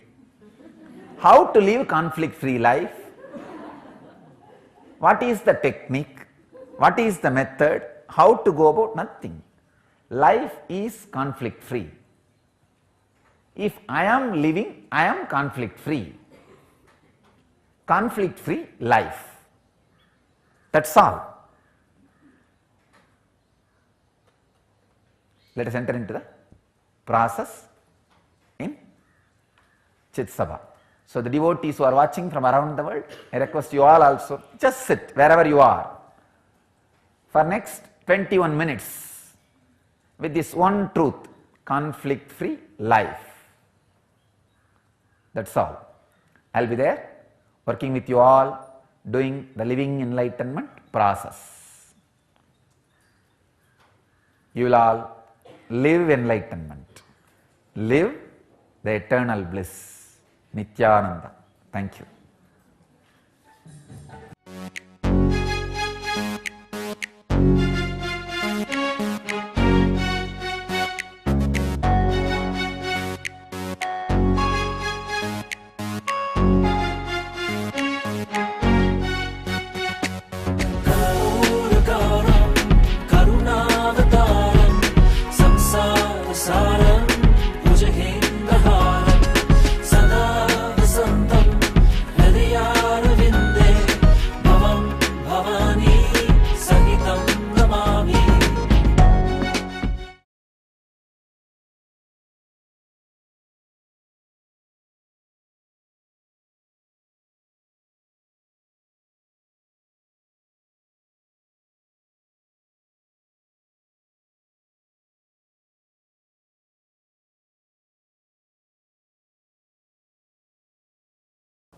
सदाशिवसमारम्भा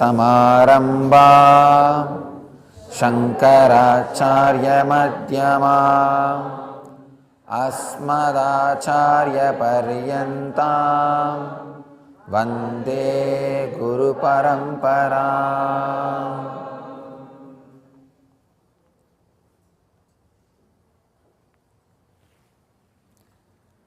I welcome you all with my love and respects.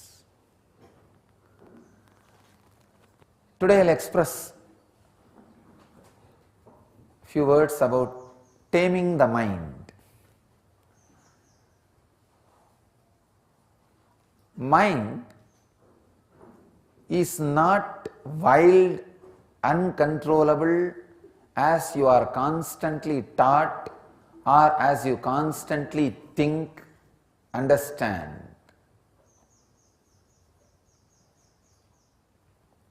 Because you try to create war with yourself, the fight with yourself, you go on feeling mind is uncontrollable. It's like you try to pull your own shoes and fly. When you fail 2 times, you think the flying is impossible. Flying is not impossible. Flying is possible. The process you are using may be wrong. The method you are using may be wrong. There is a very beautiful enlightened master, alchemist. Not only master, alchemist. Alchemist means who can transmit enlightenment through medications, through medicines, through herbs. Siddhas. He writes continuously verses calling the mind as my inner ghost, my inner ghost. It's called agape, means the ghost which is there inside. When I read the verses, I realized it's a very powerful technique. Actually, whatever problem the mind creates, he gives solution for the mind verbally, keeping the mind outside as a ghost. He says, "Oh my inner ghost, listen, this is the truth." You may think it's a play, but I tell you, just try this. Such powerful process. Whenever you have a problem, of course you have always, just get into your room or place where you can sit and talk to yourself, where you will not be in a trouble or mess for talking to yourself. Because in the society, You can't talk to yourself openly. So find a place and clearly visualize that your inner ghost, your mind is sitting in front of you, and talk, verbally answer the problem. You do not know the power of this method, process, technique. Don't feel shy, don't feel timid, don't feel disturbed. Verbally tell your mind, hey, this is not the problem, this is not the solution, this is the problem, this is the solution. You don't know the power of uttered words. See, the words which are going on inside you, till they pass through the vak, they will not be clear, stable, recorded in your brain. So all your problems, if they have the power of 66%, the uttered words will have the power of 100%. So when you utter a word towards your mind, suddenly so much of clarity will happen. Your mind will just settle down, keep quiet. It's like a baby, it's like a child. See, it is a ghost as long as you don't know how to tame it. But the moment you know how to tame it, it's a child, just a simple child. Same way, child also, when you don't know how to tame it, it's a ghost only. When you have to tame it, it's a child. Same way, ghost. When you don't know how to tame, it is a ghost. When you know how to tame, it is a child. All you need is a simple friendliness with your mind, and sit alone.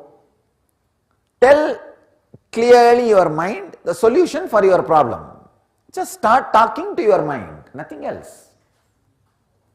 You may think, how can this be so powerful? I tell you, when I read that master's verses, I really saw it's a very powerful method, technique.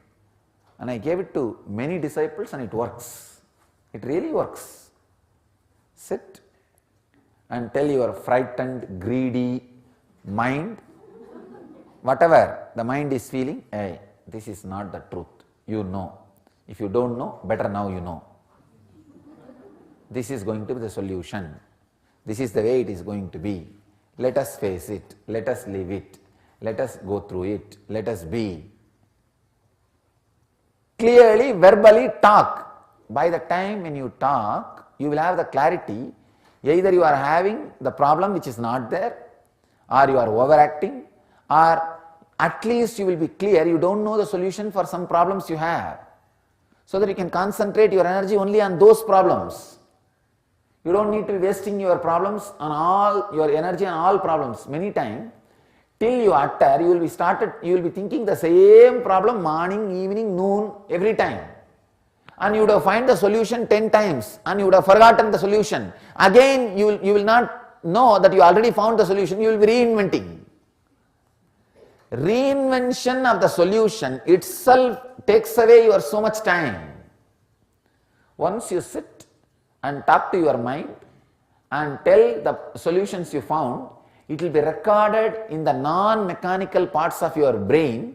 Your mind will not ask that same problem. It happened in my own life. When I was a small boy, this Yogi Ram Sarat Kumar, he will always sit in burial ground. He is a Agori Sampradaya sannyasi. He will always sit in burial ground and meditate. He is a Mahapurusha, Siddha Purusha. And whenever I go around the hill, I will go and sit at his feet to have his darshan. The big thing is, one of the important thing about him, he will always be smoking the village bidi. Bidi means the village cigarette. And no smell will be around him. And the cremation ground, even if they burn bodies, in his breathing space, that burning smell will not be there. It's a very amazing thing. So once I was telling him, many people tell me about this ghost and all that. Every time when I come here to have your darshan, I am afraid of ghost. What should I do? He just said, a ghost is nothing but your own projection. There is no such thing as ghost. I said, it is your idea, but the fear is different. It's deep. He just said only one thing. Hey, tell your mind verbally, ghost is mental projection, your own projection. Don't be afraid. I said, how can that work? He said, just try. Maybe 2 or 3 times I told my mind. I tell you honestly, after that, never ever even that fear idea came up. If it comes up, I have to give solution. It never came up again. Anything, when you utter it clearly to your mind, it gets recorded into your system so strongly, you will remember very clearly you already invented the solution for it. You don't need to rethink, go through the same groove and reinvent the solution. So, today's my message is, any problem with your mind, of course, your mind is all problem, always problem, and all the problem. Sit with your mind and tell your mind, find a corner where you will not be disturbed or mistaken if you speak to your mind. And maybe you want, you can put a board, I am busy with my mind, don't disturb. And talk to your mind, hey, come on, this is what you are worrying for last 3.5 hours. But the solution can be only this or this. You are up in the wall, nothing can be done. Now what are we going to do? Should we think of something else and continue our routine, or you want us to be just stuck and sitting here, stuck with a deep worry and confusion? What should we do? Simple question. If your mind says, no, I am only interested in confusion, all right, be confused, nothing wrong.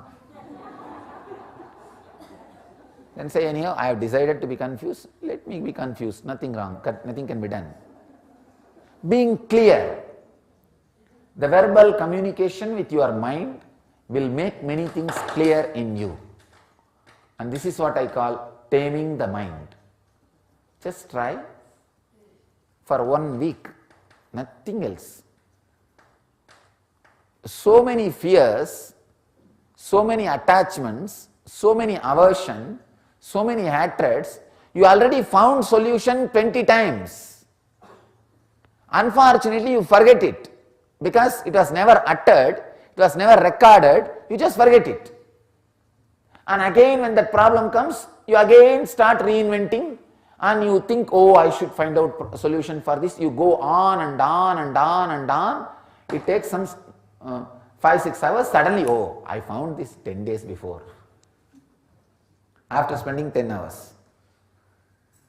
So talking to your mind, taming the mind is a very powerful process, very, very powerful process which can lead you directly to the silence of the mind, means Jivan Mukti. So just use this one simple process to sort out. You can even talk to your body. Of course, body is extension of mind, nothing but extension of mind.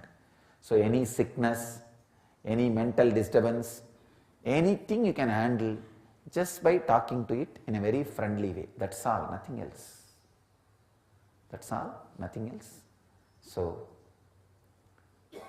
let you all term the mind and terminate the mind once for all, so that you are living enlightenment.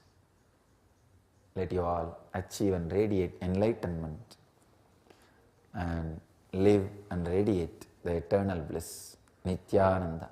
Thank you.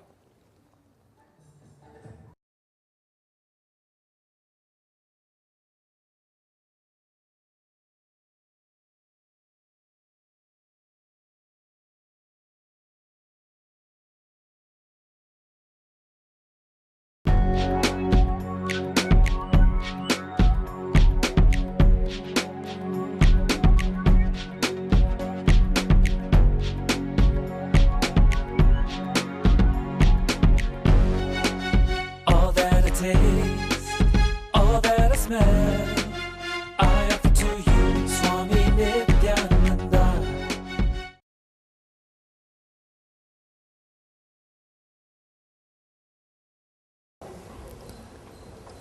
सदाशिवसमारम्भा शङ्कराचार्यमध्यमा अस्मदाचार्यपर्यन्ता वन्दे गुरुपरम्परा.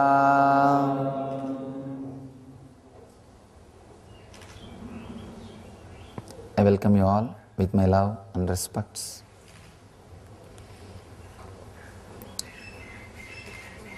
Today's truth is breakthrough in consciousness.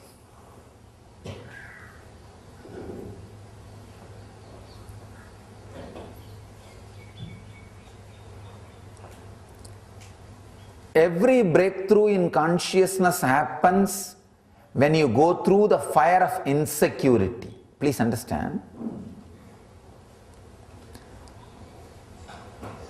Only in 10 dimensions there is growth, length, breadth, depth.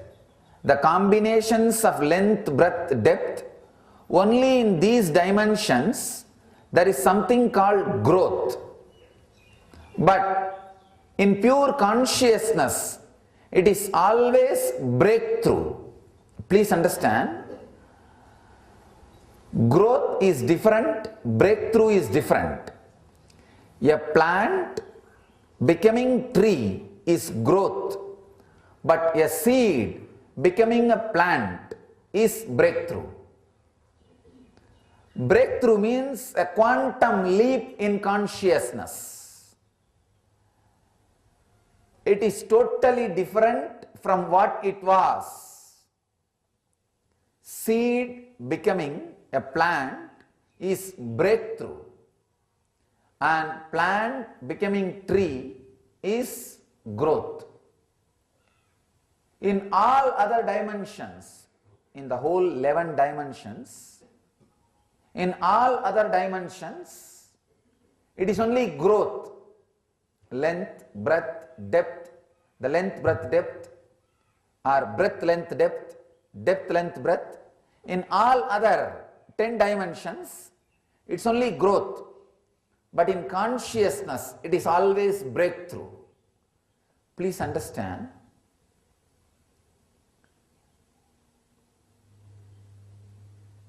All growth happens only in the mind.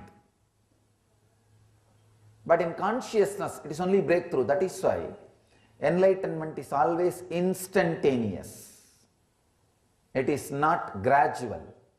Whatever you experience gradual is just what is happening in your mind, not in your consciousness. It's like heating the water. Till 99 degree it is growth, but the 100th degree, the water becoming steam is breakthrough. Same way in our consciousness, all the practice you do is growth in the mind. You create a situation where the breakthrough can happen, but breakthrough itself does not happen by growth. It is totally different phenomena. Breakthrough in consciousness happens only when you go through the fire of insecurity. Means you will practice your best and you will do all kinds of practice, but suddenly you will be in a position where you do not know the next step, where you do not know what is in the other shore, where you do not know what is next. Simply you are in a situation where the utter insecurity, what we call darkness of the soul. In Christian theology, they have a very beautiful word, darkness of the soul. In all traditions, this part is explained. In Buddhist tradition, they call that as a Mara. See, Mara is not a demon from outside. It is The insecurity, the utter insecurity, chaos happens inside. And same way in the Hindu tradition, it is called Maya. In Christian tradition, dark night of the soul. In Hindu tradition, Maya. In Buddhist tradition, they call it Mara. That space will be invoked on you. How you behave when that space happens in you is the decision-making factor, whether you are going to have the breakthrough in consciousness or fall back. Understand? Master is master in creating this kind of situations. Master exactly creates you. The right utter insecurity. All the people who are hanging on me and feeling that they are living enlightenment, I just took myself away. They were slowly taking me for granted. The cozy feeling of my space, they started feeling it as an enlightenment experience. Understand, it is great to have the living enlightenment experience by the presence of the Master, but taking that for granted and holding on, binding him, possessing him for the sake of that cozy feeling is something seriously wrong. Something very seriously wrong. And these guys will never understand to stand up on their own. Instead of using me as a ladder, they started using me as a crutch. Yesterday, one of my devotees gave a letter. Swamiji, you are a life, you are source, you are security for so many people. They were shocked when this scandal broke out. They do not know what to do. Utter insecurity was created. That is exactly what I wanted. That is exactly what I wanted. And they have been given enough lessons, intelligence and preparation to hold on to the tiller when this chaos happens, when this cyclone happens, when this insecurity happens. They have been given enough lessons, hint, preparation to break, to have a breakthrough, to go through this fire of insecurity with stability, consciousness, understanding, strength. But unfortunately, they chose not to go through it with awareness. Consciously they chose to abuse me for creating this insecurity. Of course, to tell you honestly, even I did not create. The cosmos saw a beautiful spiritual mission happening. Now it needs solid, enlightened beings as footing. See, I can only help people for growth. And cosmos need to interfere to give the utter insecurity where the breakthrough can happen in consciousness. So I was preparing. So I was waiting for the cosmos. So it just entered with such a force. Even what you understand as me, this body and mind is blown away. Just thrown away. Like how tornado happens in the US, in the Oklahoma, Texas area. When the tornado happens, not just the human beings, the very house in which they are staying, the very houses in which they feel secured, the huge trucks, everything is just blown away. Not only that, sometimes even the roads are just stripped away. Not just the trees, the houses or the trucks, even the roads in which the vehicles are moving. Everything is just stripped away. Everything is just blown away. Same way, let this candle, when this happened, I just saw, all right, let the whole go through the fire of insecurity. Let us see how many became tree, how many seeds open and became tree, and how many choose to just escape or fall into the deep unconscious mode. I tell you, it was such a great opportunity. Actually, I hinted. The moment the scandal broke out, I gave my message in the YouTube. This is the exact thing I hinted. Come on, possibility for breakthrough. Use it. Use everything. Use this moment for Jivan Mukti, for living enlightenment. Whoever caught it, they got it. I want to tell you, remember this one thing. Growth happens in linear space. All your nose blowing, standing upside down, taking bath 3 times a day, applying ash on the body. All these are growth. Please understand, growth in length, breadth, depth. Rolling on the ground. Everything is growth. Everything is growth. But there are few things can give you the breakthrough.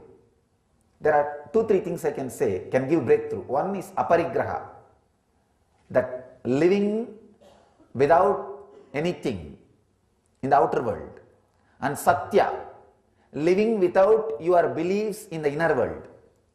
The satya and aparigraha, they can give you the breakthrough. Exactly that is what I provided during the scandal. I took away all the outer world security, put them in utter insecurity. Aparigraha, forced aparigraha. And I took myself away. And the authority of all the teachings I gave on them. Understand, when I shake their idea about me, all the authority of the words I taught them, which still remains as a word without becoming an experience, those authority of those words are also taken away. So all the beliefs and concepts which they carry inside them in their inner space as a security is taken away.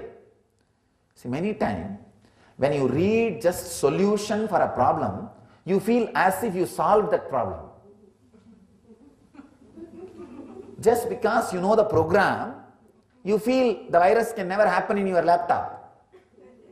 No, when the virus happens, you need to work, clear it, do the process. This is what I call the mental unconscious hanging. Many times, just because you know the solution for handling fear, you think you are above fear. No. Just because you know the solution for handling some crisis, you start thinking you are above that crisis. So many of my so-called disciples were started hanging in that space. Just because they know the solution, just because they have one idea that Swamiji will take care. The worst word which never should settle down in your inner space is Swamiji will take care. This is a very cozy word used as a clutch. Used as a clutch. If it is used as a ladder, great. You see, if you use that word to apply that word into an experience, apply Swamiji's teachings into an experience, it's used as a ladder. Great. But sometimes people use it as a clutching. They use it as a clutch. They come to me and tell the problem. I tell them, this is the solution. No, I want you to take care. I tell them, now you are holding as a clutch. This is what I am telling, do it then. What do they want? What do you want? They want me to spoon feed them. So, I saw many people have started using the idea about me as a clutch in the inner space. So I wanted them to have Satya and Aparigraha. Satya means, as I said yesterday, remembering the highest possibility as you and constantly thinking, talking, expressing you as that highest possibility. If you remember you, anything less than that highest possibility, you are lying in your mind. If you tell about yourself outside less than the highest possibility, you are lying to others. If you are expressing yourself in your body language, you less than the highest possibility, you are lying to the whole cosmos. A man who lies to the whole cosmos will never be forgiven. He is put in the hell. So think, remember, express, tell yourself as the highest possibility of you. This is Satya. Person who lies in any field is put into that kind of hell. Understand? If you think you are less than the highest possibility, God, you are put in the hell of depression. If you think, not only thinking, if you tell others about you as the less than the highest possibility, God, you are put in the hell of disrespect, where people torture you.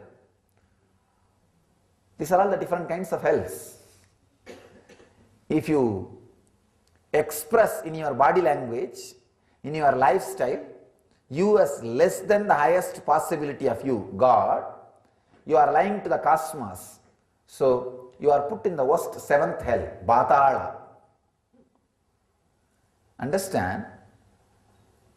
The Satya means remembering yourself as the highest possibility. Thinking, talking, expressing you as the highest possibility. Means any other idea you have is a clutch. So I saw people have started using me for the outer and inner securities. I said, I am not in this business. And I was too compassionate to just take me away suddenly. So I looked at the cosmos and asked, what shall we do? It just did it. And I tell you, even now, you have not lost it. Even those so-called ex-disciples and devotees, I remind you, get back. Get back to your utter insecurity. The space of Anandagandha, the possibility for breakthrough is still waiting. Still, the door is open.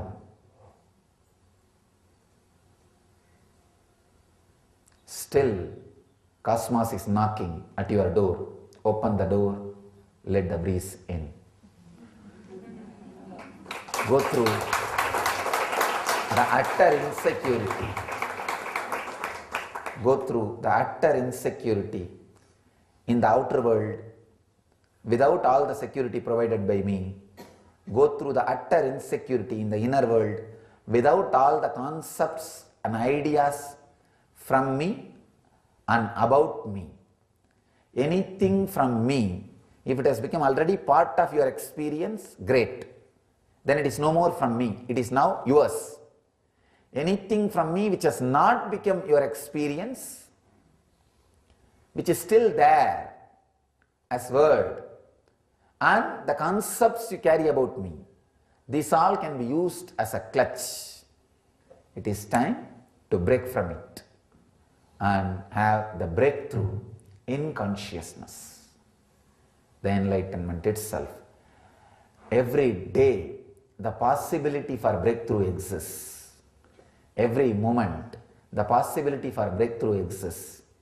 So, I wanted all of you to know, all other things, taking bath thrice a day, washing your body with herbal ash, rolling on the ground, doing the pranayam, doing these techniques, everything is for growth. That is why these things can be sold very easily in the market. It really does the growth in you. You feel, wow, last 10 days I am feeling healthy. Last 10 days I am doing, my muscles are different. You can see the growth. But I am not the teacher who is selling the techniques for growth. I am the master who just breaks and creates, gives you breakthroughs. Understand? Aparigraha and Satya are the possibility for breakthrough, and all other things are only possibility for growth. Here I am insisting on going through the utter insecurity, the acid test, the fire,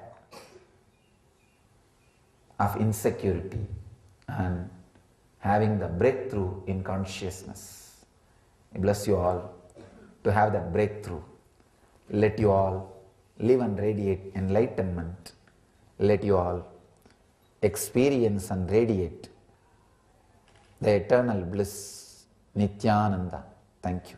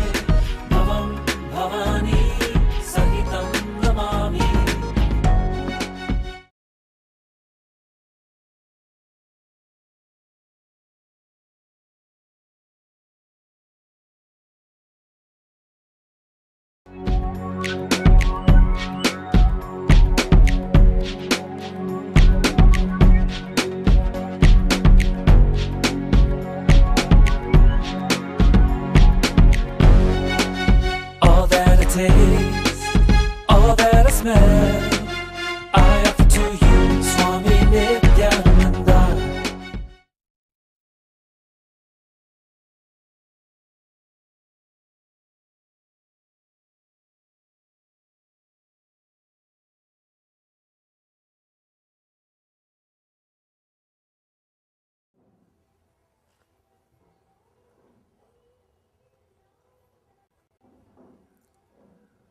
सदाशिवसमारम्भां शङ्कराचार्यमध्यमाम् अस्मदाचार्यपर्यन्तां वन्दे गुरुपरम्पराम्.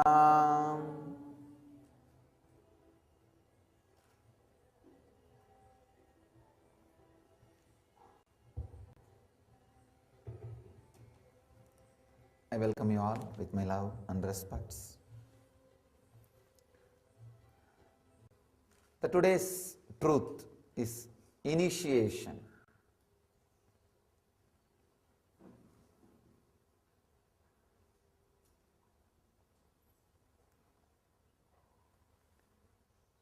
Whenever a master transmits the experience which is part of become his bio-memory into another body to become its bio-memory, the process is called initiation.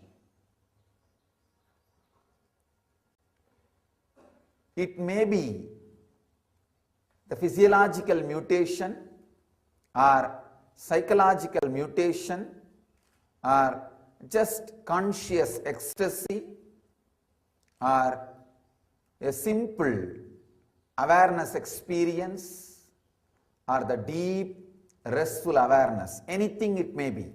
Now whatever I describe, each layer is one own category.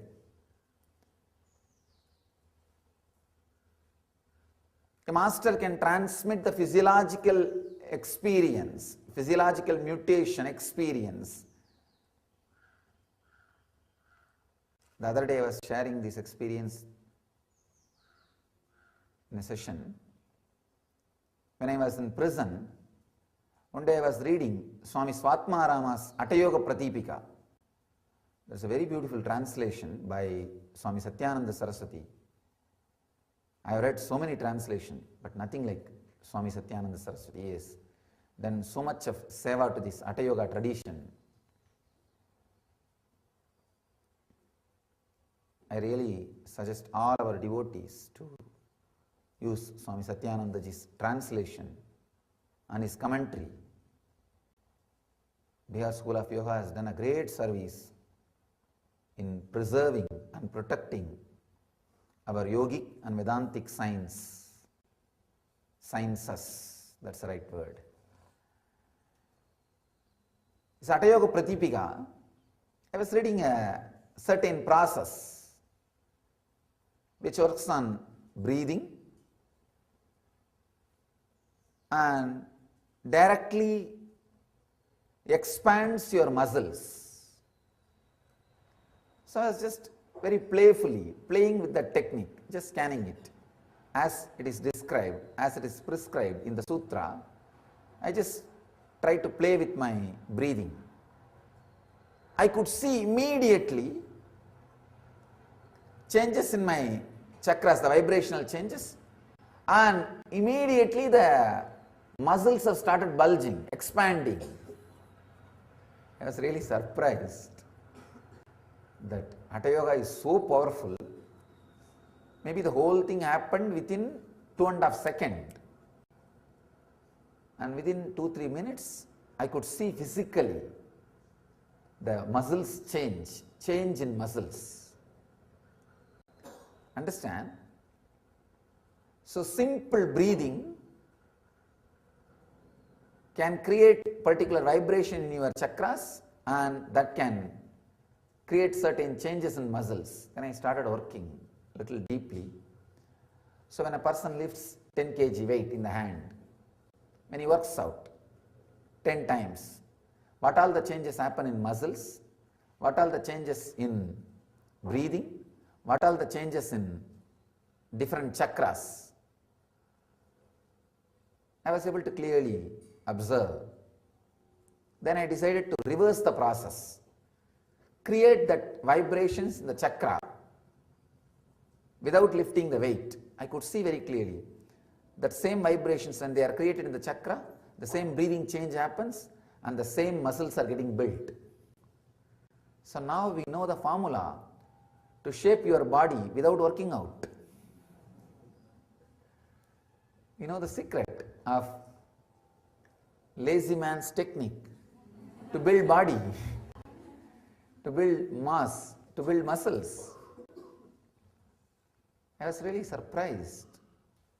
Then when I started working deeply on it, developing a kind of a formula, because see, when a person starts working out, lifting weight, the first thing happens is a certain unit of Mooladhara gets awakened, the desire to build a body. Anything physical is sexual. Please understand. Anything physical starts from sex, because body is built on sex. So second step, I saw the Ori, Manipuraka gets activated. And the third, the Anahata, vibration are happening. Then fourth, immediately the thing happens is the fear. The muscles start getting the fear of losing its shape, or the old muscles. See, when you build muscles, the old muscles get the fear that they will lose their shape. Their individual identity is losing. It's relaxing. It's disappearing. Then comes jealous. No, I should be like that body. That jealous acts as a life pattern, making the old muscles to inspire to become new muscles, so that death is tolerated. The death is accepted because the new muscles are inspired by the jealous, by the comparison. So I could see very clearly the pattern. Then I thought, can this pattern be transmitted? I discovered two methods. One, making a disciple to sit and creating certain vibrations, certain mantras, to create the same chakra vibrations in that person. That's one process. Second, just by the touch, telling the disciple to be in a restful awareness, and just by the touch, the formula, I am able to transmit that formula. So just by the touch, if the formula is transmitted, that is called initiation. Please understand, when a disciple sits in an unclutched way or in a receptive mood, any experience transmitted from one biomemory to another biomemory without any effort from the disciple's side, it is called initiation. If the same thing is transmitted with little effort from disciple, and little effort from the master, it is called process. The same thing is transmitted, more effort from the disciple and less effort from the master, it is called meditation technique. If the whole thing is transmitted only by the disciple's efficiency and the disciple's work, master gives only instruction, it is called teaching. Teaching, technique, process, initiation. So there are different levels master works with disciples. In initiation, there are so many things. One, awakening the non-mechanical parts of your brain. See, when you come with a certain understanding, when you land on certain understanding, suddenly some parts of your brain which was not available to you, which was not working, will be awakened. I tell you, simple intellectual understanding that you are the cosmos, not experience, simple intellectual understanding. You are the cosmos awakens immediately certain parts of non-mechanical brain in you. Certain parts of your brain which is non-mechanical is awakened immediately just by the simple intellectual understanding. Nothing more. You will be really surprised. Now I am actually working to do scientific researches. How? A simple understanding can awaken the non-mechanical parts of the brain. Then meditation, then process, then initiation. There are so many levels. Even simple intellectual understanding, if it is transmitted, it awakens certain parts of non-mechanical parts of your brain. And ecstasy, the devotion, the love, you don't need to do anything. Just if you see the love and the devotion, ecstasy in the master's eyes, it will just be caught by your heart. That is why around the world people crave so much for this emotional expression visually being presented. Why do you think so much of craving for this reality shows, this cinema, this TV? Why do you think? When you see a kind of an emotional experience in the eyes of people, your emotion just picks it up. It just starts enjoying. So when you see something in the master's eyes, it is the highest pure expression. Simply your heart catches it. Some people are asking, Swamiji, why did you make a gold-coated throne for pujari, for a priest in your temple? I tell them, the love and devotion with which priest looks at the deity will be caught automatically, spontaneously by a devotee. So the job of the priest is not physical job, it is a conscious decision. He is respected because he takes the conscious decision of radiating love and devotion, respect to the deity as God continuously. So when he looks at the deity, the very eyes should radiate love. The very being should radiate devotion, so that the devotees who are onlookers, who are first timers, who are new, catches that love, catches the devotion, catches that ecstasy. This is what I call initiation into bhakti. Transmitting knowledge, ideas, and awakening the non-mechanical parts of your brain is initiation into Shravana, into the truths. Transmitting the joy and ecstasy from the eyes into an onlooker, an ordinary devotee, is initiation into bhakti.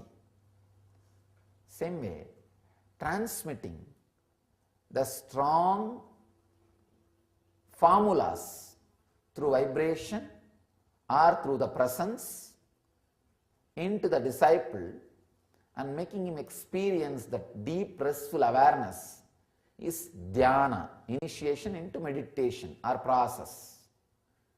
And initiating a disciple just by transmitting the biomemory and putting the disciple into that experience is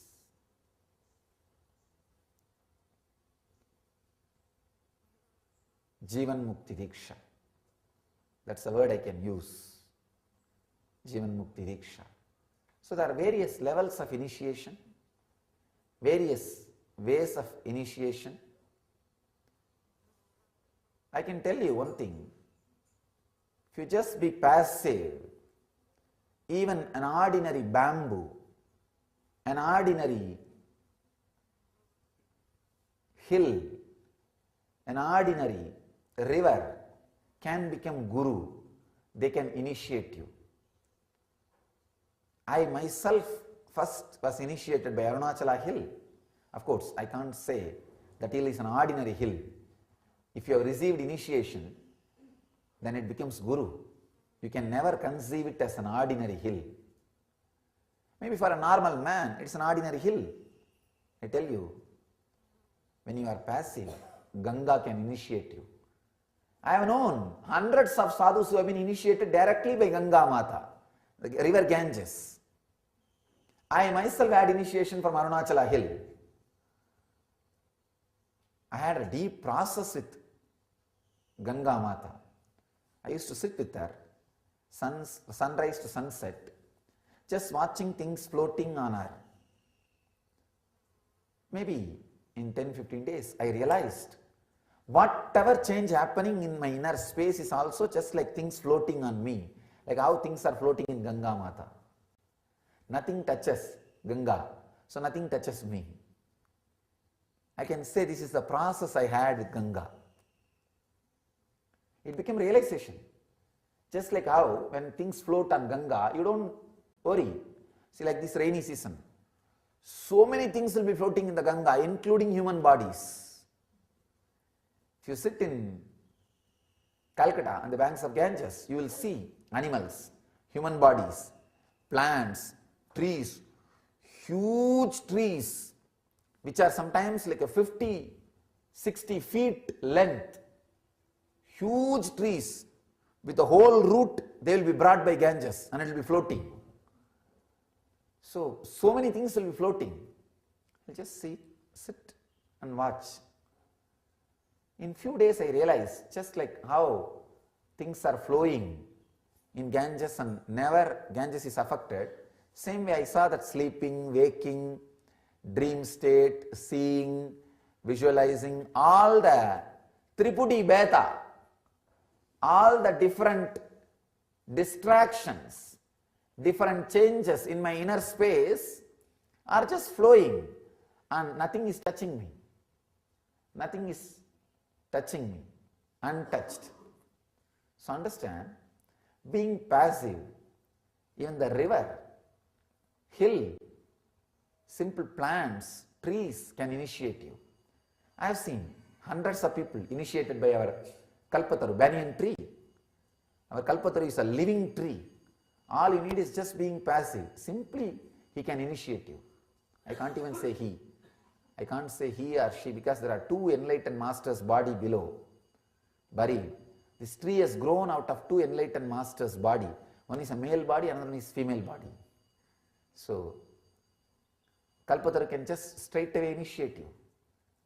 And I have seen Zen master, one Zen master who was initiated by a bamboo. He was sitting under a bamboo grove and he was so passive, the bamboo initiated him and he became enlightened. So, transmission of enlightenment without anything, just by the transmission of biomemory is initiation. Today, all of you, the early process disciples will have initiation into various great experiences, experience of ahimsa, satya, aparigraha, the various eternal experiences. You will have initiation. So get ready. We will get ready for initiation.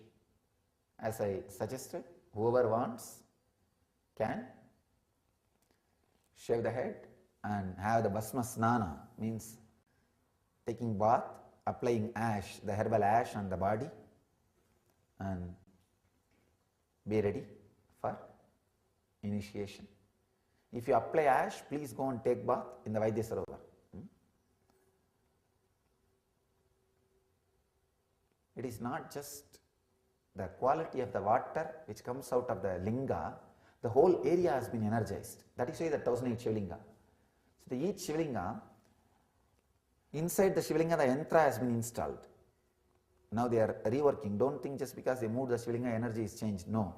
I am putting it in right angle so that the whole area covers like a laser beam. The whole area becomes energy field. That's why I am altering the space between the Shivalingas and arranging, organizing. So have your snana, get ready for initiation. So I request all the disciples around the world, just today, this one day, practice passiveness, means slow down. Slow down all your physical and mental activity. Move everything with awareness, and you will see, you receive initiation wherever you are. My blessings to all of you to experience initiation and experience and radiate enlightenment, live and radiate the eternal bliss, Nityananda. Thank you.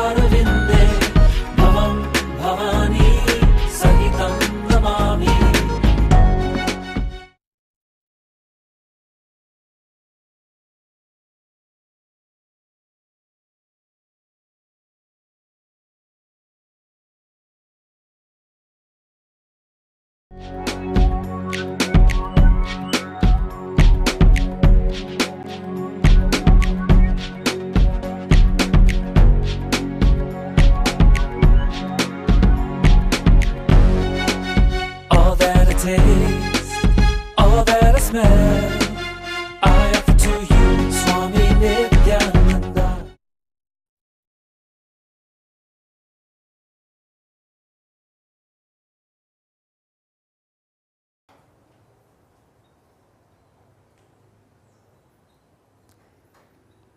Sadashivasamarambam Shankaracharyamध्यमाम् Asmadacharyaparyantam Vande Guru Paramparam.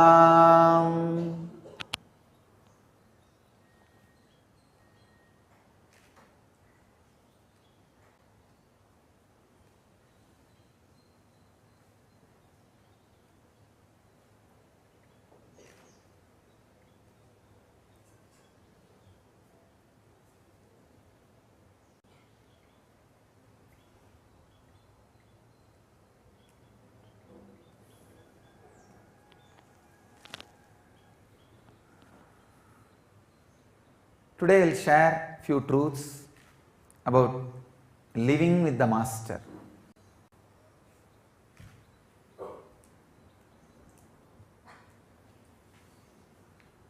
Living with the Master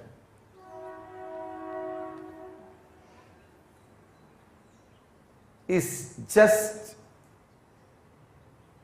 living with a dynamic, dynamite diamond.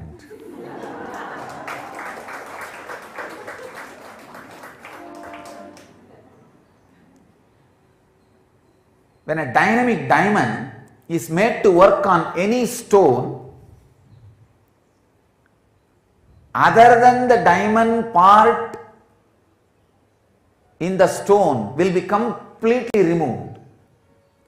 See, the quality of diamond is when it is dynamic and made to work on any object, all other particles in that object except its very strength, diamond, it will all be removed. That's the way the diamonds are polished. Only the diamonds are used to polish the diamond. It's like any stone has some component of diamond in it and some component of ordinary carbon in it. When the moving dynamic diamond is made to work on that object, all other particles except the diamond component, carbon or anything, is burnt away. Same way, when you live with the master, everything other than the master component in you, everything other than the cosmos in you, everything other than the enlightenment in you is burnt away.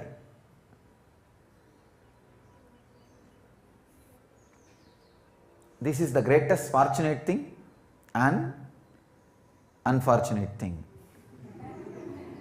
If you identify yourself with enlightenment, the highest reality, this is the most fortunate thing. You don't need to do anything, just be around, hang around, that's all. Enlightenment simply happens.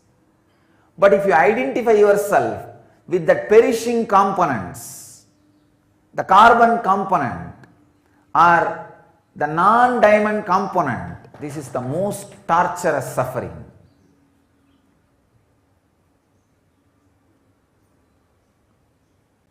Very beautifully, George Gurdjieff, one of the greatest revolutionary master of modern days, he says, only if you associate yourself with me, be around me. If you think you are separate, I am separate, then this is not the place for you, because constantly you will feel threatened by me.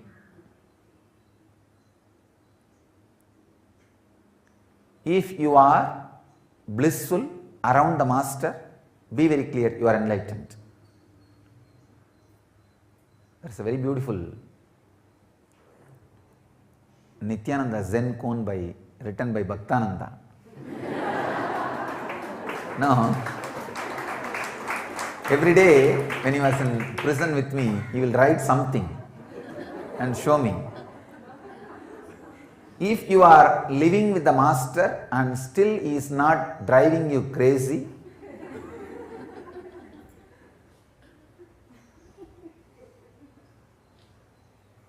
up in the wall,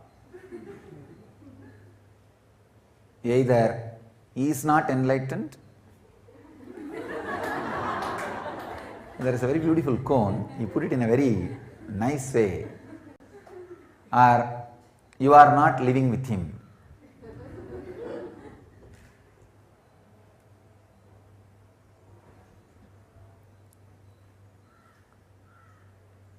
As long as you think you are a separate entity other than your higher reality, he will be driving you crazy.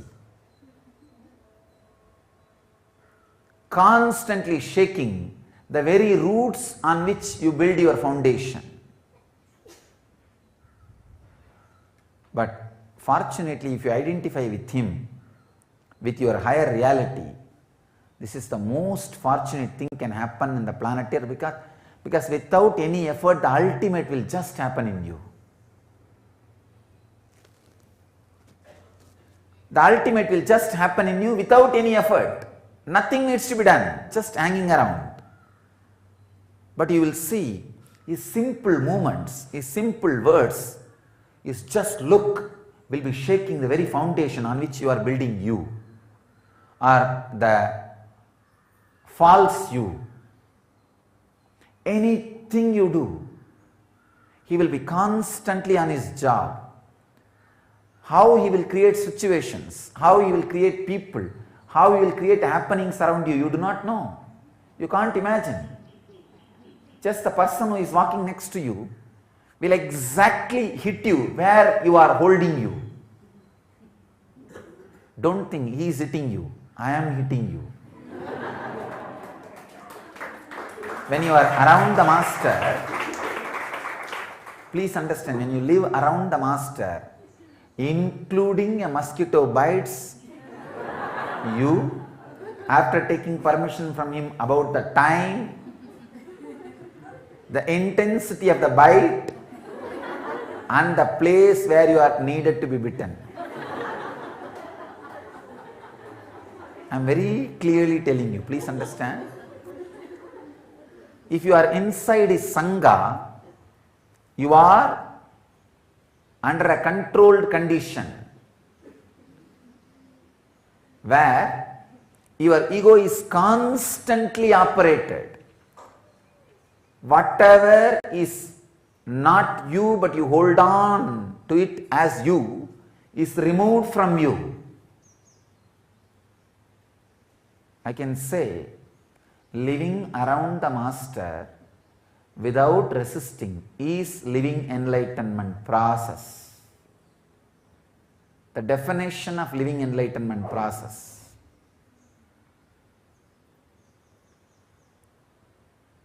All you need is whatever you think as your intellect, your efficiency, your energy, just cooperate with that, that's all. If he asks you to sit and unclench, how much you can, just do that, nothing more. See, if you fall into unconscious, means if your mind drifts away somewhere, or if you fall asleep, it's not under your control, then don't worry about it, don't have guilt. But as long as you are aware, as long as you have backbone to sit, as long as you have awareness to unclench, do it, that's all.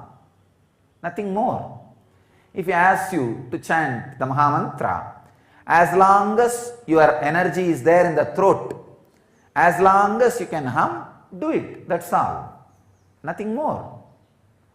See, when you feel you can't do anymore, just your body falls, either falling asleep or your mind has drifted away somewhere, then nothing can be done. It's not under your control. So you are not asked to do things which is beyond your control. No. Just do things which are under your control. That's enough. Beyond your control is not under your control, it is under his control. Whether it is handling your anger, handling your hunger, handling your fear, handling your greed, or handling your life, anything, as much as you can, with the clear intention of as much as you can. That's all. Nothing else. Nothing more. As long as you identify yourself with the higher reality, living around the master is the ultimate celebration and liberation. But when you identify yourself with the lower realities, other than the master, the big problem is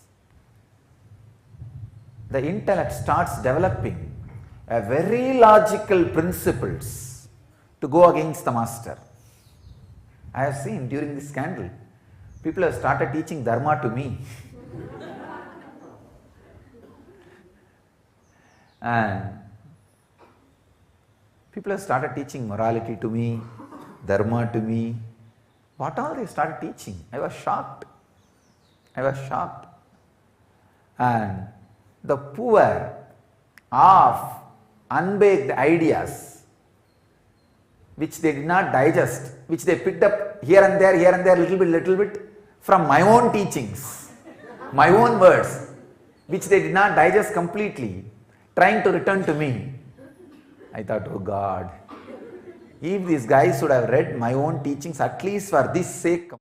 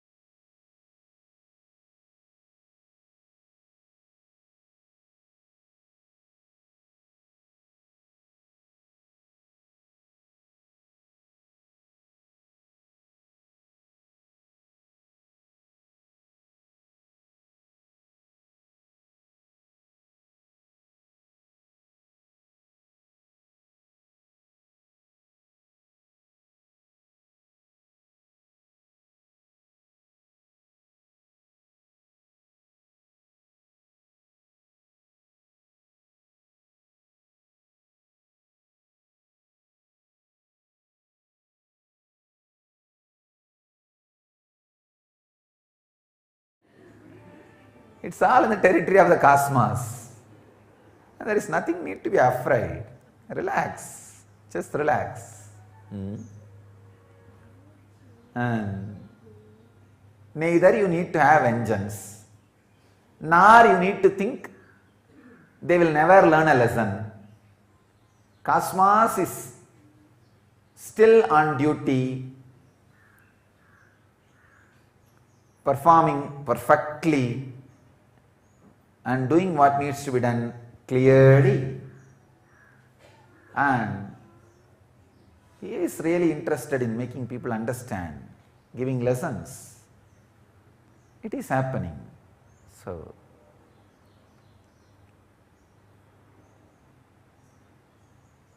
otherwise, all of you guys know that I am a very practical guy. I am very practical. I don't practice or promote anything impractical. If I am just keeping quiet, relaxed way, if I am just going on promoting, telling all of you to keep quiet and be in ahimsa, non-violence and compassion, understand that's the most powerful, effective method. The life ordinary mind knows is too small.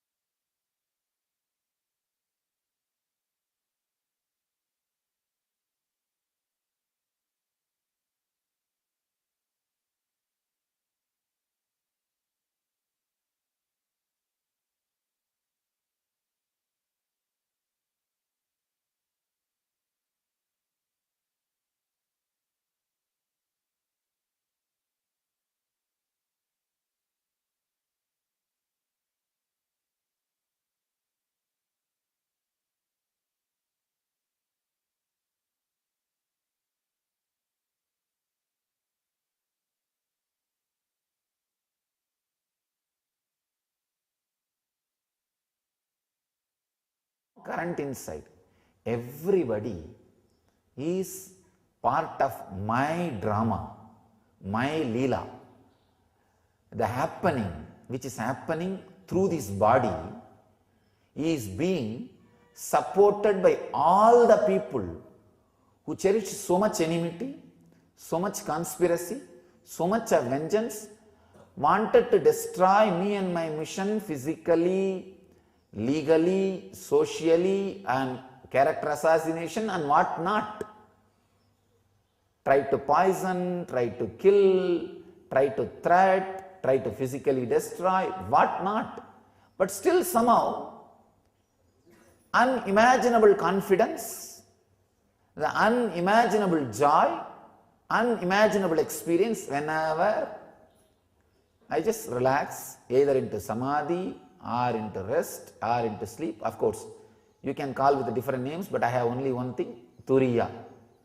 Whenever I relax into that, I have such a strong confidence, such a clear experience, not even just ordinary confidence, just an experience. Hey, all these fellows who have cherished so much enmity, vomited so much venom on me, on my mission, and just yesterday, I had an abusive email.